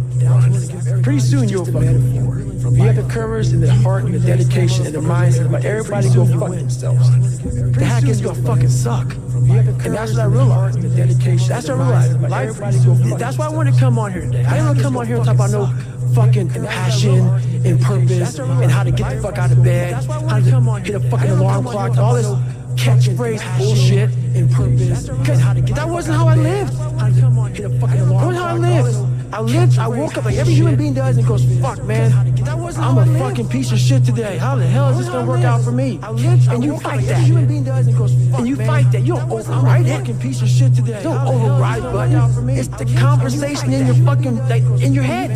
So how you do that? We don't have enough of these conversations about the real conversation that every human being is having. And they have no idea how to get out of it. They do. It's that shit right there, man. You gotta build your will. Most people are missing something because they don't know who they are. They never examine themselves. They've never done this experiment on themselves. The lab rat, we're all lab rats, but you're also the scientist. Never done this experiment on themselves. You create your own self. Most people are missing something because there's so much trapped in there.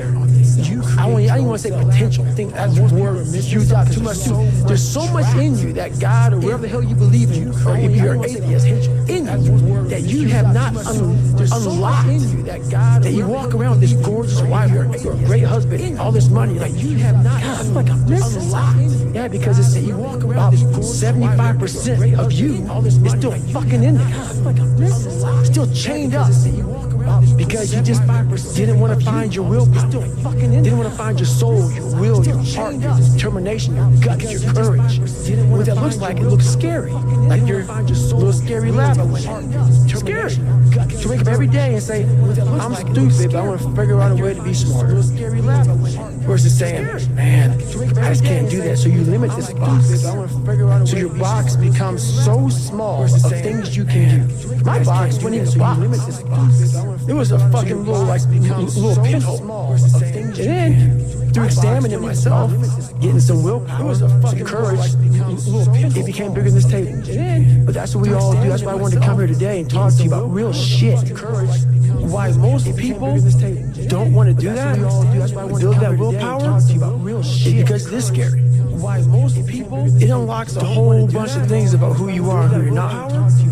And a lot of people don't want to go down that journey to discover who they are and who they're not. Because it's not a pretty journey. I mean, I've gone down it. It's not like I went down it once. I go down it all the time. And when you unlock that, and you can't just turn it off. Like people say, hey, well, how come you haven't retired yet? I built all this willpower, and you can't just turn it off. Like people say, hey, well, how come you haven't retired yet? It's gonna let me just. I built all this will retire because my knees hurt. It's telling me every morning. I wake up like, man, my knees hurt now, my legs hurt, my body hurts, but you can still run. It's telling me every morning. So why aren't you running? I wake up like, man, if you can still run, my legs hurt, my body hurts. There'll be a time when you can't lace them up anymore, but you can still run. So I still run. When the time comes I can't run, the body will say, you just can't run. But if I can still do something, when the time comes, that willpower that I have created, it makes me do it every fucking day. And that's what they don't get. What builds a human being is you start with the small building blocks. And before you know it, man, you become something it doesn't even make sense to most people because it's just who you are now. That's why I can still run it if we're not broke down knees and broke down body.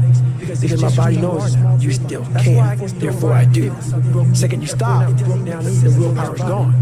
You know people connect with my book so well. For some reason God put me in almost every fucked up situation on the planet Earth. So when I talk to people in my book so well, it's not sugarcoated because I'm not saying it from my own planner. I was 175 pounds my whole life. It's not sugarcoated because I don't say much to those people from my own planner. Maybe you're a piece of shit. Maybe you want to be nobody. Maybe you're happy exactly where you are, because obviously you are. Maybe you don't have the determination to be somebody better than who you are. Maybe you're happy exactly where you are. If you want to live with that, maybe you don't have. I'll support you in that. If you're good with being who you are, then every day you wake up and every day you smell like shit because you can't wash your body well, and your skin's messed up because your health's so bad, and you can't put your clothes on right. You need help with that. You need help because you can't. Without sharing, I need help wiping my ass. Your skin's messed up because your health's so bad. That makes you feel good. Right? You need help with that. You need help because you can't. Like I say to you, I need help wiping my ass. If every day you wake up with this, see, people are haunted, but they obviously like horror films. Because they keep watching the same fucking movie. I don't like horror films. A lot of people like horror films. So I don't say much to them. Because they keep. I say exactly what I said to you. I don't like horror films. Right there. Because I was once you. So I don't say much. I didn't like horror films, so I changed it. Some people are just. They become, like you said, it gets real small when you're lazy and you're fat. Your will. Their will is so small that they don't have any, and you can't give it to them. Your will. There has to be something. This is what I'm talking about now, because this isn't a hack. This has to be in you. This is something in you now has to wake up. This isn't a hack, and usually the only person that can wake it up is you. Something in. Sometimes you can read a David Goggins book because I was all this shit and then a lot more of fucked up. Wake it up is you. But if you don't have a little flame, just barely fucked up, you're done. I can't light it for you. And that's the harsh reality of this life that I want to get across so fucking bad. You can watch me, you can watch you can watch fucking Rogan and Cameron Hayes, all these motherfuckers. You can go to Tony Robbins's fucking bullshit, all this shit. You do all this shit. Rogan and Cameron Hayes, all these motherfuckers. If you could keep going back and keep spending money and spending money and spending money with no results. If you wonder, wow, maybe let me go try out David Goggins. He ain't gonna fucking help you. Spending money with no results. You have to explore, examine the insides of yourself. And what do you really want out of life? Your friend, a lot of people out here just don't fucking want it. So guess what? And what do you really want out of life? Have fun with your life. A lot of people out here go from 3 to 350 to 400 to 450 to 500 because you don't want it. Go from 3 to 350, and that's the harsh reality. To 500, I can't give you shit. You can't give me shit. I can give you ideas. And at the end of the day, when I was losing the weight, I can't give you shit. I had to miserably wake up every morning in the cold because it was Indiana, November when it started. I was miserable wake up every morning. This is your new life. Indiana, November when it started. Take it or leave it. There's no happiness about it. There's no peace behind it. It sucks. It just fucking sucks. And that's the one thing, if I could teach anybody, it sucks. Anything. It just fucking sucks. And it's going to continue to suck. And then one day you get to a special part in your life that it might get a little bit better. But to lose the weight you have to lose, my friend, a special part in your life, sorry, it might get a little bit. It's going to suck every fucking day.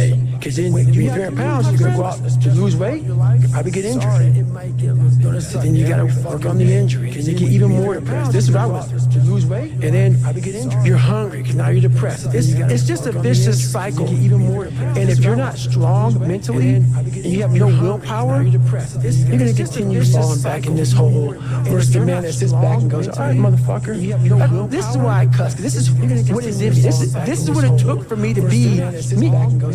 Sorry. It didn't take, hey, okay, we're going to do this today. No, this fucking really sucks. This is real, dude. This is real. And every day, I'm set back. I'm set back. I'm set back. I'm set back. So this is what I would tell your boy. And every day, this is exactly what I tell him. Every day you wake up, you're going to probably be set back for the first 4 weeks before you lose just significant weight because the mind's going to be fucking with you the whole time. There's no dopamine. There's no dopamine in there at 300 pounds. You got nothing. Your hormones are shot. There's no dopamine. You have to envision something that is more powerful than you. Your hormones are shot. Something has to get you out of bed. To envision something, and you have to create it. It has to be false. Because you're not it.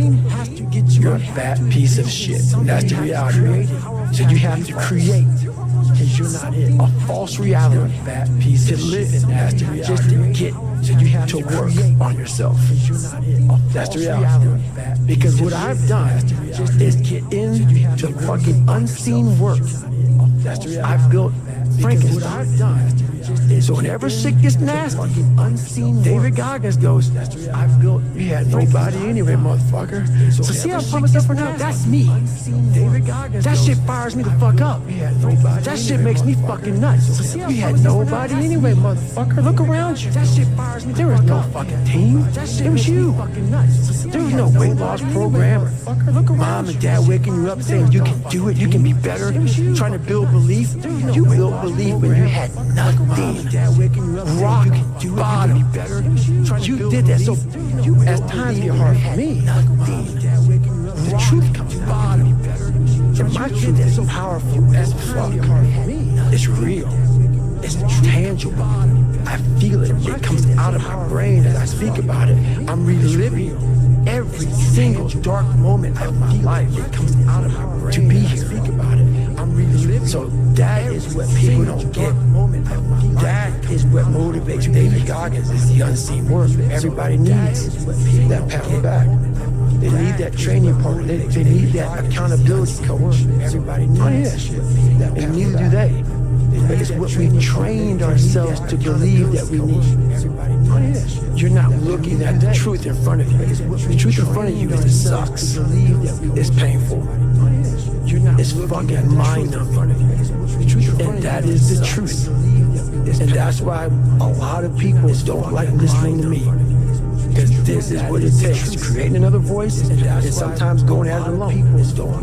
All the time going at it alone. Because no one can believe it. That's that. I had to stop giving a fuck about people. That was the biggest thing. I had to stop caring what people thought about it. I realized that everybody's fucked up about people. That's the one thing I realized. I walked around and I put these people on a fucking pedestal. Everybody was better than me. So I can't tell you anything about me because you're going to judge me and I'm going to feel even worse than what I am. What I realized, once I calmed my mind down and sat back and looked at how jacked up this world is, once you realize that you are not alone, everybody that's talking to you about how jacked up you are, only thing they've done better than you is they hidden talking to their fucked up world better than you have. That's all they've done. So once I realized that, if you want to sit back and, like for instance, there's all these things that are on TV, and we have all these news people judging people who fuck up in life. Yeah, they made big mistakes. But that person who is judging you on TV, I guarantee you, that news person, they say, I'm glad that my shit didn't come out, but I'm going to judge the hell out of you. I know that about people. So if you want to sit back and judge how jacked up I was and how messed up my life was, Merry Christmas, go for it. Have a good time. But I'm smiling at you right now, knowing you have a secret that you're not willing to share. It gives you a lot of power when you're able to go on a podcast this big and say, hey, tell me, I'll tell you anything you want to know. I no longer care. And that is a lot of power in that. To be able to put your life on a billboard for the whole world to see and say, judge it, man. It's a lot of judge it. Like just me talking about it makes me feel good. And that's another thing about it. When you are willing to talk about how jacked up you are, like just me talking about it, the strength, that big rock that you carry, it just starts to come off. It just starts to come off. That's why I do it so often. I'm like, hey man, I'll tell you anything you want to know. I'm tired of being afraid. I'm tired of not telling you shit. I'm tired of lying about how good I'm not. We tend to do the things that are easy. And that is it builds no mental toughness, it builds no mental hardening, it builds nothing. Things that are easy. When you work out, and that is working out is where you can build that the fastest. It builds nothing because it's a constant. It gives you instant feedback. Working out, instant. Yeah, you may not lose the weight you want to real fast, but the discipline it takes, it transfers over to all aspects of your life. It's not people. Man, why are you always working out? Stop looking at it that way. This is the foundation. foundation of life. Why are you always working out? When you look in the mirror, every morning we all look in the mirror to get ready to go to work, to go anywhere. The first thing you see is your reflection. If you don't like what you see in the morning, you've lost the war already. It's not about even liking what you see. It's about looking in the mirror and you may start, man, I feel different. That reflection maybe not. That reflection is not everything. It's a feeling you're supposed to get. So you have to, in life, once you leave your house, the war begins. In your house, you have some control.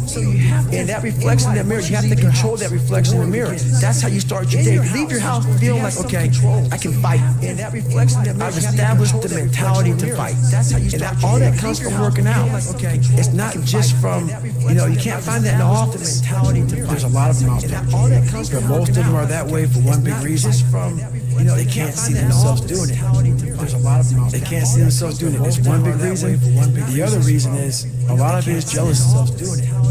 When you set these humongous fucking goals and they see that you're getting at it, let's say, for instance, we have a family. Let's say we're all a big family here. All three of us, all four of us in a big family. And every fucking morning I'm getting up training for a 200-mile run.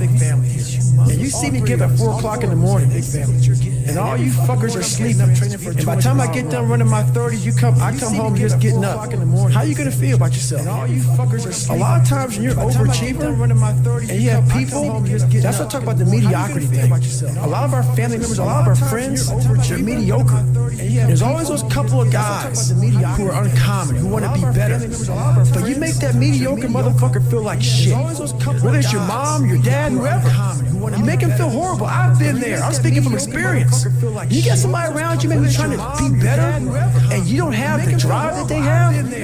It's a constant reminder of how fucked up you are. You have to know that that's what it is. Anybody in your course not saying, man, get after it, brother, I'm so proud of you. They have a problem with themselves. Because all you're trying to do is achieve more. If that's a problem for somebody, you have to look at them and say, man, you really have a fucking problem with yourself, huh? It's much deeper than what you think. It lies deep in your soul. How I was able to fix myself was I saw how ugly I was towards other people who were great. I was able to look back and say, man, you don't hate that motherfucker for any reason because he's great. And you're lazy. You're lazy.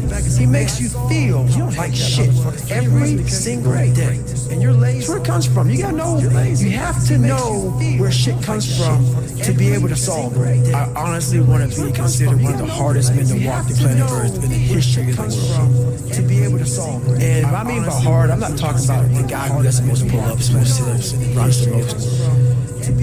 Just a person who's able to overcome any adversity in front of them, to figure out a way. Hardness isn't about all this physical shit, man. Yeah, it's helped me get to where I'm at. But all I was doing in the whole process, the process wasn't to be ripped. It wasn't to walk around with my shirt off. That wasn't it. I knew through the physical challenges, through the physical suffering, my mind was getting stronger. I was literally doing that for a reason. I had a weak mind. My mind was all the rest just happened to come with it. I was trying to strengthen the mind to handle all the judgment that's passed on me. Perceived and not. Sometimes you make it up in your own head. I just want to be able to handle all of that. Everything. Physical, mental. I want to be perceived as that. Like an old school barbarian. Old school guy that's like, God, dog, man. Nothing can hurt the guy, which is why the book is titled Can't Hurt. I want people to have that mantra in their life. Take that with you. Take it everywhere you go in life. And if you believe that and you work towards that, callous in your mind, strengthen yourself. Can't hurt me is strong. In any situation, like when I was in Buzz, they beat the shit out of you. I knew the first one to get me said, can't hurt me, motherfucker. And they were beating the hell out of me. But you say that enough to you. False motivation becomes fucking real motivation. I realized this. I'm not a cookie cutter type of guy. I'm not here to take your money.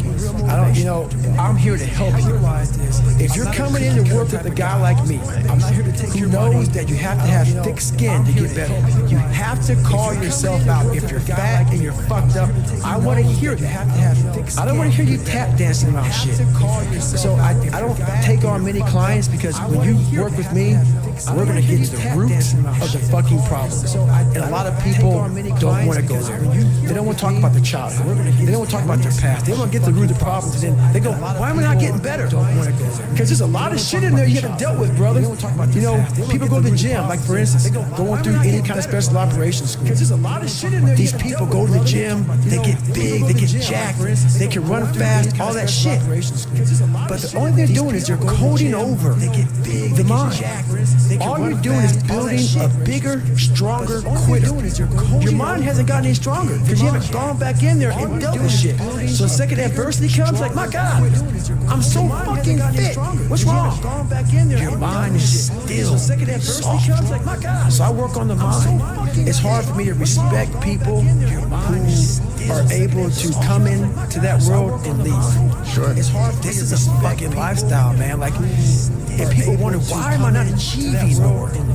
It's because once you, all of us, once we achieve something, we celebrate for a long, it's because years, fucking time. And we wonder, why don't I have drive anymore? Where's it all at? If you don't develop a routine of suffering, and suffering is not like go out and kill yourself every day, it's being uncomfortable. Yeah. That keeps you hungry every day. If you live in your victories for so long and say, I'm gonna go challenge myself for 30 days or for 2 weeks or run this one marathon, and it ends, I did one marathon for 30 days or for 2 weeks. Okay, that's why it leaves you. It leaves you because you have to set up the next obstacle. Okay, obstacles is how you grow. You must continue to have friction. Friction is where growth is at. With no friction, there's no growth. Make up your own mission statement. What do you want to be in life? And once you do that, now you can work with somebody to get better. You can work with yourself to get better. But until you know what you want to stand for, you will always just be sitting down. You'll never stand for anything. But guess what happens? Your alarm clock goes off at 4 a.m. You train. Always just be sitting down. I want to be a SEAL today. I don't want to be whatever today. I'll start tomorrow. And that's the usual pattern of people's lives. That's why I talk about clearing out the mind. And that's the usual. Until you really want to do something, you always get to be a talker. You always get to run your fucking mind. So if you wake up in the morning and you don't want to do something, you always get to be a talker. You don't care enough about yourself. So if that's what you need to really research is, man, why am I not doing this for myself? Because that is the number one purpose in life. Man, is to better oneself. All those things have come from there. That number one purpose in life. And this is where people lose. To better oneself. So what I do in that 1 second, because we all think about quitting shit's hard. So but what you have to do in that 1 second is hard to process information during pain. It's hard to process because that pain takes over during pain, and you can't think rationally. Pain takes over. You're thinking about fight or flight, save yourself. That's not a rational thought. It's not a thought that's going to get you through the hard times. It's not a thought that's going to get you. Most people fail that 1 second. So what happens, what I do in that 1 second, and there's a bigger process to all this, but in that 1 second, I physically stayed in that water. Because if I get out of the water, I quit. So I physically stay in the water, but mentally, I'm on the fucking beach with the fucking instructor. And the instructors is cold outside, so they got these parkers on. They got a couple fucking Joe. They're warm because they've already been through it. So now it's your turn to go. They're warm because they've already. So mentally, I get back with them. I'm still in the water physically, but mentally, I'm back with them chilling. I got my parker on, and now I'm thinking logic because I'm warm. I got my parker on. Mentally, I'm taking that 1 second. Let's not quit, guys. Let's fucking think about your options. Where are you going to end up if you quit this shit? Where are you going to go? Where are you going to say to yourself? Because you know you're going to get warm. Where are you going to go? The second you get on this water, you can take a shower. You know you're going to get warm. And you can be warm. The second you get on this water, and in 5 days you can be out. So I started thinking logically. I calm my brain down because your brain wants to get you fuck out. Ring the bell, put your hammer down, get warm, and then you really fuck. And these are the things you have to think about in 1 second decision. So that's what that's all about. It's about gaining control of your mind, putting things back in the proper perspective, and then saying, I really do want to be here. And I'm going to have a bunch of these 1 seconds through this 130-hour journey. And I have to learn to control this, because if I fail one of these 1 seconds, I will not be a SEAL. I will not be a doctor. I will not be a lawyer. I will not be whatever the fuck it is. So that's how important that 1 second decision is. It's all about your mind takes control of you. You have to say, fuck you. I run this. You have to say, and that's what that's all about. So every morning starts with you. And that's because that's the one thing I hate to do more than anything. So that's like my cup of coffee. And I'm all about armoring yourself. So the second you leave your house, and the second you open your phone, the second you do any of that shit, you are now letting in poison in case you do any of that shit. So I make sure a lot of things you can't avoid. So as I get up, I start to armor plate my mind and body. Like a person's going to war. You put your body armor on. That's what I'm doing on that. Like a person's going to war. I'm waking up and I'm giving myself all this armor. So when I come out in the world, look at that phone, I'm ready. So when I come out, I'm not waking up late. I'm not rushing around. I'm disorganized. Because I know I'm going to get hit in the fucking mouth. There's an art to getting hit in the fucking mouth. Because I know I'm going to get hit in the fucking mouth. And that is why these things are important. You have to wake up and you have to give yourself things. You have to give yourself confidence. So it starts with that run. A lot of people sit back and they dream about being a sports figure, or dream about being a SEAL, or dream about being an astronaut. And all it is a motherfucking dream. They don't put the work behind the dream. That dream has become their fucking master. When you become the master of your fucking dream, is when you say, I want to go be a Navy SEAL. And you say, okay, I'm going to lose 106 pounds in less than 3 fucking months. The dream was the one thing I thought about, and the dream was now gone. Now, when it comes in, the dream goes away, and the fucking laundry list of fucking details and tasks come up. And the fucking, gotta do this, gotta do this, gotta do this, gotta do this. That's when you become the master of your dream. Gotta do this, gotta do this. So, a lot of people out there dream master. So my first conversation when I was absolutely nobody, and that's one thing you have to say. We live in a world now that's so kind. We find the kind way around everything. Like, if you don't look good, I have to find a kind way of saying I don't like your shirt. Right. That's not the approach. If that's the approach you're looking for, that book is not for you. Can't hurt me is not for you. The approach you have to take, at least I do. You take whatever approach you want. The conversation had to be a real, honest conversation. In the accountability mirror, guess what? I was fat. Don't find a kind word to say that, you know what, I've gained some weight. No, fat. When I couldn't read, not like, hey, you know, even learn this. No, I cannot read. The 4th grade reading level, I'm struggling. And sometimes I call myself stupid. Not in a way to put myself down. So don't take it like, my God, those are so hurtful. Yeah, they're hurtful. So it's honest. The conversation has to become an honest conversation of where you're at mentally. Where am I at mentally? I look like shit. I feel like shit. I'm not just, I'm falling behind in school. I'm lazy. My house is a mess. You have to look at what it is and call it what it is. Don't find words to make yourself feel better. That's what, so we hang around people that make us feel better. That tell us what we want to hear, not what we need to hear. And so we stay away from those people. And we stay away from those people, and like our internal dialogue becomes that kind, it's okay. It's not okay. So that's where it starts. It starts with that accountability of it's not okay anymore. This can no longer be okay. And calling yourself out for exactly what you are and exactly how you need to fix it. That's where it starts. Nothing gets solved by that. Nothing. that's where it starts. If you look at America right now, and I won't get off on this, nothing is getting solved right now because there's so much racism. There's so many things, and that's just one of them. We can't talk about anything. There's so many things. We are skirting all these conversations because if I say this, I'm going to offend a black person, or a white person, or a Jewish person, or a gay or lesbian person. We skirt around the daggone problem, so we can't fix shit. Everything is like, well, if I say this on TV, I'm going to lose my dad. We have to say it. We have to break the barriers within our minds, within the world. It starts with yourself. It starts with yourself. You gotta break the barriers down within yourself and it's go there. You gotta go to yourself. So think about it, when I say suffering, people cringe. People, that's the one word whenever I post about it, people cringe. It's not about suffering how people may look at suffering. Like you have to just go to a place that just every day of your life is suffering. You have to tap into suffering every day of your life because we have so much scarring that we have to clean up. You have to look at suffering as almost like I look at failure. To succeed, you must fail. In failure and in suffering, all the answers are in there. All the answers to all the test questions. The test is your life. All the answers are in there. You have to live in suffering and pain and failure all the time.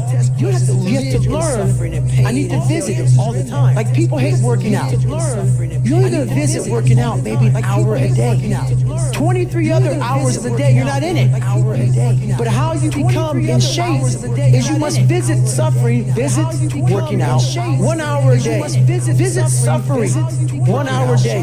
Visit your past failures 1 hour a day. The relationship with it is the answers are in there. They are in there. Within the suffering, go in there. And I call it the live autopsy. The live autopsy. How you find out someone died? They crack you open after you're dead. How you can live is do it while you're alive. Go back in your brain, crack it open while you're alive. Don't wait until you're fucking dead to figure out why you died. Do it while you are living. Go in there, go into the suffering. Go into the pain of your life and say, why did this suffer me so bad? Why am I afraid of all this? Why have I shut down the whole world? I guarantee, I'll tell you why you shut down the whole world. It's in these nooks of the suffering within your brain, in the scarring, in these nooks are all the answers to why you are on the couch feeling sorry for yourself. They lie within the scars. Visit them for at least an hour a day, study it, and then you'll find out more about yourself. You will then grow. So don't look at it every day as suffering. Go into it an hour a day. Learn from yourself, learn from life, learn from your failures, learn from your insecurities, learn from your self-doubt. Don't just say, I'm afraid to jump out of an airplane. Learn from your self-doubt. What makes you afraid of it? Study it. That's why I studied my mind, why I became so powerful in the mind, because I realized I was weak. So instead of running away from the mind, I dove into it and said, what is making me weak? This makes sense. I came from hell. I came from a place that beat me down to nothing, which is why I'm afraid. All this makes sense. So systematically, one by one, I went back and met every single person in my mind, every situation. There's a lot of cookie cutter shit out here in this world. Oh, discipline, wake up early, take a cold shower, fuck this, fuck that, whatever. It's all fucking bullshit. It's not. But what they don't teach you within the cookie cutter is like our minds are like a fucking garage. And the garage, if you open a garage, it's all cluttered up, it's all fucked up. You can't put your car in there. You got fucking boats, you got fucking kids' toys and shit everywhere.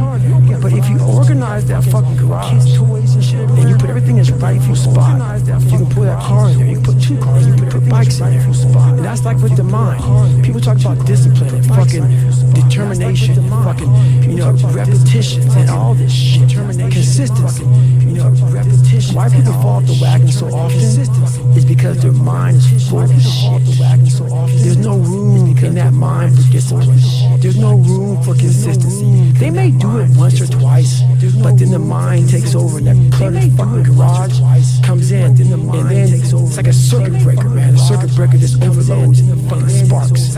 In our minds, that's our mind, man. It's like a fucking circuit breaker. There's so much shit in this, you keep on loading it, you can't fucking put any more into it. So I talk about it in there, man, so much about clearing space in your fucking mind so that you have room for all those disciplines. Waking up early, taking those, because they do need discipline. But we don't get to that fucking dark matter that is keeping you from clearing out that mental garage. You're looking at fucking, I gotta take care of the kids schedule's all fucked up, my husband, my wife, you know, I'm going by McDonald's to get this, I'm rushing my schedule, everything's just fucked. I wish I was doing this, but I'm doing that, this, I want to raise, but I can't get one, boss an asshole. Where's greatness in that?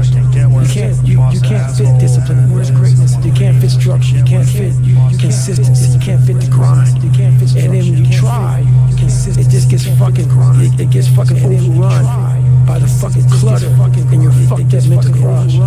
People have talent. People have a lot of talent.